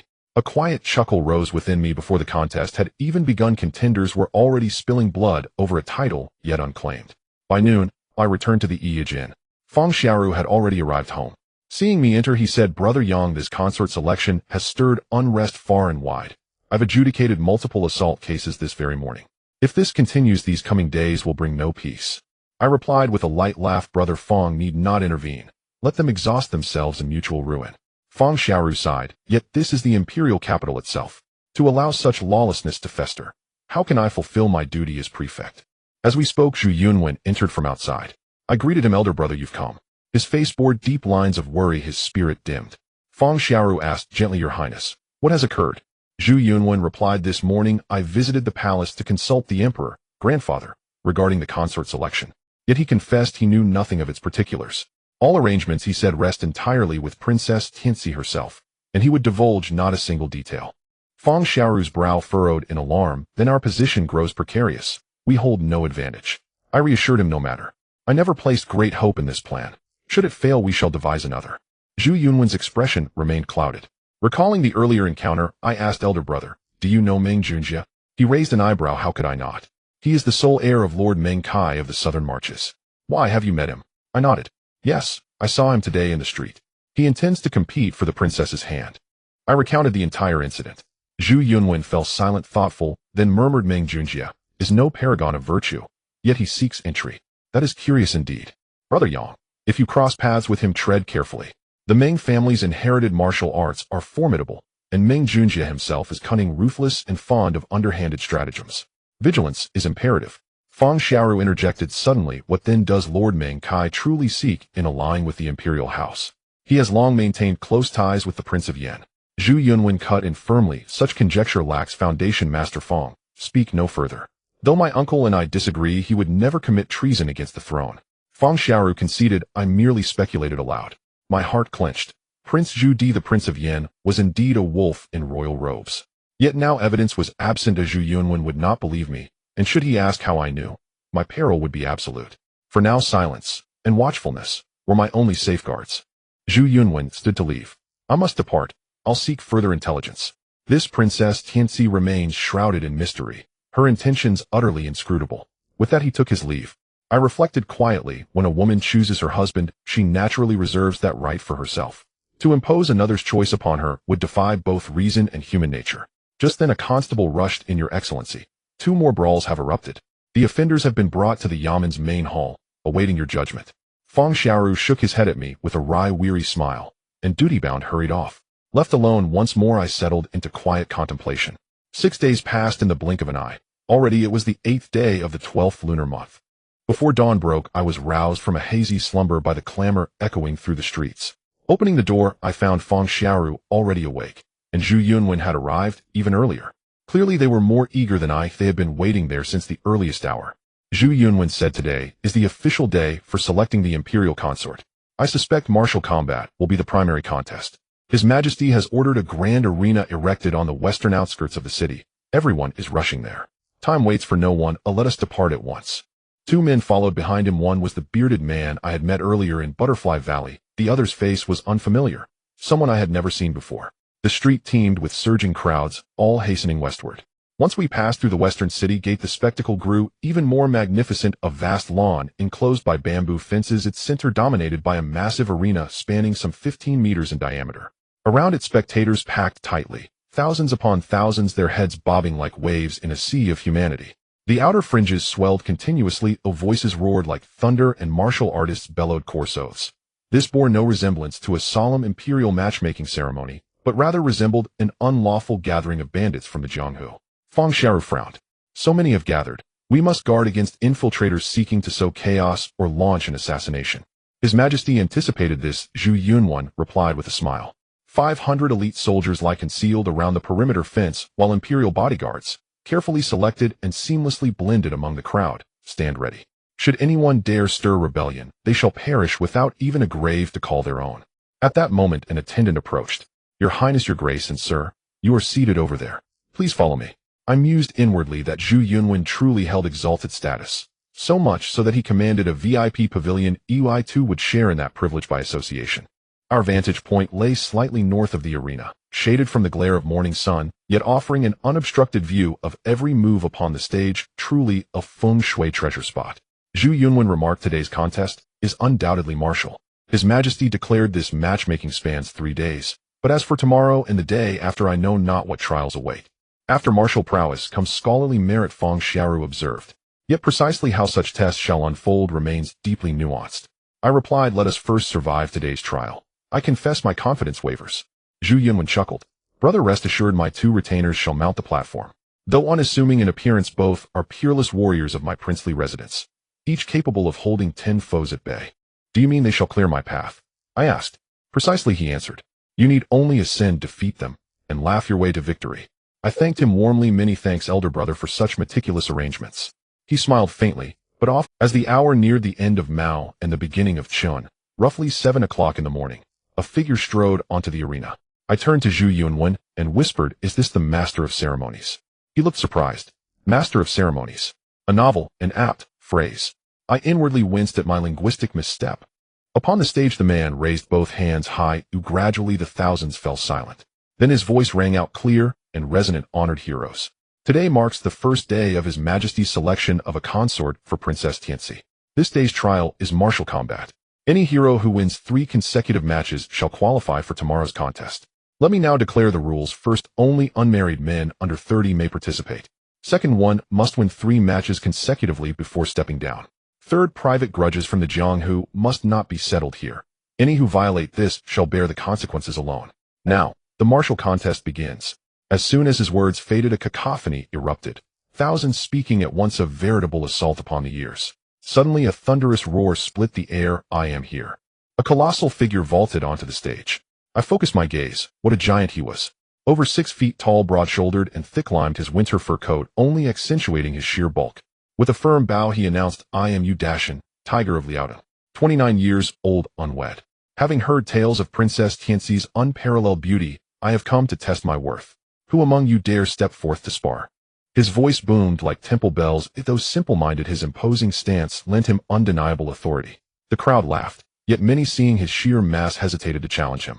Suddenly a lithe figure shot up from the eastern edge of the arena and landed squarely within the ring.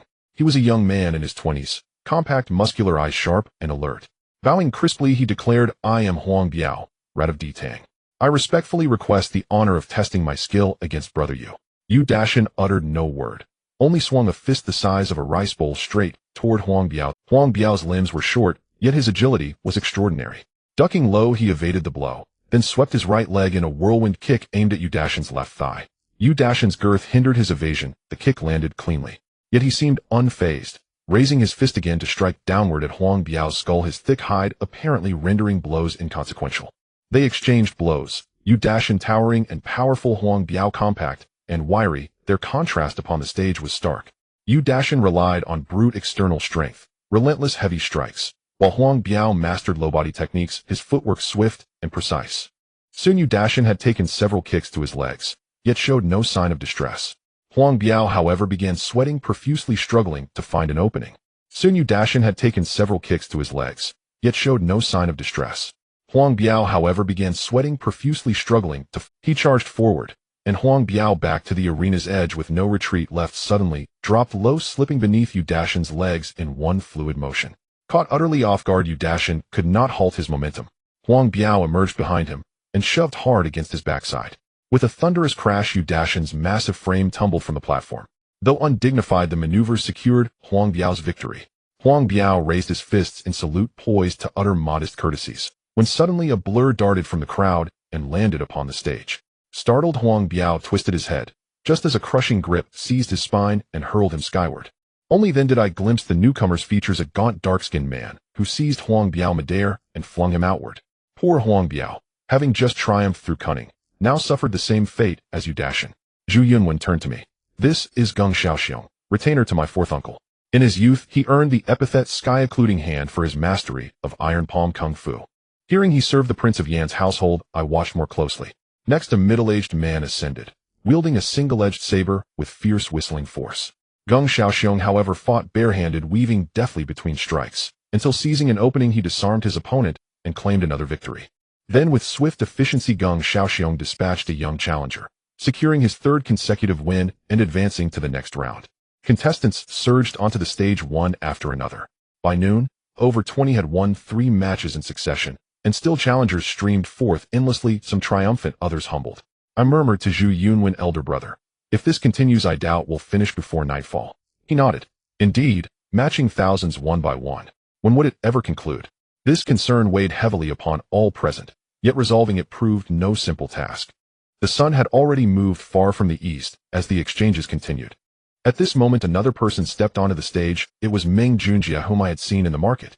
He scanned the crowd and proclaimed loudly, "I am Meng Junjie, the heir of the Southern Town King. There are thousands of heroes here, and if we were to compete one by one, it would take until tomorrow to finish. Hence, let's do this instead of a rule of 3 consecutive victories. If anyone can defeat me, they shall directly enter tomorrow's contest. How about that?" His words were indeed incredibly arrogant. 2 men, one from the east and one from the west of the stage, simultaneously ascended. The man from the east wielded a pair of judge's pens and said in a deep voice, "Meng Xiaoxia, please reveal your weapon." The man from the west was empty-handed and said, "Young Master Meng, your words are quite bold. I would like to experience it myself." Meng Junjie snorted coldly and replied, "Let's face them together." The 2 men did not respond further and closed in. Meng Junjie indeed proved to be formidable, with his hands clawed as he attacked and grappled, forcing the 2 to retreat continuously with no ability to fight back. The one wielding the judge's pens struggled desperately, suddenly shouting loudly as he released his pens, aiming directly at Meng Junjie's face. Meng Junjie ducked to evade his eyes shining brightly, and in a swift motion, he grabbed the man's right arm and twisted it hard, hearing a sharp crack as the man's arm broke. Following up, he stomped onto the thigh of the man from the west, causing both to collapse to the ground, wailing in agony. Meng Junjie surveyed the surroundings, his expression extremely smug, further demonstrating his disdain for others. I secretly frowned, thinking how ruthless Meng Junjie was in his actions. Then 5 more challengers stepped up to confront his arrogant demeanor one after the other. Although Meng Junjie was arrogant, his martial skills were indeed impressive. Those who ascended the stage either left with broken arms or shattered legs, some even had both legs broken, a tragic sight. The audience erupted in boos, yet Meng Junjie remained triumphant, seemingly untouchable. People feared his ruthless attacks, and for a moment no one dared to challenge him. Zhu Yunwen's expression darkened as he shouted, "Where is Chao Yong?" The bearded man bowed and said, "Let me go teach him a lesson." I said, "Brother Chao, please be careful." Chao Yong nodded and leapt onto the stage. Meng Junjie, seeing someone dare to challenge him, focused intently and smiled. "I wonder who has the courage to come up." It turned out to be General Chao from the Changsun Wangfu. Meng Junjie taunted, "So you are interested in this son-in-law too?" Chao Yong, not fond of idle chatter, clasped his fists and said, "Young Master Meng, please proceed." Suddenly Meng Junjie launched a move, white rainbow crossing the sky, striking down towards Chao Yong.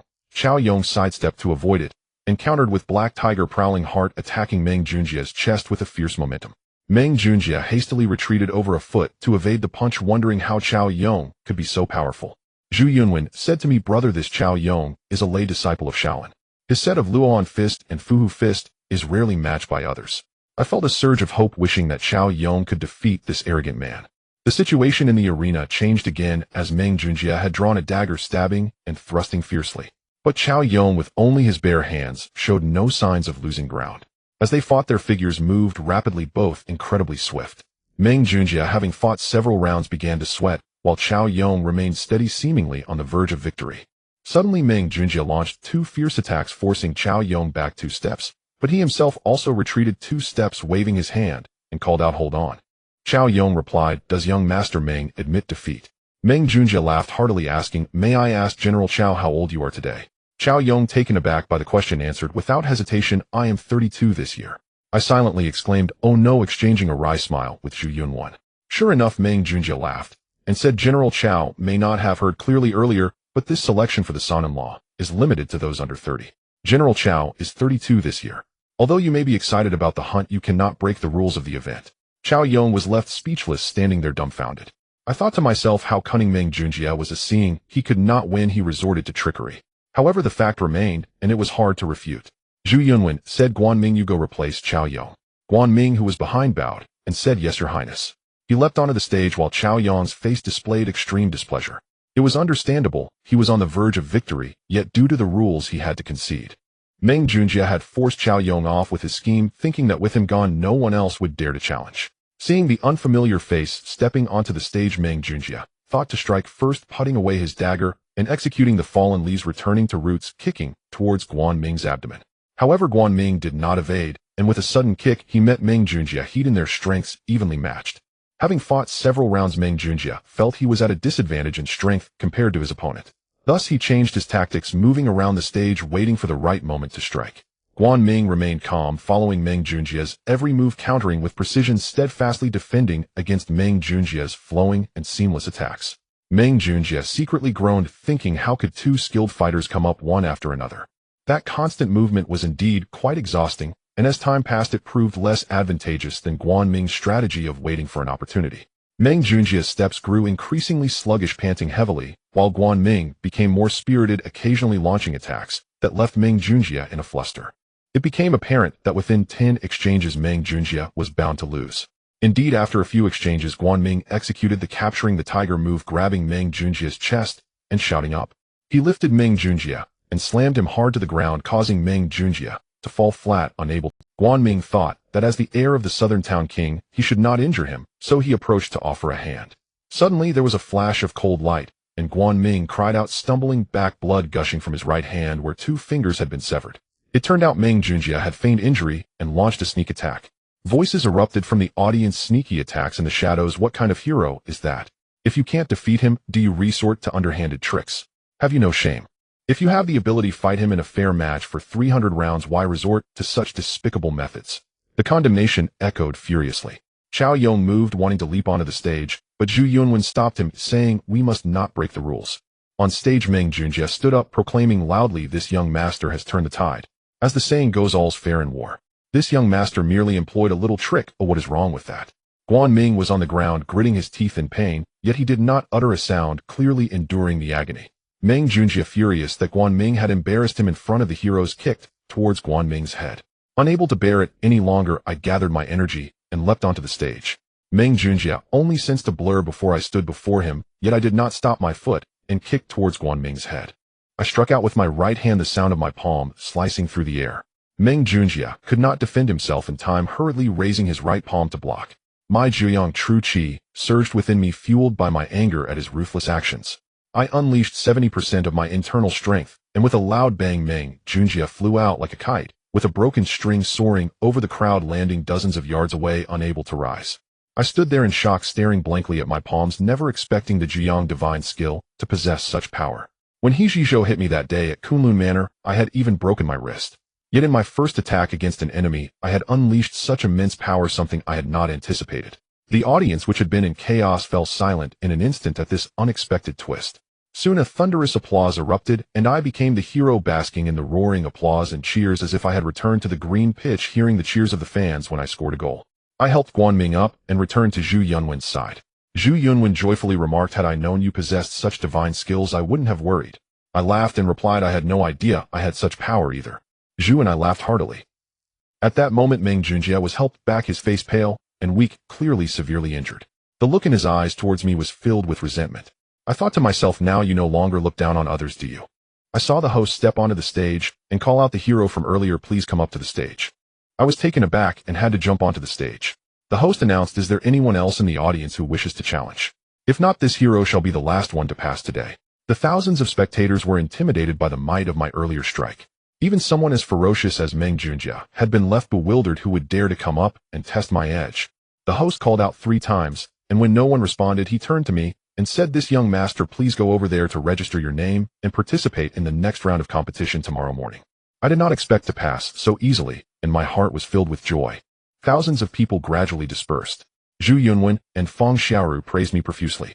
Although Guanming was injured, Meng Junjie was also heavily wounded from my blow, so it could be said that I had avenged myself. That night a grand banquet was held at Ya Pavilion to celebrate my victory, and everyone drank to excess, and the next morning I woke up feeling dizzy, perhaps due to having drunk too much the night before. Zhu Yunwen and Feng Xiaoru were already waiting outside. The streets were bustling with people. Although most of those eliminated yesterday had already left, many remained, including friends and family of those participating today, creating a lively atmosphere in Yingtian City. Zhu Yunwen said, "I found out that the location for today's competition is a large courtyard in the east of the city. It seems it will test our literary talents. Do you have confidence, my virtuous brother?" I replied with a smile, "Yesterday I was lucky to win, but today I might not be so fortunate. My little knowledge is hardly enough to stand on a stage. I can only leave it to fate." Zhu Yunwen said at that time, "Mr. Feng and I will accompany you. Mr. Feng is knowledgeable and talented, so he should not be easily outdone." Feng Xiaoru added, "Your Highness, please do not flatter me. I will do my best to assist Brother Yang." I said, "Then I'm grateful for your help, Brother Feng."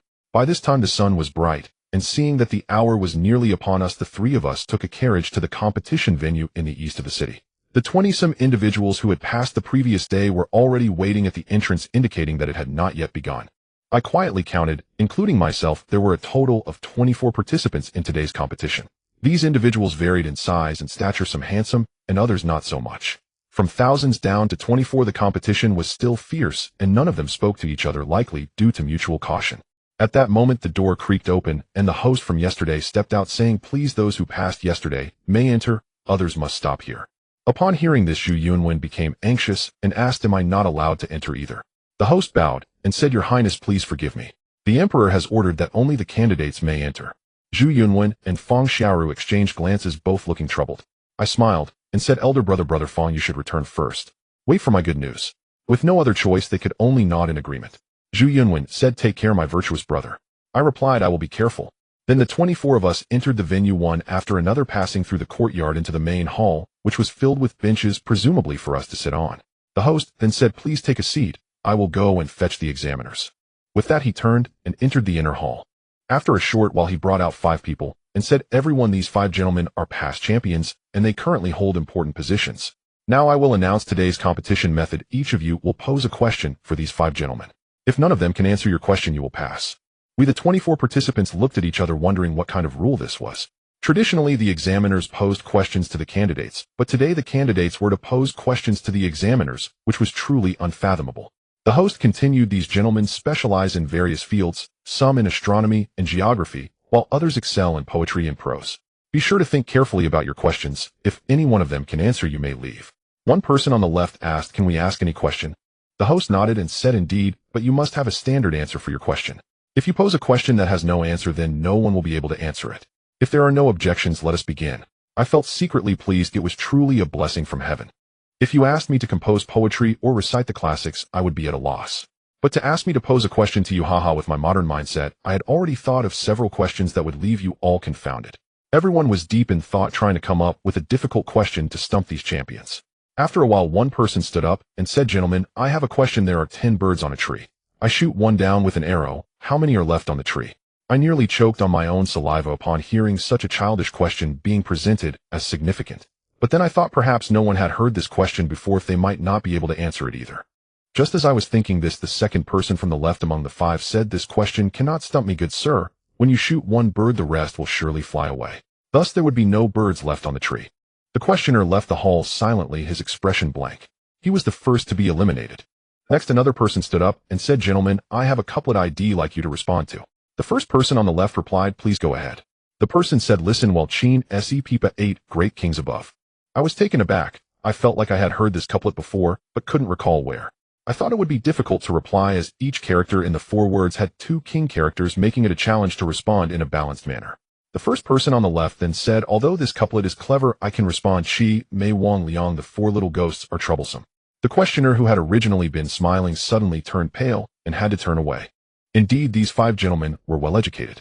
8 more were eliminated with strange and unusual questions arising, but they answered each one after the other. As I watched the number of participants diminish, I suddenly felt a lack of confidence. These 5 were so formidable that I feared they might answer my question, as well, making me feel anxious. At this point, another person stood up, one from the Yin Wangfu, who I recognized from the martial arts competition yesterday. His name was Geng Xiaoxiu. He confidently said, "I also have a couplet for you gentlemen to respond to. The first line is, smoke locks the pond will." The 5 gentlemen changed their expressions in unison, whispering to each other for a long time. One of them finally said, "This couplet contains the 5 elements of metal, wood, water, fire, and earth. It is indeed exceptional. We lament our inability to respond. However, we wonder if the gentleman has a second line. If not, it cannot be considered a pass." Geng Xiaoxiu smiled and walked over to whisper something in one of their ears. That gentleman's face lit up with joy and said, "Wonderful, wonderful. The gentleman has passed. Please register over there and participate in the next round tomorrow." I was astonished, thinking, how could you have come up with such a response? Unfortunately, I did not hear what he said. In the blink of an eye, more than a dozen people had asked their questions, and only 3 had passed, including Geng Xiaoxiu, making a total of just 4. I was the last to pose a question, and the first person on the left stood up and said, "Young Master Yang, you displayed great prowess yesterday. What question do you have for us today?" I had already prepared my question and said without hesitation, "Little Huang, little He, little by little Hong, and little Lon went out together on a boat to enjoy the scenery. Who do you think would get seasick?" The 5 gentlemen exchanged glances, unable to speak. They never expected I would ask such a question. I secretly chuckled, thinking it would be strange if they could answer. This was a modern riddle, and unless they had heard it before, even the smartest among them would struggle to turn their minds around. Since these gentlemen were all well-read and followed the rules, they surely approached problems with logic, which made it even less likely they would succeed. The 5 gentlemen deliberated for quite some time, their faces showing difficulty. Finally, the first person on the left said, "Young Master Yang, this question is truly too difficult. We 5 are lacking in ability and cannot answer. Please would you enlighten us with the answer?" I smiled and said, "Of course. May I ask you gentlemen what happens when someone gets seasick?" They all replied in unison. I laughed again and said, "Then which of them would vomit?" Before the 5 could respond, Geng Xiaoxiu quietly said from the side, "Little Bai would vomit." I clapped my hands and exclaimed, "Brother Geng is truly brilliant. You grasped it immediately. Indeed, it is Little Bai. Rabbit vomit." The 5 champions were left speechless, never having expected such an answer. It took them a while to recover, and they finally stood up and bowed, saying, "Young Master Yang, your clever reasoning has broadened our horizons." I humbly replied, "I dare not claim such praise. You gentlemen are knowledgeable and gifted, and I merely offered this humble solution." The 5 gentlemen modestly acknowledged my words and retreated. The host then handed each of us a token, saying, "Please be present tomorrow at the hour of Chun, and use this token to enter the palace for the final round of the competition. I wish you all good luck." Holding the token in my hand, I felt genuinely delighted. Upon exiting, I found Zhu Yunwen and Fang Xiaoru still waiting there. When they saw me come out, Zhu Yunwen approached and asked, "How did it go?" I raised the token in my hand, but did not speak. Zhu Yunwen rejoiced, saying, "My virtuous brother, you are talented in both literature and martial arts. I am truly impressed." Fang Xiaoru also smiled and said I always said Brother Yong would succeed. His Highness was worried for no reason. A look, it was only noon, and you have already achieved great success. Zhu Yunwen said, come my virtuous brother, let's go to my Yuzhu Pavilion today, or we shall not return. And following them we arrived at Yuzhu Pavilion in the west of the city. The garden was filled with bamboo, lush and vibrant, truly deserving of its elegant name. Zhu Yunwen then instructed the kitchen to prepare a sumptuous feast. The three of them raised their glasses and sang joyfully, when suddenly a servant approached from outside, handing a note to Zhu Yunwen. Upon opening it, Zhu Yunwen's expression changed, and Feng Xiaoru asked, Your Highness, what is it? Zhu Yunwen replied, My fourth uncle has invited Brother Yong to a banquet. I was puzzled. The Prince of Yen. I have no acquaintance with him. Why would he invite me? Zhu Yunwen said, I find it strange as well. The invitation only mentions his admiration for your heroism and specifically requests to meet you. Feng Xiaoru pondered, Your Highness, do you suspect there might be a trick in this? Zhu Yunwen said, Since the invitation has already been delivered, we must go at least once. Brother, I will accompany you. I nodded, thinking to myself how bizarre this was. Why would the Prince of Yen Zhu Di suddenly invite me to a banquet? What was his true intention? Zhu Yunwen and I traveled by horse-drawn carriage for about the duration of a meal, arriving in front of a grand mansion. The mansion was magnificent, with two large stone lions at the entrance radiating majesty and a large plaque above the main gate, inscribed with the characters Prince of Yan's residence. There were already over a dozen servants waiting at the entrance. As Zhu Yunwen and I dismounted, a steward-like figure immediately approached and said, Your Highness, young Master Yang, you have arrived. I am Chifu, the steward of the Prince of Yan's residence. Please follow me. We followed Chifu through a resplendent corridor, and in the middle of the courtyard was an artificial lake intricately designed with faux rocks and hills. A few goldfish were blowing bubbles in the water. I thought to myself that the Prince of Yen was indeed extravagant. He was destined to become an emperor. Although I had a slight indirect grudge against him, I was still eager to witness it all. Chifu led us to a large hall and served tea, saying, Your Highness, young Master Yang, please wait a moment while I fetch the prince. Zhu Yunwen and I exchanged glances, both feeling uncertain. After a while, a deep voice resonated. The esteemed grandson and young Master Yang have graced us with their presence. I apologize for not welcoming you sooner. Zhu Yunwen and I stood up together, and I couldn't help but scrutinize this future Ming Qingzu. He had a square face, eyes filled with authority, a slightly plump build, and appeared to be in his 30s, with a short beard at the corner of his mouth, exuding an intimidating presence. Zhu Yunwen said, I am deeply honored to be invited by my fourth uncle. Zhu Di laughed heartily, saying, Young Master Yang, with skills that surpass all and literary talent of the highest caliber, I heard from Xiaoxiong about you and was eager to meet you, so I took the liberty of inviting you. I hope you won't take offense. I smiled and said, It is indeed a great honor to be invited by the prince. How could I possibly take offense? Zhu Di said, Excellent. Young Master Yang, I appreciate your straightforwardness. I enjoy people like you. Zhu Yunwen said, Fourth uncle, I have one thing to report. This young Master Yang is my sworn brother, a brother of the Golden Bond. Zhu Di was taken aback for a moment, then laughed, saying, Wonderful. Young Master Yang is indeed a dragon among men. To be sworn brothers with the esteemed grandson is truly a cause for celebration. I thought to myself how deep Zhu Di was. He clearly didn't favor Zhu Yunwen, but pretended to show such camaraderie. He then said, You must be hungry, right? Come with me. Oh, I have prepared a splendid feast for the esteemed grandson and young Master Yang. Zhu Di led us through a row of side rooms, when suddenly a door on the left opened and a person walked out. Upon seeing her, I was taken aback, completely unsure of where I was. The woman looked exactly like Yang Yu. I was stunned, unable to hold back a soft call. Yeah. The woman seemed to hear me, shivering slightly, looking up at me, her eyes revealing a hint of disappointment. It was then I realized this woman was much older than Yang Yu, nearly 40, resembling an adult version of Yang Yu. My mind was in a haze. Perhaps I was missing Yang Yu too much, leading to this misrecognition. But how could there be anyone who looked so much alike? Seeing me staring at the woman, Zhu Di's expression darkened for an instant, but quickly returned to normal. He said, Young Master Yang, this is my wife. I steadied myself and said, Your Highness, please forgive my rudeness. The princess bears a striking resemblance to a deceased acquaintance of mine, which is why I was presumptuous.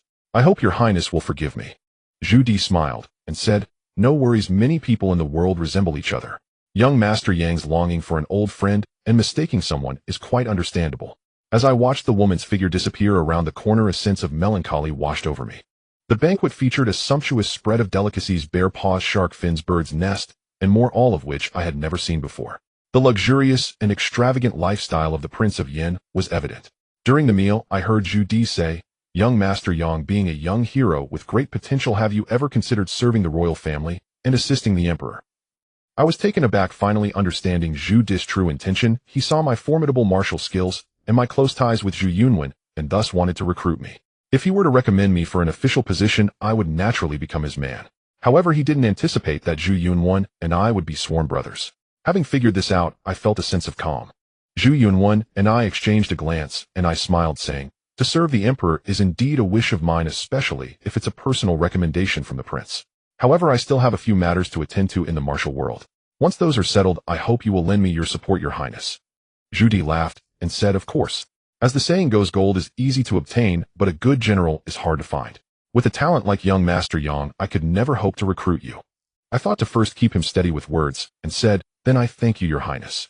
After 3 rounds of drinks, I recalled the matter of Zhang Minor, and thought it better to test him, saying, "Your highness, I would like to inquire about someone." Zhu Di said, "Young Master Yang, please go ahead."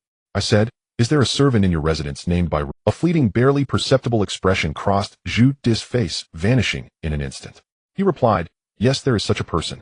May I ask why young Master Yang inquires about him?" I said, "I have a sister named Zhang Minor who was recently abducted by Rin Dao in Kunlun Mountain. I wonder if your highness is aware of this." I thought to myself, since you wish to recruit me, I will speak plainly and see how you handle this. Zhu Di's expression remained calm as he said, "I am not too clear about this matter. However, I have sent Rin Dao out on an errand these past few days. When he returns, I will definitely ask him for you. If this matter is true, I will ensure to give you an explanation, young Master Yang." Zhu Yunwen said, "Fourth uncle, you must keep a close watch on the people in your residence. If this matter of forcibly abducting common women gets to grandfather's ears, it may not reflect well on you either." Zhu Di replied, "These servants sometimes engage in illegal activities behind my back. I will certainly investigate and handle it severely. Now let us not speak of such disheartening matters, let us drink instead." I thought that Zhu Yunwen's mentioning of Zhu Yuanzhang might be effective against him. Since you remain unruffled, I shall not press further to avoid alarming the snake. The meal continued late into the night, with Zhu Di endlessly praising my heroism and talents, urging me to serve the royal family. He assured me of his support to become a general. I remained non-committal, neither affirming nor outright refusing. Throughout our conversation, Zhu Di made no mention of his power struggle, with Zhu Yunwen appearing to be exceptionally cordial towards him, which only heightened my sense of vigilance. After a hearty meal, Zhu Yunwen and I returned to Yuzhu Xian and went to sleep, yet I couldn't stop thinking about the woman I had seen in the Prince of Yan's residence. How could she resemble Yang Yu so closely? I couldn't help but think of Yang Yue. Where are you truly? Am I in the ancient era or the modern age? Or was I transported to another dynasty by time? I pondered, deeply feeling lost. Today marks the 3rd day of the Princess of Heaven's favor selecting her consort, which is also the 10th day of the 12th month. In the morning, Zhu Yunwen had someone brew a pot of good soup for me to fortify my spirit. I thanked him repeatedly, yet I was unaware of how today's competition would unfold. Having barely passed yesterday's trials, what awaited me today? If I were to fail at the last moment, it would be an extreme pity. Zhu Yunwen rose early, and upon seeing me said, "Dear brother, today is the final day of the competition. I wish you great success." I forced a smile, and said, "Yesterday one contestant used an unusual ploy against the examiner. If there are any more bizarre methods today, I'm afraid I won't be able to cope." Zhu Yunwen laughed. "I have complete confidence in you, dear brother. Since we are entering the palace today, I will accompany you." I replied, "Thank you very much, elder brother. By the way, has Feng Xiong not come today?" Zhu Yunwen responded, "He must have pressing matters at his office that he cannot attend to. We will find him later to celebrate our success." After breakfast, the 2 of us took a carriage to the entrance of the palace. The 4 who passed yesterday were already waiting there, along with the host, who seemed to be waiting for us to enter together. Zhu Yunwen asked, "Can I enter today?" The host smiled and replied, "If His Highness wants to enter the palace, no one would dare to stop him. However, today's competition venue is in the Heavenly Fragrance Palace of the Princess of Heaven's favor, and there will be someone to lead the 5 of you in. Unfortunately, even I cannot enter." Zhu Yunwen, feeling frustrated, said, "You." I tugged at his sleeve and said, "Elder brother, don't make it difficult for him. I will do my best." At that moment, the person led us into the palace. The palace was vast, filled with artificial mountains and rocks, man-made gardens, exotic flowers, and fragrant pavilions. It was even more magnificent than the Prince Yan's residence.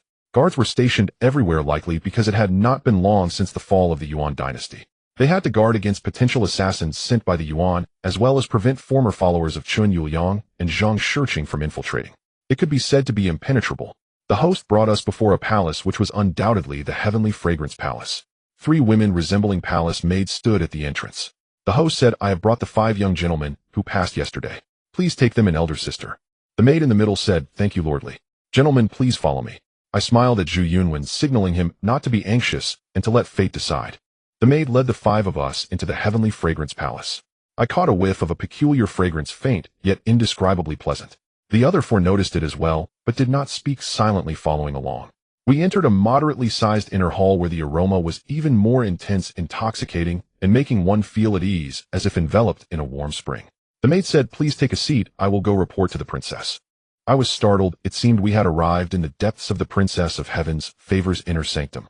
Looking at the others, they all had joyful expressions, eager to see the princess' unparalleled beauty.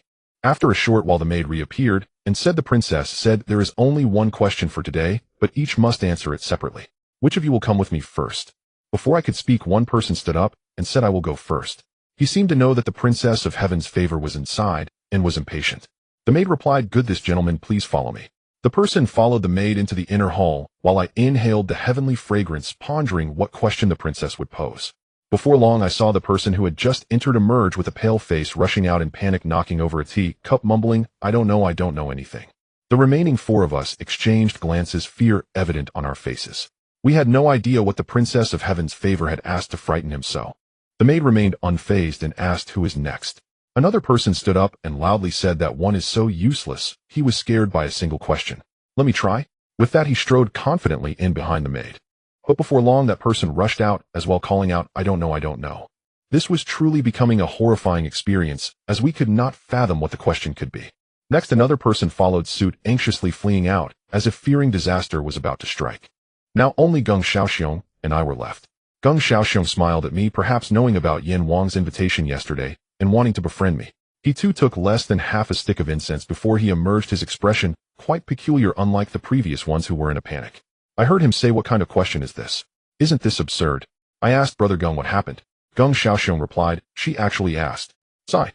Brother Yang, I advise you not to go in. This is a question that no one in the world can answer, nor would anyone dare to answer." I was stunned, thinking, how could there be a question that could not be answered? So I smiled and said, "Thank you for the warning, Brother Geng. I will give it a try anyway." Geng Xiaoxiong shook his head, sighed, and left in dejection. The maid said, "You must be young Master Yang, right? Our princess has heard that you are talented in both literature and martial arts and admires you greatly. If you can pass today's trial, then you will be the consort." I forced a smile and said, "Seeing the expressions of those gentlemen just now, I'm afraid I won't fare well today." The maid laughed and said, "I heard the question you posed yesterday was also unfathomable. Perhaps today's question won't stump you either." I laughed and said, "I hope so. This, sister, before I answer, I have a question to ask you." The maid said, "Young Master Yang, please." I said, "The fragrance in the Heavenly Fragrance Palace is intoxicating and makes one feel comfortable. May I ask what fragrance this is?" The maid replied, "This fragrance is called Dragon's Saliva, a tribute from the country of Goryeo to the Emperor. Ordinary people have never even heard of it, let alone smelled it. Young Master Yang, you are quite fortunate today." I smiled and said, "Thank you for your guidance, sister. Please lead the way." As I called out to her a few times, the maid's face flushed, and she turned to lead us. As we entered the inner hall, the fragrance grew stronger. I saw a fragrant altar with wisps of light smoke, and I was completely at a loss as to where I was. The maid said to someone behind a screen, "Princess, this is the last one, young Master Yang." It turned out the Princess of Heaven's Favor was right behind the screen, only 3 feet away from me. However, if I couldn't answer her question, it would feel like being worlds apart. I heard the princess say hum, and then she fell silent. My heart trembled, though it was just a single word. I found it incredibly familiar. The situation left me no time to ponder. The maid said, "Young Master Yang, I will pose the question now. Please listen carefully." I steadied my mind, nodded, but did not speak. The maid said, "The question is, who was the last emperor of the Ming dynasty?"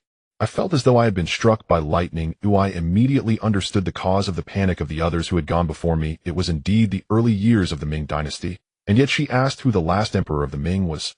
Setting aside who could not answer at this time, everyone could only say that the Ming dynasty's reign would last forever and that no one dared to speak against it. Who brought the Ming dynasty to its end? Hence no one dared answer, preferring to lose the chance to become a consort than to risk their lives. I rapidly turned my thoughts and vaguely guessed who the Princess of Heaven's Favor was. The maid saw my face change several times and thought I was just like the previous few, afraid to answer. I made an effort to calm my emotions and then confidently answered, "The last emperor of the Ming dynasty was Emperor Chongzhen." The Ming dynasty lasted for over 200 years and fell to the hands of the rebel leader Li Zicheng. Am I correct? I heard a gasp from behind the screen, and the maid looked at me with an expression of disbelief, stammering, "Princess, he." As the Princess of Heaven's Favor exclaimed again, I had no doubts left. I stood up and pulled aside the screen, and indeed behind it stood the one I recognized, with beautiful brows like paintings, none other than Yang Yu. I was overjoyed, shouting, "Yeah." Yang Yu, dressed in exquisite attire, stood up abruptly upon seeing me, about to call out, but suddenly her body went limp and she fainted. I stepped forward and caught her, feeling her pulse to know she was unhurt, only overwhelmed with joy. The maid was perceptive as seeing this scene, she quietly withdrew. I pressed my palm against Yang Yu's Ling Tai acupoint, continuously infusing her with my 9 Yang true energy. In a short while, Yang Yu let out a soft sound and awakened. I was overjoyed and said, yeah, it's me. I am Yang Yang. Yang Yu looked at my face with her large bright eyes, and for a long time, she suddenly raised her left hand and bit her index finger hard, causing it to bleed. I was taken aback and shouted, yeah, what are you doing? Tears streamed down Yang Yu's cheeks as she cried, brother Yang Yang, it really is you. I'm not dreaming, I'm really not dreaming. I felt a surge of emotion and said, yeah, I am so happy to see you again. I am so happy. Yang Yu replied, I thought I would never see you again in this lifetime. I dream about you every day. In my dreams, I always hoped it was not a dream. But each time I bit my finger, I would wake up. Thank heaven today, I am no longer dreaming. I tenderly held up her left hand, brought it close to my mouth, and sucked the blood from her index finger, saying, yeah, I think of you every moment. It's so wonderful, we will never be apart again, okay? Yang Yu happily nodded, resting her head on my shoulder. In that fleeting moment, words were unnecessary. We had so much to say, yet did not know where to begin. In the rich aroma of dragon's saliva, I truly wish time could freeze, and that we could turn into stone, never to be separated. Reuniting after tribulation is joyous, euphoric, and beyond words to describe. No amount of ornate language can express my feelings at this moment. All words merge into a warm sentiment of reunion. I do not believe in deities, but at this moment I sincerely thank them for allowing me and Yang Yu to meet again. After a long while, Yang Yu looked up and asked, brother Yang Yang, have we really come to the ancient times? I have always doubted it. I need you to tell me in person. I looked into her eyes, lowered my head, and kissed away the tears lingering on her cheeks, softly saying, yes, Yu, that meteor brought us back to the Ming Dynasty 600 years ago, and everything modern has vanished with the wind. Tears welled up in the corners of Yang Yu's eyes again as she said, I have lived here for a year, oblivious like a walking corpse, not knowing where I am. Only in my dreams, each day, can I enjoy the fleeting happiness of being with you. Promise me you will never leave me again. I resolutely nodded, saying, Yu, we will not be separated again. In this world, we are each other's only kin. If we do not love each other, how could I possibly love someone from a different time and space? In that instant, I thought of Zhang Minor, and a pang of pain shot through my heart. Yang Yu asked, brother Yang Yang, can we go back? I miss my father, I said, pausing for a moment, thinking this question was difficult to answer, and could only say, Yu, accidents can happen at any time. Perhaps one day another meteor will bring us back to modern times. That is uncertain. Yang Yu's face glistened with tears, making her look even more delicate and beautiful. No wonder she could captivate so many young lords. I couldn't help but praise, Yu, you are truly beautiful. Yang Yu's face flushed, resembling a precious pearl radiating light. I sighed, saying, Yu, although you have lived in luxury for over a year, enjoying a princess' glamorous life, there has been no one to confide in. Compared to my life in the martial world, it has truly been dull and boring. How did you end up in this palace? Yang Yu looked up and said, about a year ago, after we chatted that night, a meteor fell beside us. I remember you held me back then, but later I lost all feeling. When I woke up, I was in a tent being cared for by a very kind old man. I later found out he was the emperor. He said he found me unconscious near a cliff while hunting, and that I nearly fell off. I asked, do you know where he found you? Yang Yu replied, I only heard them say it was around the central Anhui region, but I don't know where that is. I understood that I had indeed been holding Yang Yu, but after losing consciousness, I let her go. Later, when she fell from the sky, she landed on the cliff, and I fell below, where I was rescued by Husu. Alas, a mere cliff separated us, yet it caused us to be apart for more than a year. Yang Yu continued, later I followed the emperor back. He said he wanted to recognize me as a princess, and even conferred upon me a title of heavenly gifted princess, meaning I was a gift from heaven to him. I didn't go anywhere this past year, I just stayed here bored to death. I said, Yu, you have truly suffered. So what's the deal with the prince consort? Yang Yu blinked her eyes and said, that was my masterpiece, of course, aimed at finding you. I asked in surprise, but why hold both martial and literary competitions? You know I am not well-rounded in both. If I fail, wouldn't it be for nothing? Yang Yu replied, I had no choice. In this era, one must be well-rounded, so both competitions had to be arranged. I said angrily, what if someone else passes the test? Would you marry him? Yang Yu rolled her eyes at me and said, my silly brother, who else could pass the final test besides you? Did you not see how scared those few people were? I thought if you hadn't passed the first 2 tests, this matter would have just ended there. I sighed, saying, then I must consider myself lucky. Perhaps it was destined by heaven. Yang Yu appeared extremely excited, grabbing my hand and saying, I never expected you to have trained in martial arts and to be so powerful. That day Xiaolan told me that a young Master Yang was showing great prowess, and I was wondering if it could be you. I never imagined it really was you. Brother Yang, you have given me so many surprises. Suddenly I remembered something and asked, Yue, have you read The Heaven Sword and Dragon Saber? Yang replied, I have heard of it, but haven't read it. It was written by Jin Yong, right? I asked what's wrong. I continued, it's incredibly strange there really was a person named Zhang Wuji in history, which is quite astonishing. Yang said, let's not talk about these for now. I want to hear your story. How have you spent this past year? I smiled and said, well, that's a long story.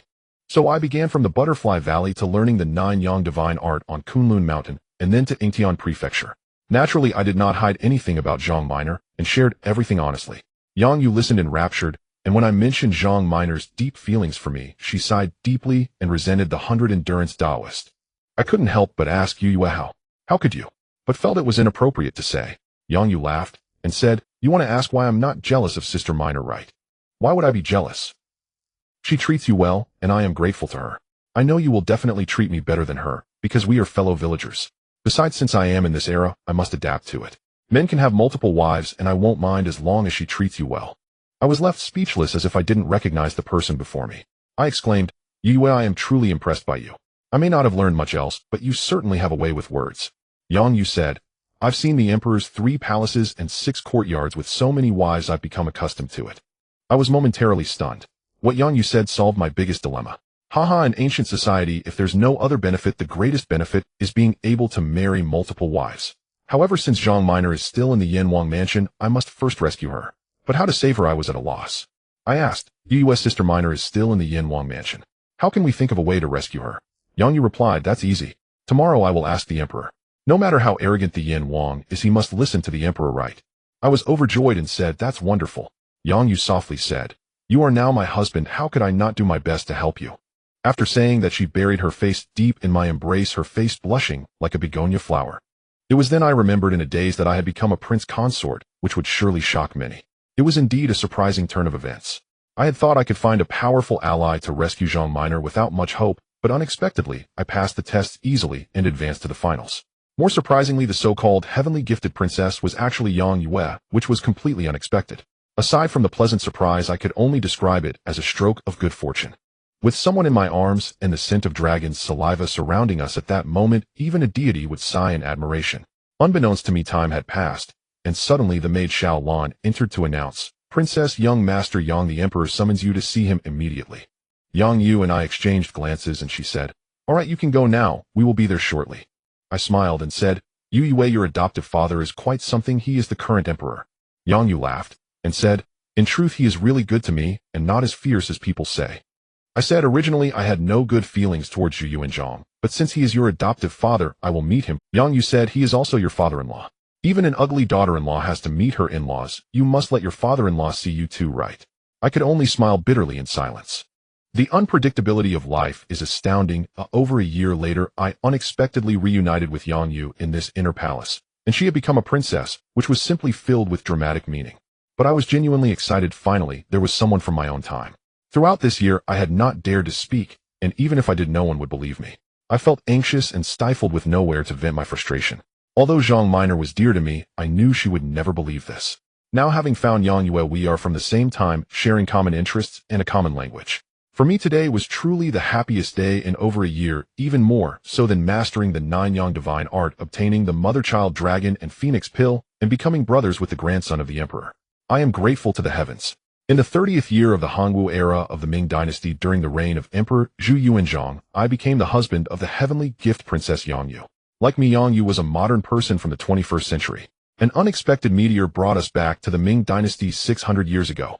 By a twist of fate, she became the adopted daughter of Zhu Yuanzhang and was granted the title of heavenly gift princess. In this ancient society, 2 modern individuals reunited, bringing immense joy. Yang Yu and I arrived at the palace of Emperor Zhu Yuanzhang, the one who expelled the Mongols and established the Ming dynasty. However, he was known for being ruthless and unprincipled in pursuit of his goals, earning the title of the emperor who executed the most loyal ministers in history. Although I tried to calm myself, I still felt anxious and tense. Yang Yu held my hand, patting the back of my hand, and whispered, Yang, don't be afraid. He is quite approachable. My heart settled a bit. Suddenly, I heard a loud shout, the emperor has arrived. Yang Yu tugged at me, and we knelt together. I glanced sideways and saw a figure emerge from the inner chamber wearing a grand yellow dragon robe. He was somewhat plump with a wide forehead and hair turning gray, his face marked with spots.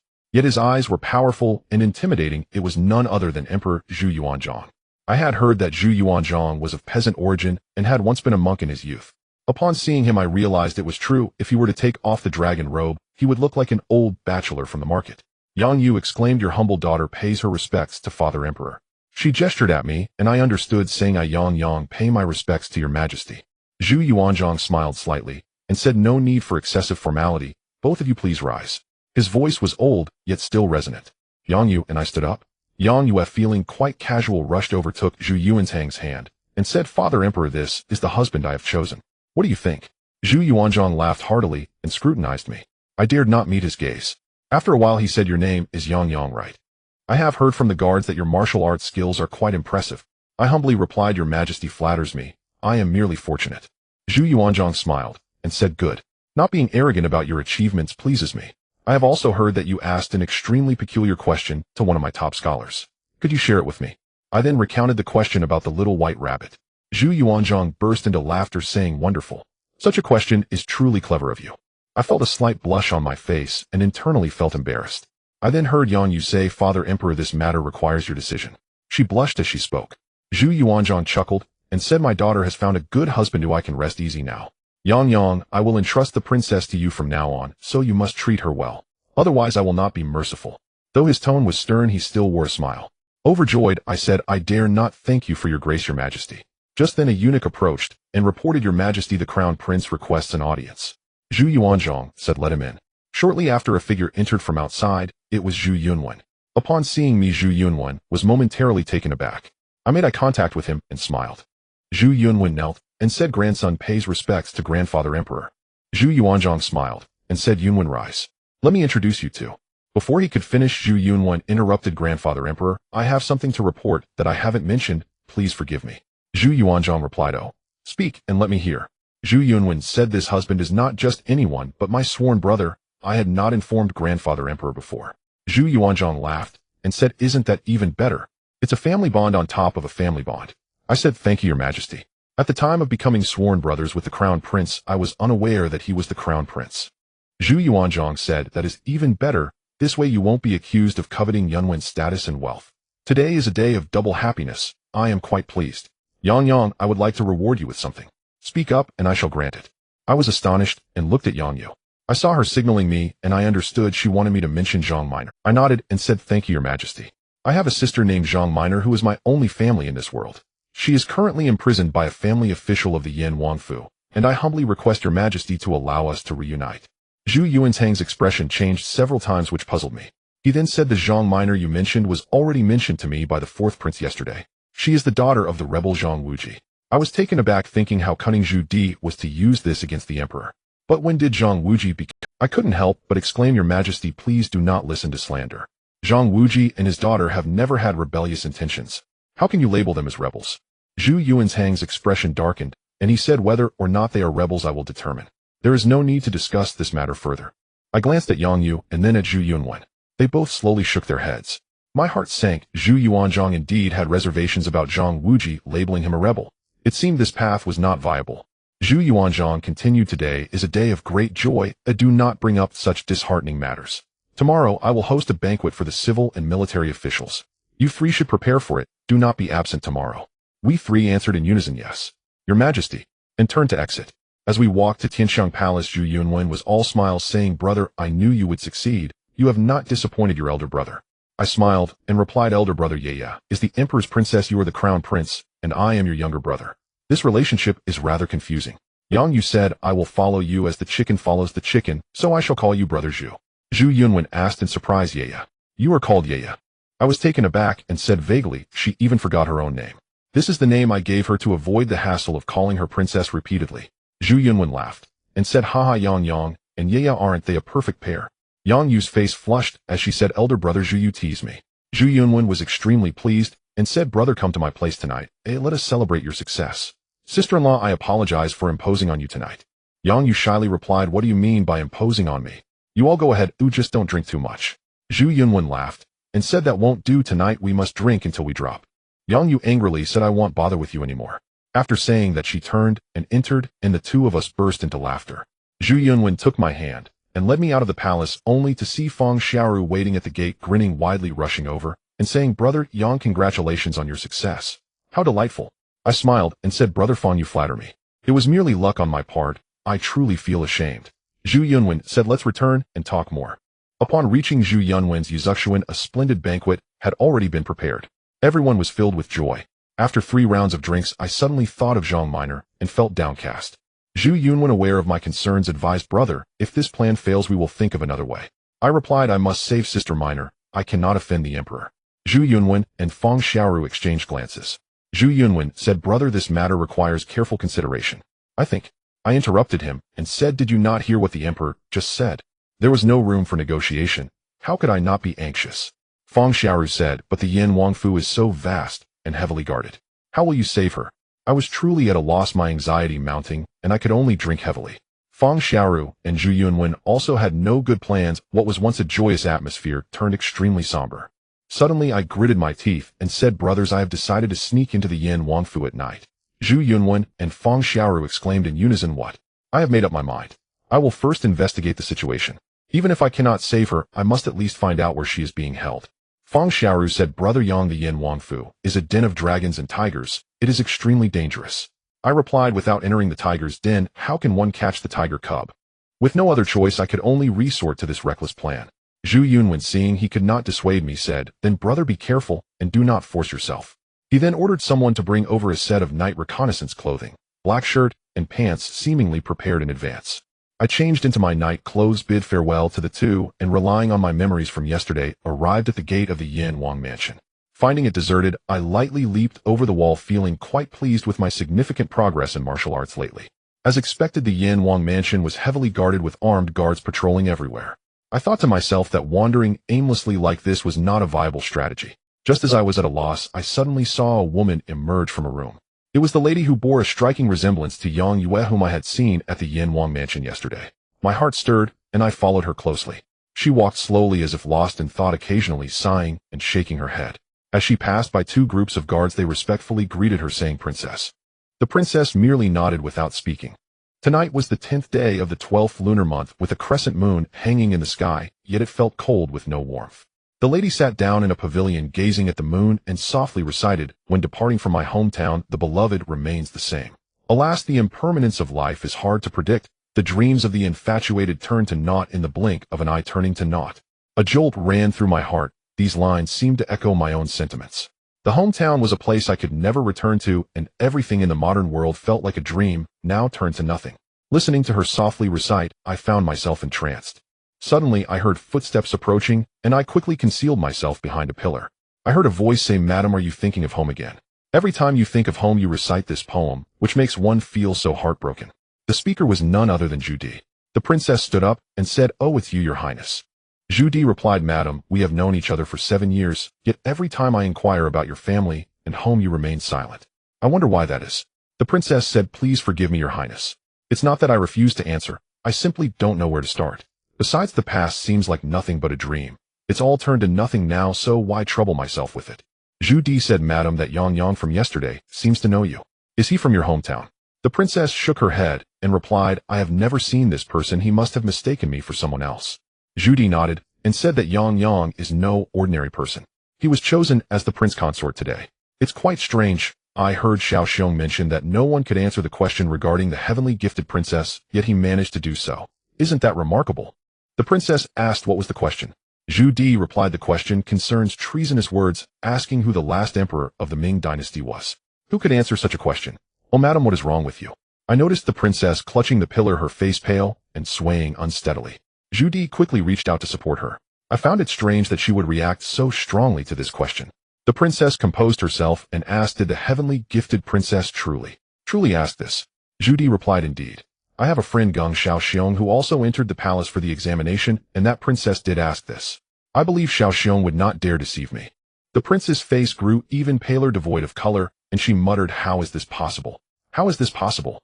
Zhu Di asked, "Madam, do you feel unwell? Let me help you back to your room to rest." The princess nodded, and Zhu Di assisted her back to her quarters. I stood there for a long time, recalling my purpose for coming, and I began to search, but found nothing. An idea struck me. I noticed a guard alone and rushed forward, hitting the Dazui point on his back. The man immediately felt weak all over. I dragged him to a dark corner, drew his sword from his waist, and pointed it at his neck, saying, "I will ask you questions, and you must answer truthfully, or I will end you right here." I pressed the blade against his neck. The man's face turned pale with fear, and he kept nodding. I asked, "Where is the prison where the Jin Yong mansion holds its prisoners?" The man trembled and stammered, It's in the eastern dungeon." My heart leaped with joy, and I gently struck his head, knocking him unconscious. Following the guard's directions, I found the dungeon. There were guards everywhere, and the glimmer of blades filled the air. It would not be easy to get through. Just then I heard someone approach, and it was Zhu Di, presumably having returned after escorting the princess back to her room. I heard him say, "Open the prison door, I want to interrogate the prisoner." A guard opened the prison door, and Zhu Di walked in. I thought this was a chance I could not miss. Just as the guard was about to close the door, I picked up a stone and threw it from a distance, hitting the trunk of a large tree with a loud crash. The guards were startled and rushed to check, allowing me to slip into the dungeon. Inside the prison door was a long corridor sloping downward. There were no guards inside. The passage had cells on both sides with iron doors that were dark and sealed, each having only a small hole likely covered with wooden planks to be opened when food was delivered. I followed Zhu Di deeper into the dungeon and arrived at the door of a cell. He removed the wooden planks on top and called inside, "Ms. Zhang, how are you? Have you made up your mind? Will you speak or not?" I heard a woman's voice from inside reply, "You can go. I won't say anything unless you bring Yang Yang to me." The voice was none other than Zhang Miners. I was both surprised and delighted. I was glad to have finally found Zhang Miner, yet alarmed at how secure this dungeon was, fearing that rescuing her would not be easy. I heard Zhu Di say, "Ms. Zhang, your Yang Yang has become the prince consort now and has long forgotten you. I think you should just speak up to avoid suffering here any further." Zhang Miner exclaimed, "You lie. Yang Yang would never do that. He will come to rescue me. Just go." I was taken aback, as Zhu Di was truly despicable. Zhu Di continued, "Miss Zhang, I am not deceiving you. You are still young with a bright future ahead. Why waste your youth for this unfaithful man? Just tell me the whereabouts of Zhang Wuji, and I will let you go immediately." Yet Zhang Miner remained silent. Zhu Di pressed her several times and angrily declared, "Fine. If you want to speak, then so be it. Whoever dares to rescue you will find it impossible to do so." With that, he swept his sleeves and left. Seeing Zhu Di leave, I thought that the iron door was so sturdy it would be difficult to open, and being trapped inside would not be pleasant. Although I was eager to see Zhang Miner, knowing the location would make it easier to return next time. I couldn't help but glance at the prison door, where Zhang Miner was held, thinking, "Sister Miner, you must have faith in me. I will definitely rescue you." As Zhu Di exited, I followed, using my lightness skill to slip past. The guards only saw a flash before me, and I had already gone far away, leaving them bewildered. I left the Jin Yong mansion and returned to Yuzhuxuan. In the hall, Zhu Yunwen and Feng Xiaoru were anxiously pacing like ants on a hot pan. I slipped into the room, and Zhu Yunwen rushed at me, saying, "Brother, you are back. That's great." After changing my clothes and taking a sip of tea, Zhu Yunwen eagerly asked what happened.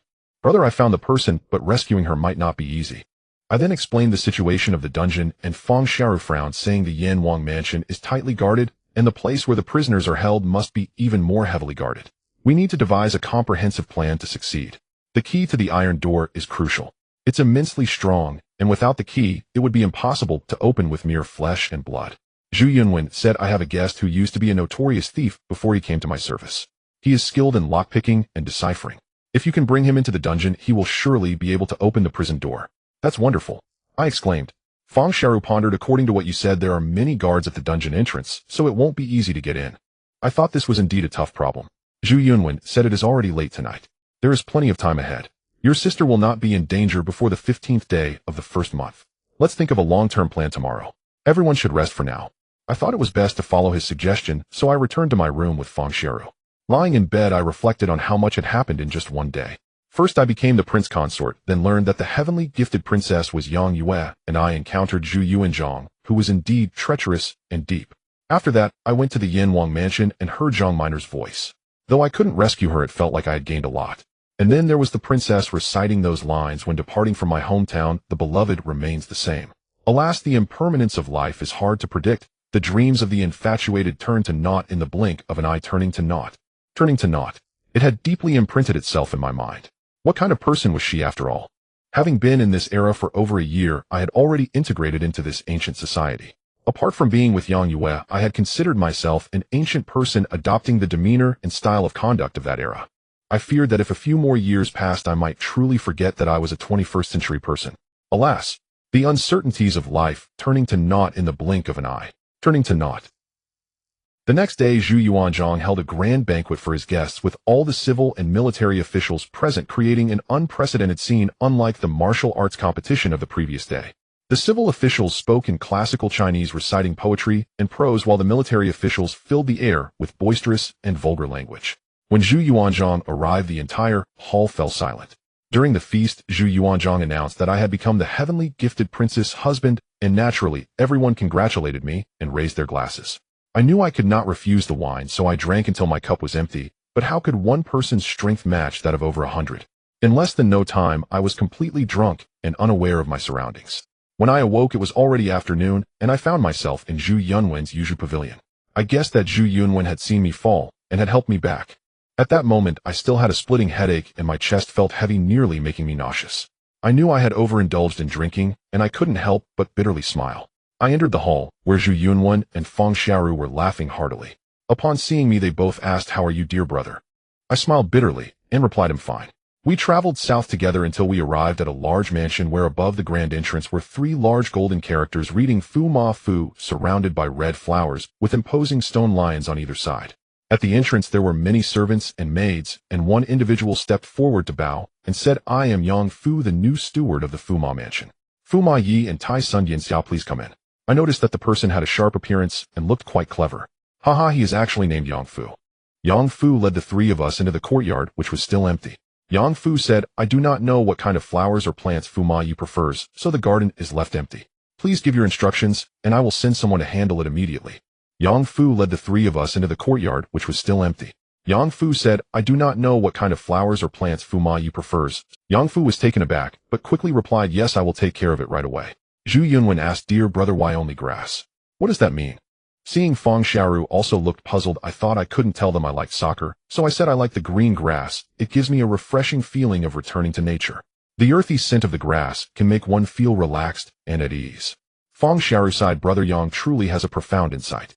In the center of the hall was a spacious area with the Heaven-Earth Ruler Parent-Teacher tablets displayed prominently. Yang Fu said, "Fu Ma Yi, the congratulatory gifts sent by the officials this morning have all been arranged in the side hall. Would you like to inspect them?" I was startled and said, "You can keep them. I find managing such matters quite bothersome." Yang Fu bowed. The Fu Ma mansion covered a large area with 2 larger ponds in the back courtyard. In the center of the pond was a small bridge, and the rocky hills were picturesque. I felt satisfied thinking that I wouldn't always have to rely on others. Zhu Yunwen asked, "Do you think something is still lacking, dear brother? I will procure something elegant for you. I believe the servants don't understand these matters." I nodded and said, "I am very satisfied, but it is commendable of the emperor to think of everything so thoroughly." Zhu Yunwen smiled and said, "As long as you are satisfied. Shall we go to my place tonight?" I shook my head and said, "Elder brother, I want to go to the palace to see Yaya." Zhu Yunwen replied, "Have you already become anxious after just 1 day apart? All right, you two must have some things to discuss. I will take my leave with Mr. Fong first. You can arrange things here yourself." I nodded in thanks. I changed into a new set of clothes, left the Fu Ma mansion, and headed straight to the palace. On the way, I suddenly saw someone approaching and asked, "Are you Fu Ma Yi?" I was surprised and asked, "Yes, what is it?" The person said, "I am a servant of the Yin Wang Fu. My lord has invited you to the mansion for a discussion." I was taken aback, thinking, what does the Yin Wang want with me? But given the circumstances, I couldn't refuse and replied, "All right, but may I ask what my lord wishes to discuss with me?" The person said, "As for my master's matters, I dare not ask too much. You will know once you arrive, Fu Ma Yi." After saying this, he turned and led the way. I was puzzled and could only follow silently. The stone lions at Yin Wang Fu were still there. The person led me into the mansion and directly to a room, saying, "Fu Ma Yi, the lord is inside. Please go in." I felt a bit strange. This place was different from where I met Zhu Di last time. Turning around to look, the person had vanished. I steadied myself and pushed the door open. I saw a figure emerge from behind the screen. It was not Zhu Di adorned with pearl rings and emeralds. It was the Yin Wang's wife. I was taken aback and repeatedly said, "I did not know this was the prince's quarters. Please forgive me, your highness." Just as I was about to turn and leave, the princess called out, "Fu Ma Yi, please stay. I have something to discuss with you." My heart raced and I dared not speak much. The princess continued, "Fu Ma Yi, please close the door." I complied, and the princess was quite cordial, saying, "Fu Ma Yi, please have a seat." She poured a cup of tea and handed it to me. I accepted it and slowly sat down, catching the fragrant aroma of the tea. My mind raced, unable to fathom what the princess wanted from me. The princess also sat down slowly and sighed, remaining silent. The atmosphere in the room felt quite unusual. After a long while, she finally said, "Fu Ma Yi, do you find it strange that I sought you out today?" I nodded and asked, "May I ask what business the princess has with me?" The princess did not answer, and instead asked, "May I know where you come from, Fu Ma Yi?" This question troubled me the most, and I could only reply, "You can call me Yang Yang. I come from Anhui." The princess responded with an "oh" and displayed a disappointed expression. I was puzzled, thinking, why does she want to know where I come from? I then heard her say, "I won't beat around the bush, Yang Yang. I heard that during your election as Fu Ma, the princess asked you a question, who was the last emperor of the Ming dynasty?" I was slightly startled, realizing that she had come to see me for this matter which I could not disclose the truth about. I could only say I guessed randomly, and to my surprise I got it right. It's quite embarrassing to admit. The princess' expression changed several times, but she finally calmed down and said, "Since you are unwilling to speak, I will show you something that will surely interest you." After saying this, she took something out of her bosom. Upon seeing the item, I was taken aback and suddenly stood up, but it was the phone I had given to Zhang Minor, and I had no idea how it ended up in her hands. I stammered, "Your Highness, what is this?" The princess said, "On that day a female criminal was caught by the Lord's servants who said she was a suspect, and this item was found on her." When I saw it, I was shocked beyond words, knowing that this is called a phone, which does not belong to this era. I was horrified, my face pale, and I trembled, asking, "How do you know? Could it be that the princess?" The princess ignored my questions and continued, "So, I personally asked that female thief. She said it was a young man named Yang Yang who gave it to her, and asked me to return it to her. Later you made a name for yourself in Ingtian, and everyone knows your name, Yang Yang. I started to suspect whether you were the Yang Yang she mentioned. Furthermore, I heard the Lord say you answered the prince's question, which made me feel that you are not an ordinary person. Yang Yang, will you not tell me your background?" My heart trembled, nearly taking my breath away. Who is she? How does she know about the phone? And why is she so concerned about my affairs? I could only stammer without being able to speak. The princess, seeing I did not respond, softly recited, "When parting from my hometown, the beloved remains the same. Hate the impermanence. The world is unpredictable. The dreams of infatuated people turn into emptiness in the blink of an eye, into emptiness." After reciting, she fell silent for a long time. After a moment of silence, the princess slowly said, "Actually, even if you didn't say it, I would know. You are a person from the modern world." I felt dizzy, nearly fainting, and asked, "How do you know? Who are?" The princess replied, "That's right, I am also not from this era. Like you, I came from the modern world."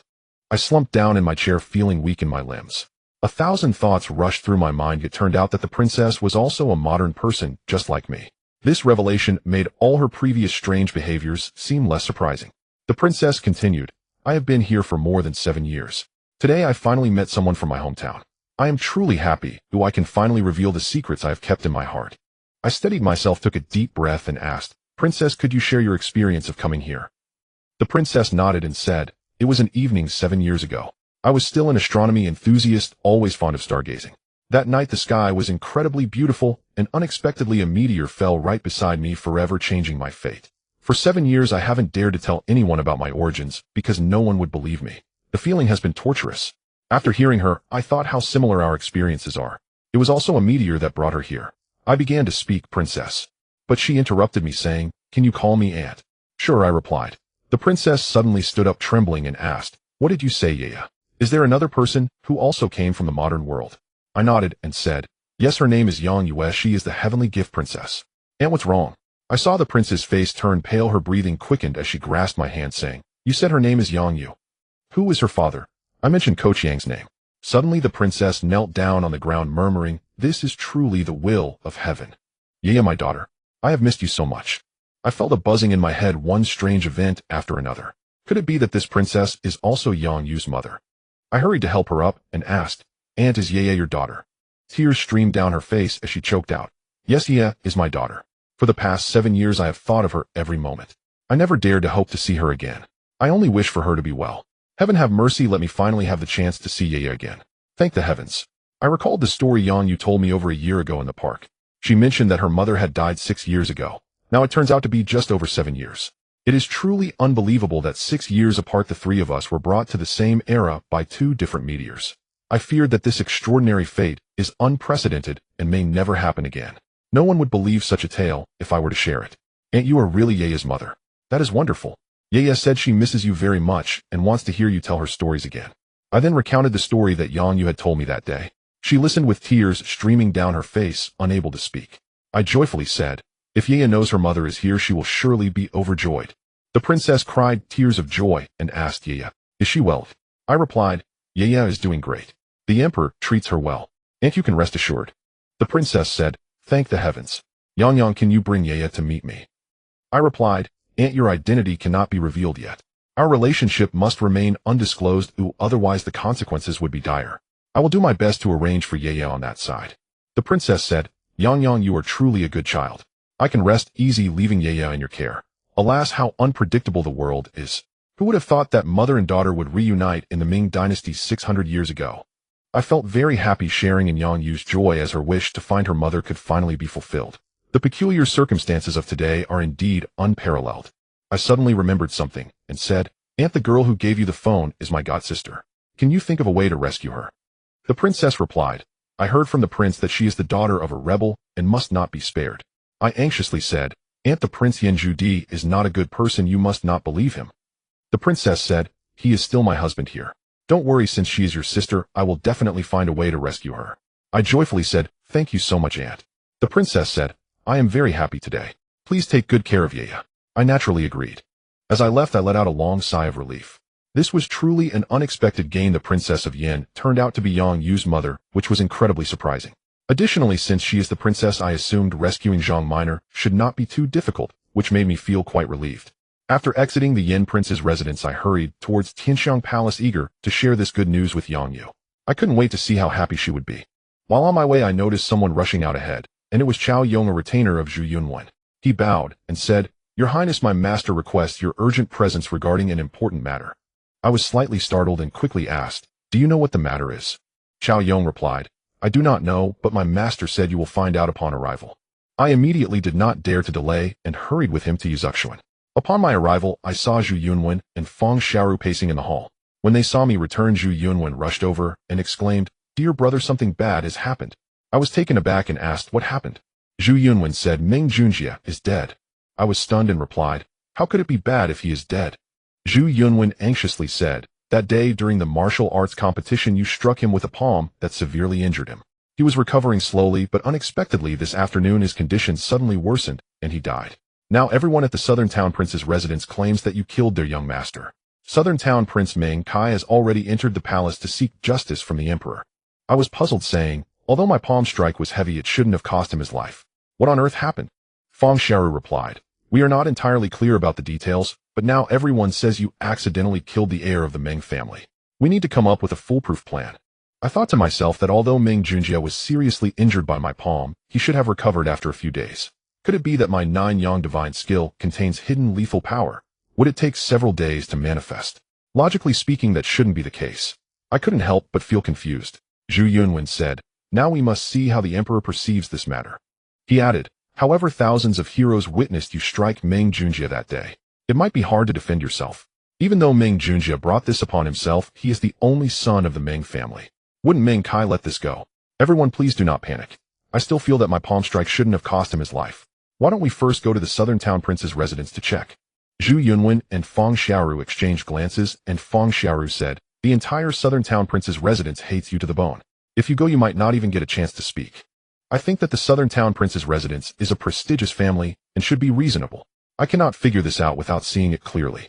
Unable to dissuade me, the two followed me to the Southern Town Prince's residence. I thought to myself that today's strange events have been unending. It can truly be said one wave has not yet settled, another rises again. What will fate hold? Let us see in the next chapter. The Southern Garrison Prince's mansion was vast and imposing, yet tonight it bore an air of grim desolation. 2 white lanterns hung at the gate inscribed with the character Spirit, while a large white chrysanthemum adorned the mansion's plaque, its atmosphere unnervingly somber. Zhu Feng and I arrived together at the mansion's entrance. Feng Xiaoru shook his head with a sigh, then stepped forward and knocked. With a creak, the door swung open, revealing a household retainer.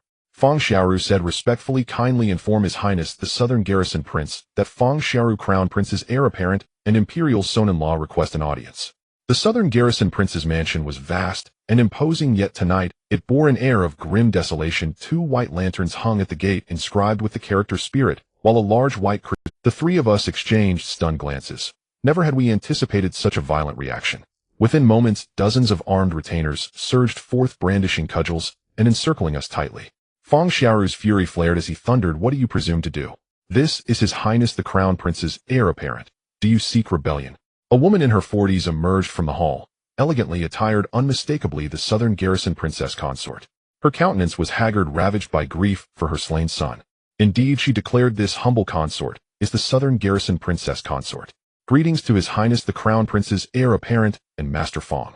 This man murdered my beloved son, and dares now to stand before me. Does he truly believe our household lacks justice? Her eyes blazed with incandescent wrath fixed upon me, as if she longed to devour me whole. I steadied my breath and stepped forward. Madam, I have come precisely to uncover the true cause of your son's death. My palm strike alone could never have killed him. The princess consort's expression darkened like storm clouds. He is dead. What more is there to say? My poor beloved child. And with that she broke into wails. Zhu Yunwen interjected gently. Your Highness, please compose yourself. My brother struck too hard, but I swear he would never take a life deliberately. For my sake alone, might we examine the body? She snapped back. No examination is needed. I have already summoned the coroner. His report states death by internal organ rupture. All witnessed that day how this man hurled my son to the ground during their martial contest. Your Highness need not speak further. I shall seize this murderer myself. With a sharp wave of her right hand, she commanded, seize him. At once dozens of retainers lunged forward, only to freeze mid-stride at Zhu Yunwen's icy command. Who dares lay a hand on him?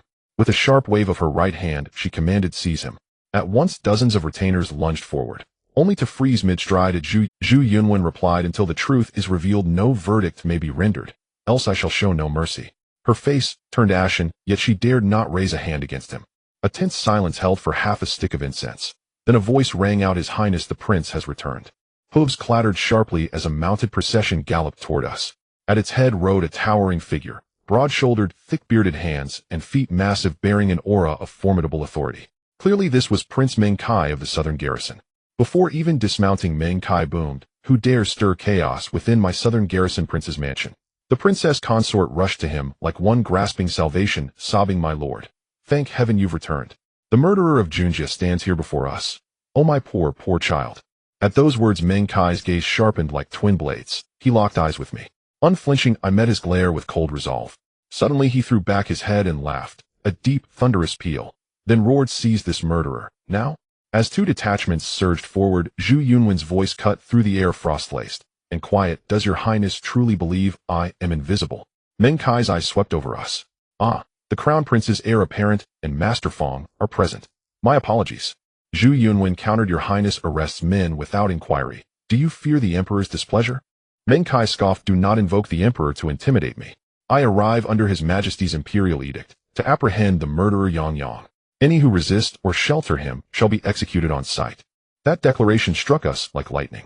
Zhu Yunwen stammered, Did the emperor truly decree this? Meng Kai sneered, Even were I granted 10,000 lives, I dare not forge an imperial decree. Your highness and Master Fong, please step aside.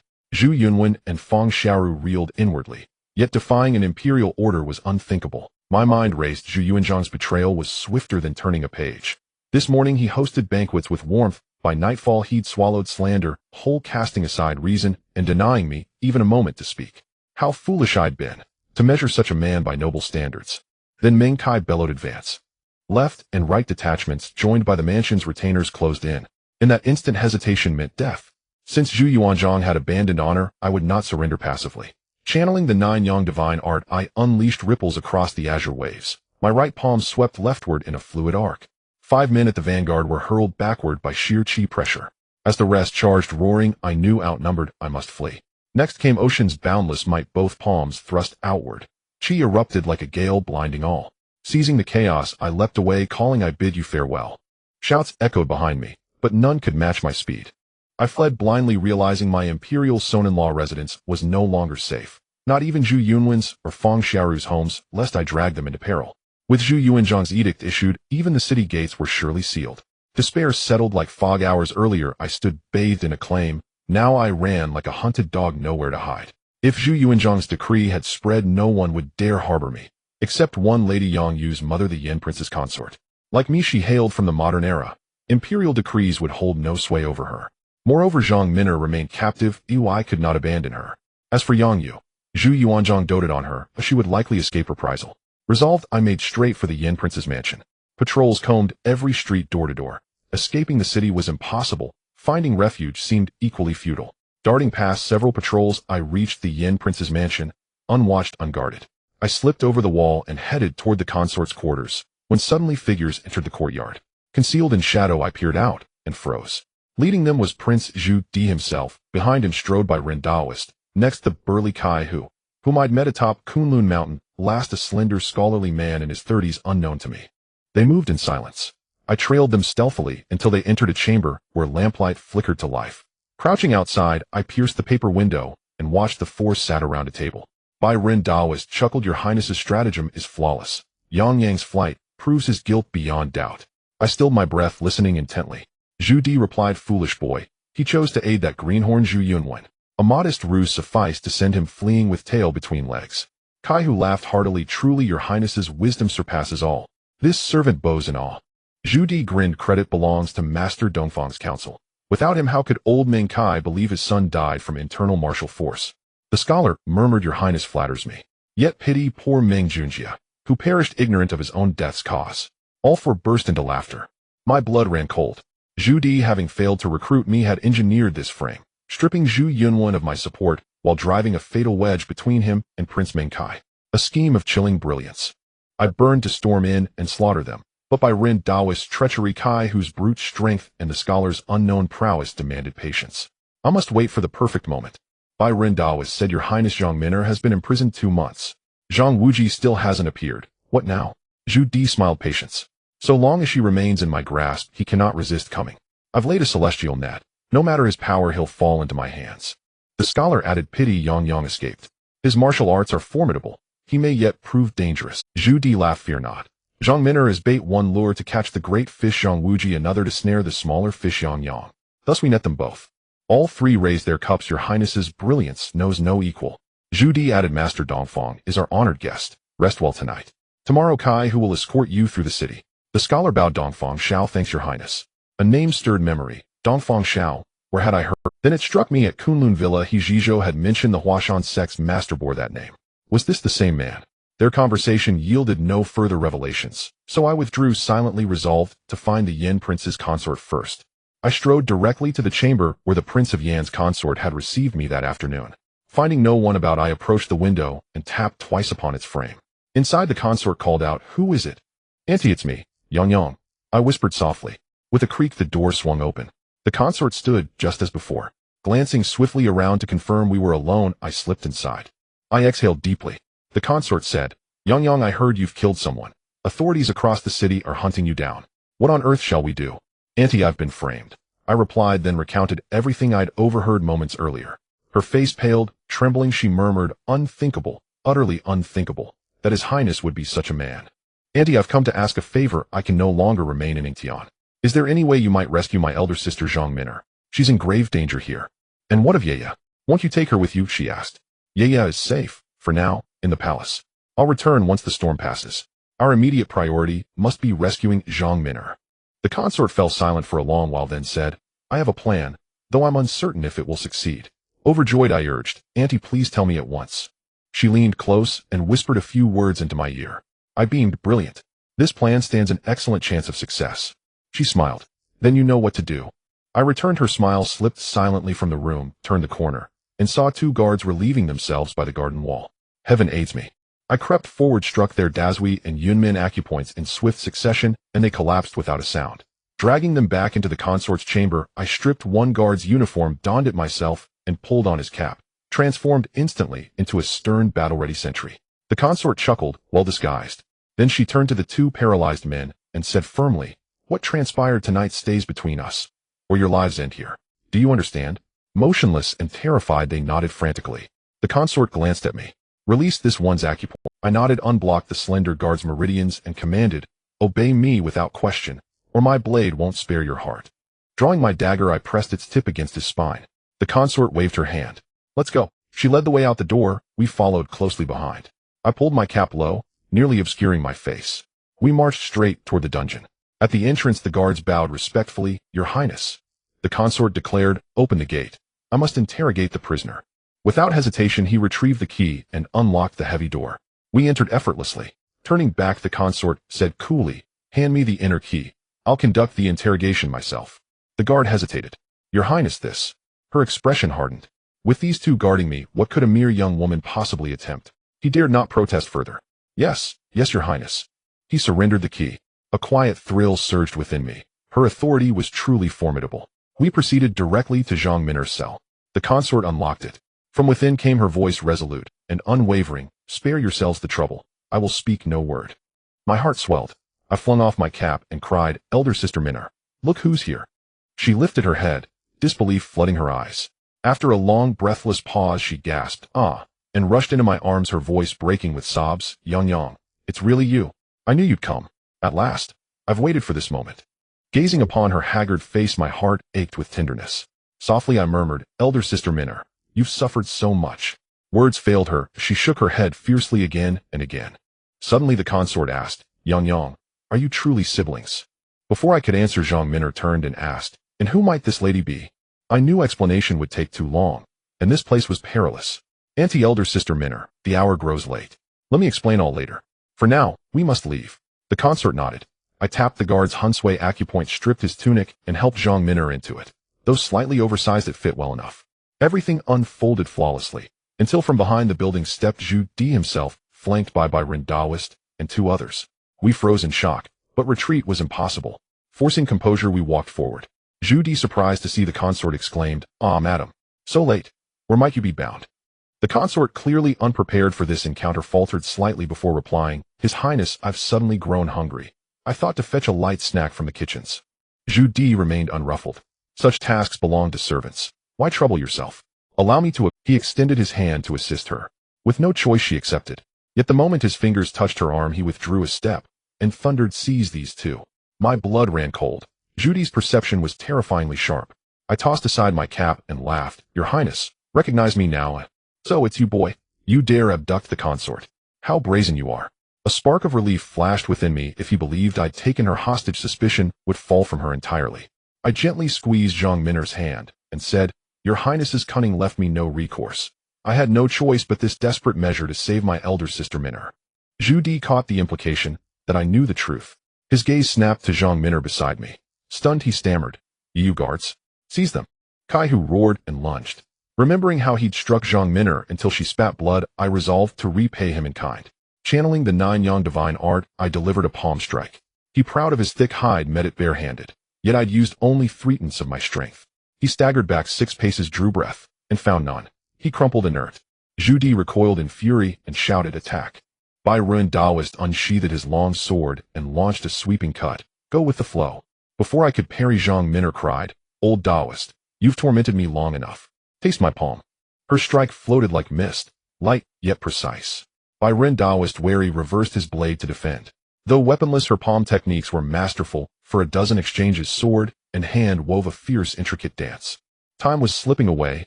Guards would soon converge. I feinted with both palms toward Ren Daoist, when suddenly a long sword pierced the air diagonally. Its edge hadn't reached me, yet its chi lashed my skin like frost. I leapt aside, but the blade pursued, relentless. Again and again I evaded, yet the point never strayed more than 3 inches from my chest. I couldn't even glance to see its wielder. Trapped, I chose desperation. Roaring aloud, I channeled every ounce of 9 Yang chi into my palm and slammed it against the blade. The shockwave staggered its momentum. I wrenched free, drenched in cold sweat. A soft hum escaped the swordsman, tinged with genuine astonishment. Only then did I recognize Dongfang Shao, sect master of Mount Hua. My pulse quickened. His martial prowess was unfathomable. He declared, One who evades my solitary sword technique and scathe possesses extraordinary cultivation. Today I grant you safe passage. Zhu Di interjected urgently, Master Dongfang, you must not let him go. I swore an oath, whoever withstands my solitary sword technique without injury shall pass unharmed. Forgive me, Your Highness. Zhu Di's face darkened. He snorted, a sound thick with displeasure.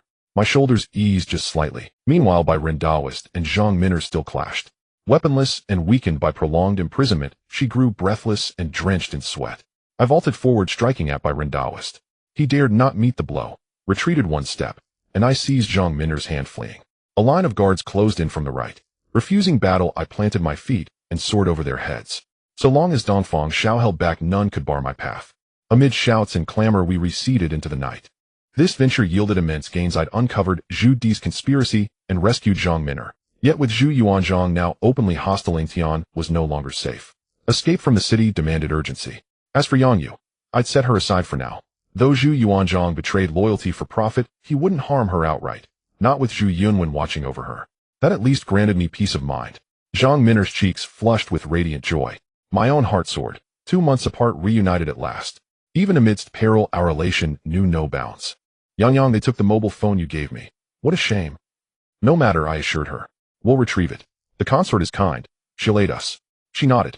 I decided. Best to withhold news of Yang until calm returned. First escape the city. But how?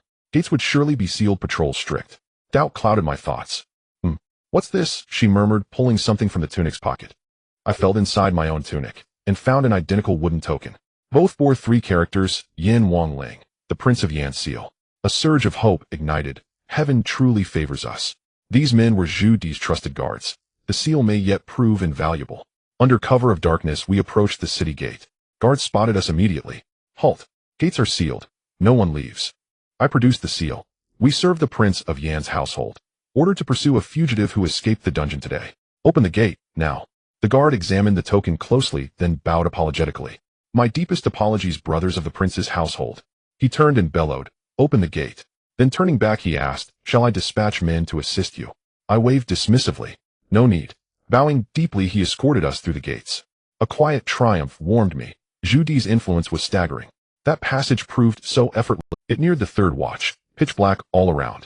Hand in hand we hurried along deserted paths. After an hour's arduous trek, exhausted from the day's trials, we spotted a dilapidated manor ahead and entered. The mansion lay in ruin, long abandoned, choked with dust and cobwebs reeking of damp decay. We exchanged tender smiles. How far we'd fallen. Yet joy overflowed. Zhang Minta's face glowed with happiness as she kindled a fire. Bathed in its warm light, her cheeks blazed like ripe apples, radiant, exquisite. I drew her close. Though adrift in hardship, my heart bloomed, bathed in spring's gentle warmth. In that endless night, silence spoke louder than any words. Sorrow of parting dissolved in the fire's flicker, replaced by profound, quiet love. Here worldly cares and sorrows vanished. All that mattered was this moment, this warmth, this wish for time itself to stand still. Yet Yang Yu's image surfaced, stirring quiet sorrow. Just reunited, yet separation loomed again. Ah, that old verse echoed, fate defies prediction. Moments vanish, leaving only void. We rested in the dilapidated house until dawn, though sleep was restless and hazy. At first light the 2 of us rose to continue our journey. The vast earth stretched endlessly, yet we knew not where to go. I said, Sister Minor, where do you think we should head? Zhang Minor replied, as long as I am with you it matters not where we go. Touched, I said, we must first distance ourselves from Yingtian. Once the court learns we have left the city, they will surely dispatch soldiers in pursuit. Zhang Minor nodded silently. After a moment's thought I asked, what if we first go to Butterfly Valley? She said, very well, that is where I first met you, and I hold it dear. With our plan settled, we set off towards Anhui, taking desolate paths to avoid detection.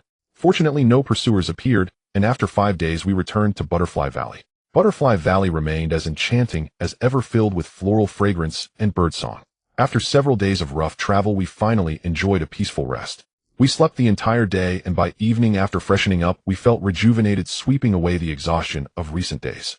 That night Zhang Minor prepared wine and dishes, filling the room with warmth. During the meal she said, Yang, though your internal strength is formidable, your hand-to-hand combat is still crude. When facing a true master you will be restrained. Tomorrow I will teach you the Qiankuan Great Shift. I rejoiced and said, thank you so much, Sister Minor. Her lovely face suddenly turned serious, saying, if you continue to be so polite, do you think I will still bother with you? I hurriedly apologized. Yes. I obey. Zhang Minor chuckled softly, smooth talker. Suddenly recalling something I said, the Huashan sect leader Dongfang Xiao is incredibly skilled and seems rather upright. How could he be helping Zhu Di? Zhang Minor said, I can't comprehend it either. Let's not concern ourselves with him as long as he doesn't provoke. I nodded, thinking of Dongfang Xiao's martial prowess. It sent chills down my spine. He mentioned a technique called Duga 9 Swords. Why did that sound so familiar? Could it be a martial art from Jin Yong's novels? That would be most peculiar. After the meal we each retired to rest. Although we had already slept a full day, the exhaustion of recent days compelled us to sleep another whole night. Early the next morning Zhang Minor began teaching me the Qiankuan Great Shift cultivation method. This technique depends entirely on the strength of one's internal energy. For an average martial artist, the first level takes 7 years to master, the second 14 years for those with lesser talent, the third requires 21 years, and without progression beyond that, one is doomed for life. Forcing advancement results in severe backlash, severed meridians, and death. Zhang Minor had only trained up to the 3rd level, but already possessed many applications. Though she had studied all 7 levels of the method, she imparted the entire knowledge to me. With the 9 Yang divine skill as my foundation, I mastered it effortlessly. When Zhang Wuji cultivated this method atop Bright Summit Peak, it took him only a few hours aided by the 9 Yang divine skill. Following in Zhang Wuji's footsteps, I completed all 7 levels in just half a day, lacking only the combat application techniques. The Qiankuan Great Shift was indeed wondrous beyond measure. As I practiced, I felt faint cold currents emanate from my fingertips, as if even the roots of my hair were infused with power. Zhang Minor was astonished yet delighted. While others might spend decades mastering this supreme art, I grasped it within mere hours, all thanks to the 9 Yang divine skill. I could not help but marvel at the marvels of the world. That night, unable to quell my restless spirit, I rose to practice my fists and kicks beneath swirling petals, a breathtaking sight. I trained through the night without fatigue, growing ever more invigorated, and my joy deepened with gratitude for Zhang Minor. We stayed several peaceful days in Butterfly Valley, spending each day picking flowers and catching butterflies, diligently honing our martial arts. There was no greater joy in the world than this. Yet sometimes thoughts of Yang Yu stirred melancholy in my heart. I resolved to find an opportunity to rescue her from that filthy imperial palace where the presence of someone like Zhu Yuanzhang made it a place no one could remain long. One day Zhang Minor and I were sparring in the garden when suddenly a figure staggered onto the road outside, covered in blood and tattered clothes. Zhang Minor and I exchanged wry smiles, thinking that our rare tranquility was once again interrupted. I rushed out and saw the man was a bald monk in robes. I quickly helped him inside. His body was riddled with sword wounds on his back and legs bleeding profusely, utterly battered. I tended to his wounds, staunching the bleeding and bandaging him. The monk gasped, "Benefactor, I cannot go on. Please, do me a favor. Take this letter to Shaolin Temple, deliver it to Master Mingfa the Abbot." Before he could finish, he was gasping for breath. I said, "Master, don't panic. First let me treat your wounds." I tore open his clothes and was shocked to see a 3-inch wound on his chest deep into the muscle, clearly puncturing the heart. Even if Hu Qingyo were resurrected, he would be powerless now. I sighed and asked, "Master, who inflicted such grievous injuries upon you?" The monk whispered, "It was the Huashan sect leader Dongfang Shao. He is treacherous. Benefactor, you." He tried to reach into his robe for something, but lacked the strength and soon slumped lifeless. I felt sorrowful and glanced at Zhang Minor, then reached into the monk's robe and retrieved a letter sealed with the words, "To the Abbot Mingfa of Shaolin Temple." We dug a grave behind the valley and buried the monk. Not knowing his Dharma name, we placed a wooden plaque marked, "Tomb of a High Monk of Shaolin," at his head. Holding the letter, I looked at Zhang Minor and signaled my intention. She understood immediately, saying, "Since it was his dying wish, let us do him this favor and journey to Shaolin Temple." I agreed and prepared lightly before paying respects at Hu Sua's grave and setting out towards Songshan Shaolin. Songshan Shaolin Temple lies within Hunan, north of Anhui. Upon inquiry, the journey would take 5 to 6 days. I wondered if the letter's contents were urgent. If it was a matter of great urgency, we would hasten, but I dared not open the letter. So I urged the horses forward, choosing haste over caution. One evening we arrived at a small town called Lujiadian, now in Hunan province. Lujiadian was a small border town in southern Hunan with only a few hundred households. The largest and had but 5 rooms, all fully booked. Left with no choice, the innkeeper lit a fire in the lobby where a dozen travelers gathered around. It was near winter, with the new year approaching, yet the inn bore no festive atmosphere for reasons unknown. Around the fire sat mostly merchants and caravan guards, along with a few burly wanderers. One lamented, "Business has been bleak these past years. The court's heavy taxes and relentless natural disasters have made life unbearable." Hearing this, I recalled the desolation plaguing central Anhui. Though the era was ostensibly peaceful, calamities such as drought and pestilence still brought misery to the common folk. A short man said, "Old brother Chi, your fur business is better off. As a caravan escort, I live daily on the edge of a blade. If I encounter a ruthless bandit, my life is forfeit. This trip home, I vow to abandon this precarious life." Chi Laosen replied, "Brother Ho, you don't know. I left Yingtian intending to go north to Beiping, but a big event happened in Yingtian. I watched the commotion for several days, which delayed me until now." "You mean the emperor choosing a prince consort?" Ho asked. Chi Laosen said, "Exactly. That was a spectacle.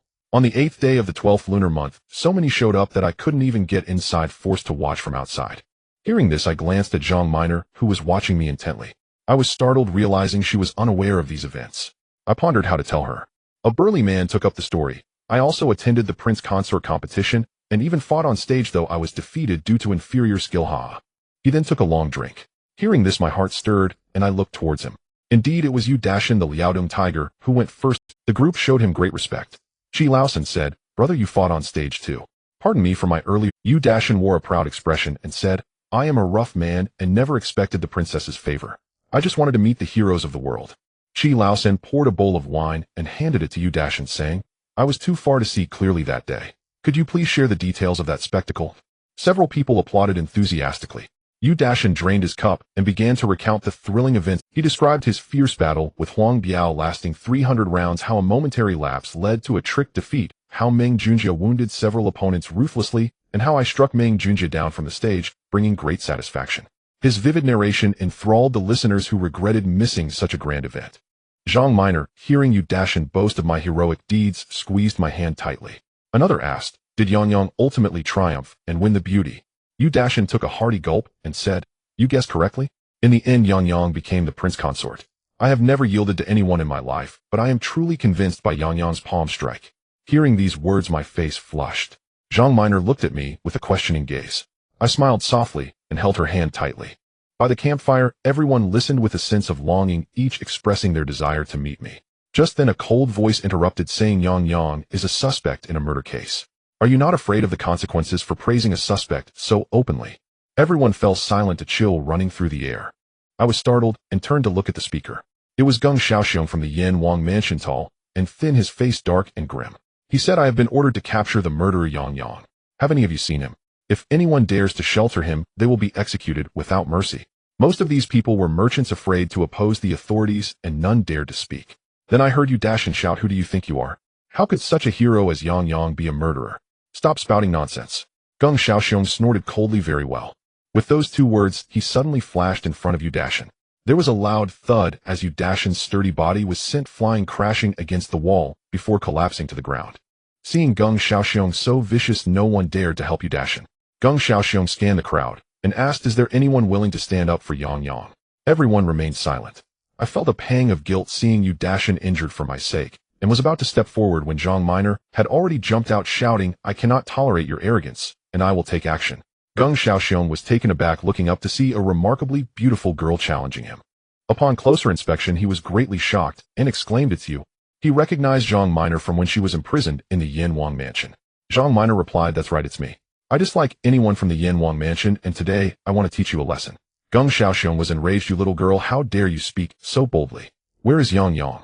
He is with you, isn't he? I stood up, removed my hat, and smiled. Thank you for your concern, Brother Geng. Yang Yang has been waiting here for a long time. Upon seeing me, Geng Xiaoxiong stepped back in surprise, then whistled sharply. In an instant, dozens of people surged out from the surroundings, indicating he was well prepared. I remained unfazed, helping Yu Dashin to his feet. Thank you, Brother Yu. Although injured, Yu Dashin was extremely excited. Is it Yang? Yang the hero? I smiled slightly. Brother Yu, please take a seat and rest. Let me handle these people first. The crowd that had been seated around the fire saw so many guards suddenly arrive and quickly scattered in fear. The group of guards formed a tight encirclement, trapping Zhang Minor and me in the middle. A fierce battle was inevitable. Geng Xiaoxiong declared, Yang Yang, you can't escape. Surrender now. I coldly scoffed. Zhang Minor drew her sword, refusing to respond, and with a move called sword pointing southeast, she lunged at Geng Xiaoxiong. Geng Xiaoxiong did not use a weapon. I had heard from Zhu Yunwan that he was skilled in iron palm techniques, with a nickname like one hand covers the sky, and indeed his palm struck and parried with ease against Zhang Minor's sword moves. The remaining guards yelled and rushed at me. I thought this was a good opportunity to test my newly practiced Qian Kuan de Nui. Channeling my energy, I charged towards the first two attackers, one wielding a broadsword and the other a soft whip. With a flick and a pull, the broadsword struck the shoulder of the whip user, while the whip ensnared the neck of the broadsword wielder. With a strong tug, both fell to the ground. Qian Kuan de Nua proved effective. I felt quite pleased. As more rushed in, I dashed around, evading the sword strikes and broadsword slashes. A few even wounded their own companions in the chaos. At the height of the battle, I unleashed the Nine Yang divine art, performing a move called Boundless Ocean. With a sweep of my arms, a gust of wind surged forth, sending 4 people tumbling back. The residual force knocked down another 4, causing 8 to roll into a pile. Seeing my prowess, the crowd hesitated, and Yu Dashin watched in awe, continuously exclaiming his admiration. Meanwhile, Zhang Minor and Geng Xiaoxiong were still locked in combat, neither gaining the upper hand. Geng Xiaoxiong's iron palm struck fiercely, the wind from his blows fierce enough to rival blades. Zhang Minor, using her sword in a circular defense, displayed a set of Tai Chi sword techniques emphasizing defense with minimal openings. Thus, despite Geng Xiaoxiong's efforts to break through her defenses, he was unable to do so. As the duel continued, Zhang Minor showed no urgency to attack, occasionally looking for opportunities to counter. I observed from the side, noting that she was not in any danger and enjoying the chance to see Geng Xiaoxiang's iron palm techniques. Just as they were engaged in battle, a loud shout rang out, and a figure flew in through the door. I focused my gaze to see it was the Taoist Bai Ren arriving. The guards' faces lit up with joy upon seeing him. Behind Bai Ren was another person, Kai Hu. With two capable fighters on their side, their morale surged. Upon seeing me, Taoist Bai Ren said nothing, drew his long sword from his back, and executed a move called Cold Plum Blossoms Blooming, creating a flurry of sword flowers aimed at my left shoulder. I sidestepped, thinking how vile this old Taoist was today. I must teach him a lesson. However, I wondered if Dongfang Xiao had come along. This person was formidable. If he joined the fray, I would undoubtedly be unable to protect Zhang Minor. My thoughts weighed heavily as I realized I must first subdue this Taoist Bai Ren. I then struck with an open palm towards Bai Ren's right side. Bai Ren responded, quickly crossing his sword to protect himself. Just as his sword came down at my right palm, I abruptly changed my palm strike to a punch aiming directly at Bai Ren's shoulder. Bai Ren, caught off guard by my swift change, failed to raise his sword in time for defense and kicked out in a hurry. He aimed a kick at my abdomen. I thought to myself that he was somewhat skilled and countered with my palm to block his kick, neutralizing his assault. We exchanged blows, rolling and tumbling through dozens of moves. Suddenly, as Bai Ren attacked with a sword, I flicked my right hand, unexpectedly redirecting the sword's tip away to the side. This caused him to lose control, and his body inadvertently collided with me. My left palm was waiting there, and Bai Ren was alarmed, but he was quite skilled, executing a hawk-turn maneuver, flipping 3 times in the air. However, my palm wind still struck his right waist, likely causing him considerable pain. I laughed. You want to catch me? Go ahead and try. Bai Ren's face darkened as he raised his sword again. I thought to myself that this Taoist was not my match, and there was no need to waste time with him. Just then Kai Hu let out a roar and charged in alongside Geng Xiaoxiang to attack Zhang Minor. I was furious. 2 big men ganging up on a girl. Aren't you ashamed? We are ordered to capture the murderer, and we need not adhere to the rules of the martial world, Kai Hu replied. At this moment, the guards, seeing reinforcements arrive, closed in to attack me. I felt no fear, weaving through the guards, injuring several more. However, I held back, not wanting to kill them. Bai Ren's sword techniques shifted again, yet he still could not breach my defenses. I glanced at Zhang Minor and saw that she was holding her own against 2 opponents, her sword techniques showing signs of fatigue, as if she was barely managing. Feeling anxious, I switched from palm strikes to punches, aiming for Bai Ren's chest. Before my fist reached him, the wind from my punch arrived first. Bai Ren attempted to cross his sword to parry, but I suddenly switched back to a palm strike, delivering a powerful slap that connected with his face. He was caught off guard, and although I only used 30% of my strength, it was enough to make him see stars. I shouted, "Do you really want to force me to kill?" Bai Ren's face was swollen, and suddenly he reached into his robe, then waved his right hand, sending a misty substance flying towards me. I had no time to think and instinctively grabbed 2 guards in front of me to shield myself, leaping back. I heard the 2 guards wail loudly, collapsing on the ground, writhing in agony before becoming motionless, their faces turning dark. They had been poisoned by Ziwu Duan Hunsha. I was furious and shouted, "You vile Taoist, how cruel." I was about to rush forward when I suddenly heard Zhang Minor cry out. She had been struck by Geng Xiaoxiang's iron palm on her right arm, causing her sword to fall with a loud clatter. I was alarmed, and without time to deal with the enemy, I rushed forward with a palm strike aimed at Kai Hu. Kai Hu, having suffered from my previous attack, dared not face me head-on and dodged to the side. I quickly pulled Zhang Minor close and met Geng Xiaoxiang's incoming iron palm with my right hand. The sound of our palms clapping together echoed, causing Geng Xiaoxiang to stumble back several steps. Seeing Zhang Min's arms swollen and red, I felt a pang of compassion and glared fiercely at Geng Xiaoxiang. The others, witnessing my intimidating presence, hesitated to approach. I thought to myself that although Zhang Minor was injured, it was not serious. However, dealing with these people was troublesome, and I was uncertain if Dongfang Xiao was nearby. His sword techniques were exceptional. If he arrived, I would undoubtedly be unable to protect Zhang Minor. I concluded it was better to leave first. I then said, "I do not wish to take lives today. If you want to catch me, it will be near impossible. Go back and tell Zhu Di that I understand his intentions. He should refrain from doing anything unethical." Geng Xiaoxiang replied coldly, "Yang, consider yourself fortunate today. One day I will personally capture you." I smiled slightly. Yang is always ready to welcome Brother Geng. With a wave of my hand, I supported Zhang Minor and walked towards the door. The guards standing at the entrance automatically stepped aside as I approached. As I exited the door, I heard Yu Dashin call out, "Hero Yang, I will accompany you." I smiled slightly, thinking that if he stayed behind, Geng Xiaoxiang would likely give him trouble. I nodded. Yu Dashin was overjoyed, following me out and praising me as an invincible hero, practically elevating me to the skies. I laughed. "Brother, you please don't flatter me. I'm grateful for your righteous support." Yu Dashin said, "Hero Yang." I raised my hand to interrupt him. "If you value me, call me Brother Yang, otherwise let us part ways here." Yu Dashin was taken aback, then replied, "All right, brother Yang. Yu Dashin am a rough man, but I can trust you. From today on I will follow you."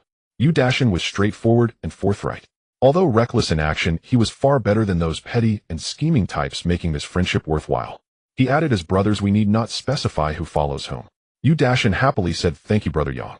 Where does brother Yang intend to go?" I replied, "Right now we need to go to Shaolin Temple to deliver a letter. Are you familiar with the way, brother Yu?" Yu Dashin patted his chest, saying, "I started roaming the martial world at the age of 10, traveling across rivers and lakes. I've been to Shaolin Temple several times. Let me lead the way." I felt very pleased. Seeing Zhang Minor with her injured right arm, I couldn't help but ask Sister Minor, "How do you feel?" Zhang Minor replied, "It's just a superficial injury, it's not too painful." I felt slightly relieved. Luckily, I had some knowledge of medicine and had gathered a few herbs in the mountains for pain relief and blood circulation. With a few days of rest, she should recover completely. That night we found a dilapidated house to rest in. Fortunately, Geng Xiaoxiong and his group did not pursue us, likely realizing they could not capture me. They would wait for reinforcements to launch a large-scale hunt. My only concern was Dongfang Xiao. Though I wasn't afraid of him, if he arrived, I would be unable to protect Zhang Minor. My thoughts were heavy as I fell into a hazy sleep, lulled by Yu Dashin's thunderous snoring.